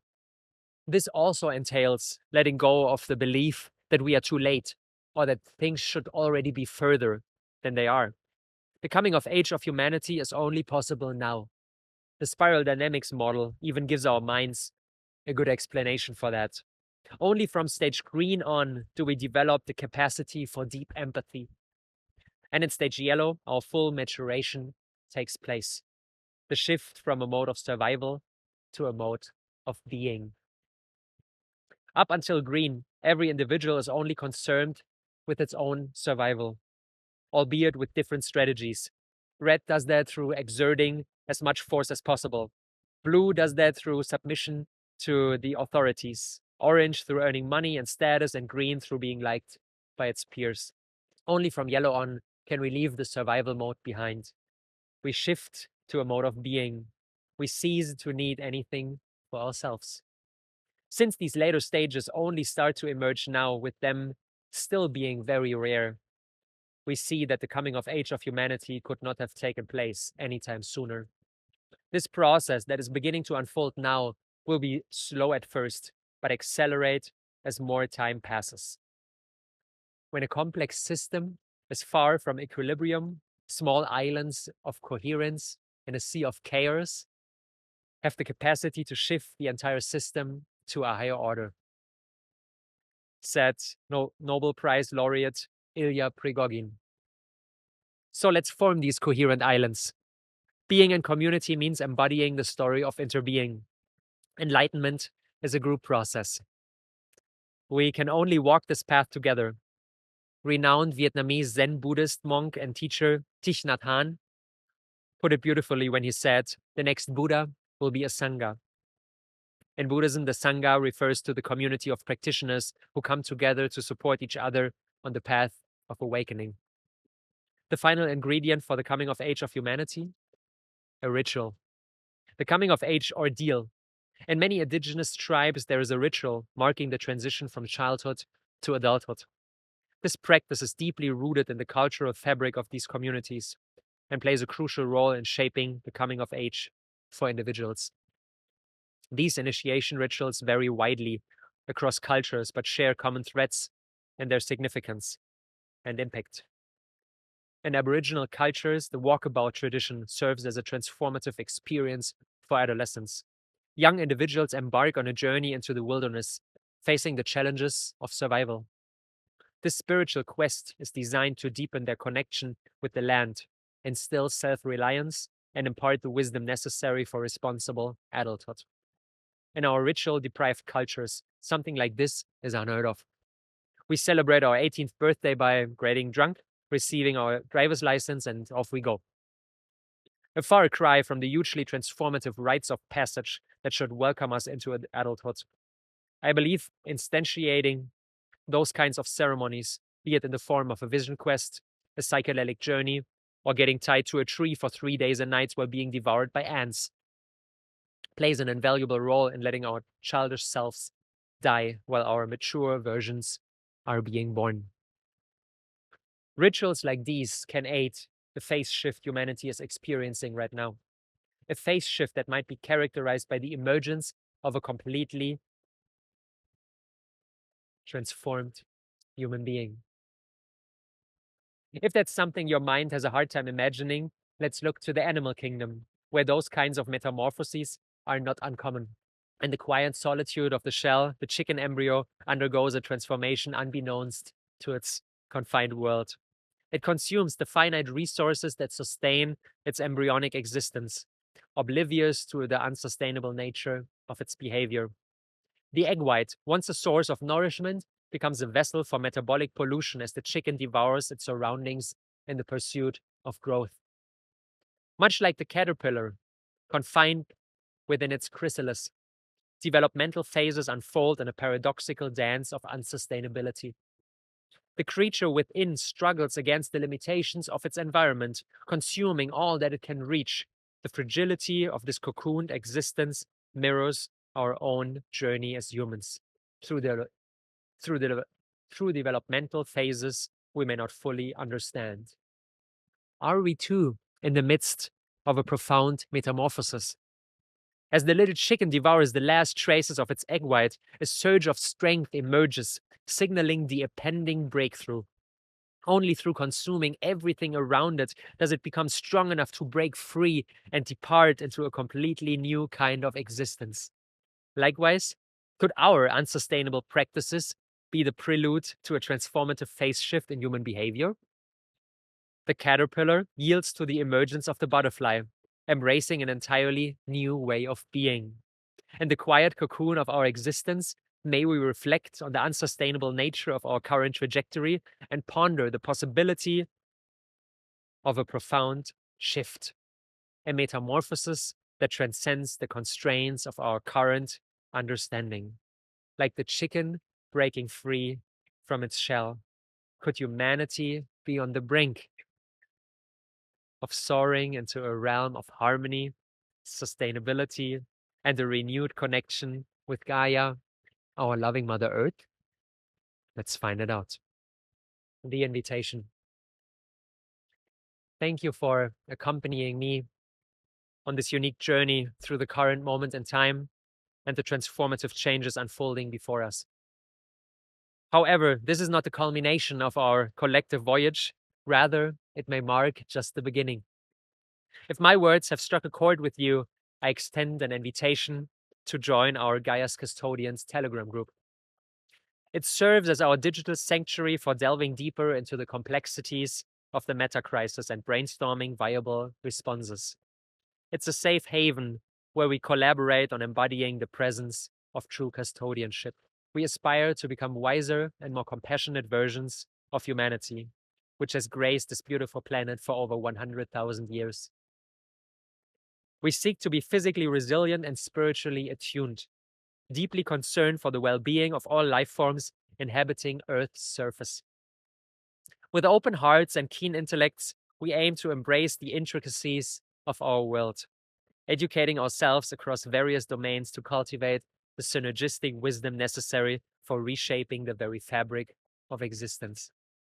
The group is dedicated to all present and future custodians, caretakers, stewards, and guardians of Gaia. It would be a privilege to welcome you among us. You find the link in the show notes. Thank you for receiving my gift.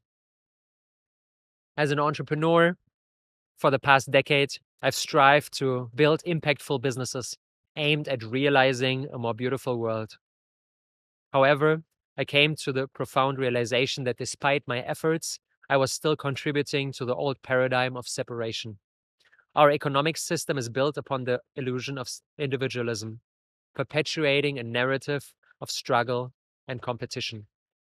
Recognizing this, I made a conscious decision to step away from traditional business practices and step into the realm of the gift. Creating products and services rooted in sacred work and offering them freely to the world is my contribution to the disruption of the cycle of separation and fostering a sense of interconnectedness. However, living in alignment with the gift paradigm isn't without its challenges.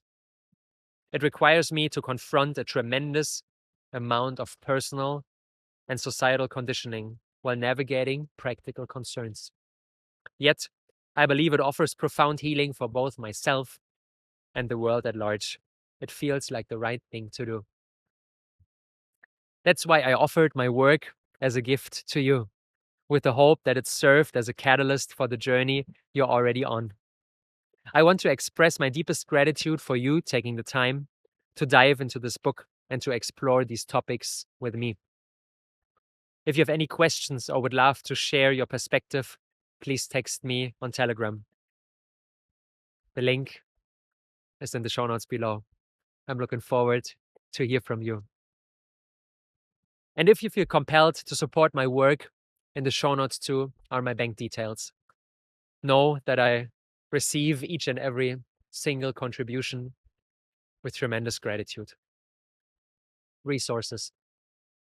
This book is standing on the shoulders of giants, a vast array of smart and wise human beings who put their work out there, enabled the creation of Gaia's custodians, the emergence of a novel kind of human. I want to invite you to continue your exploration by diving into the resources that evoke your curiosity, but know that the rabbit hole goes pretty deep.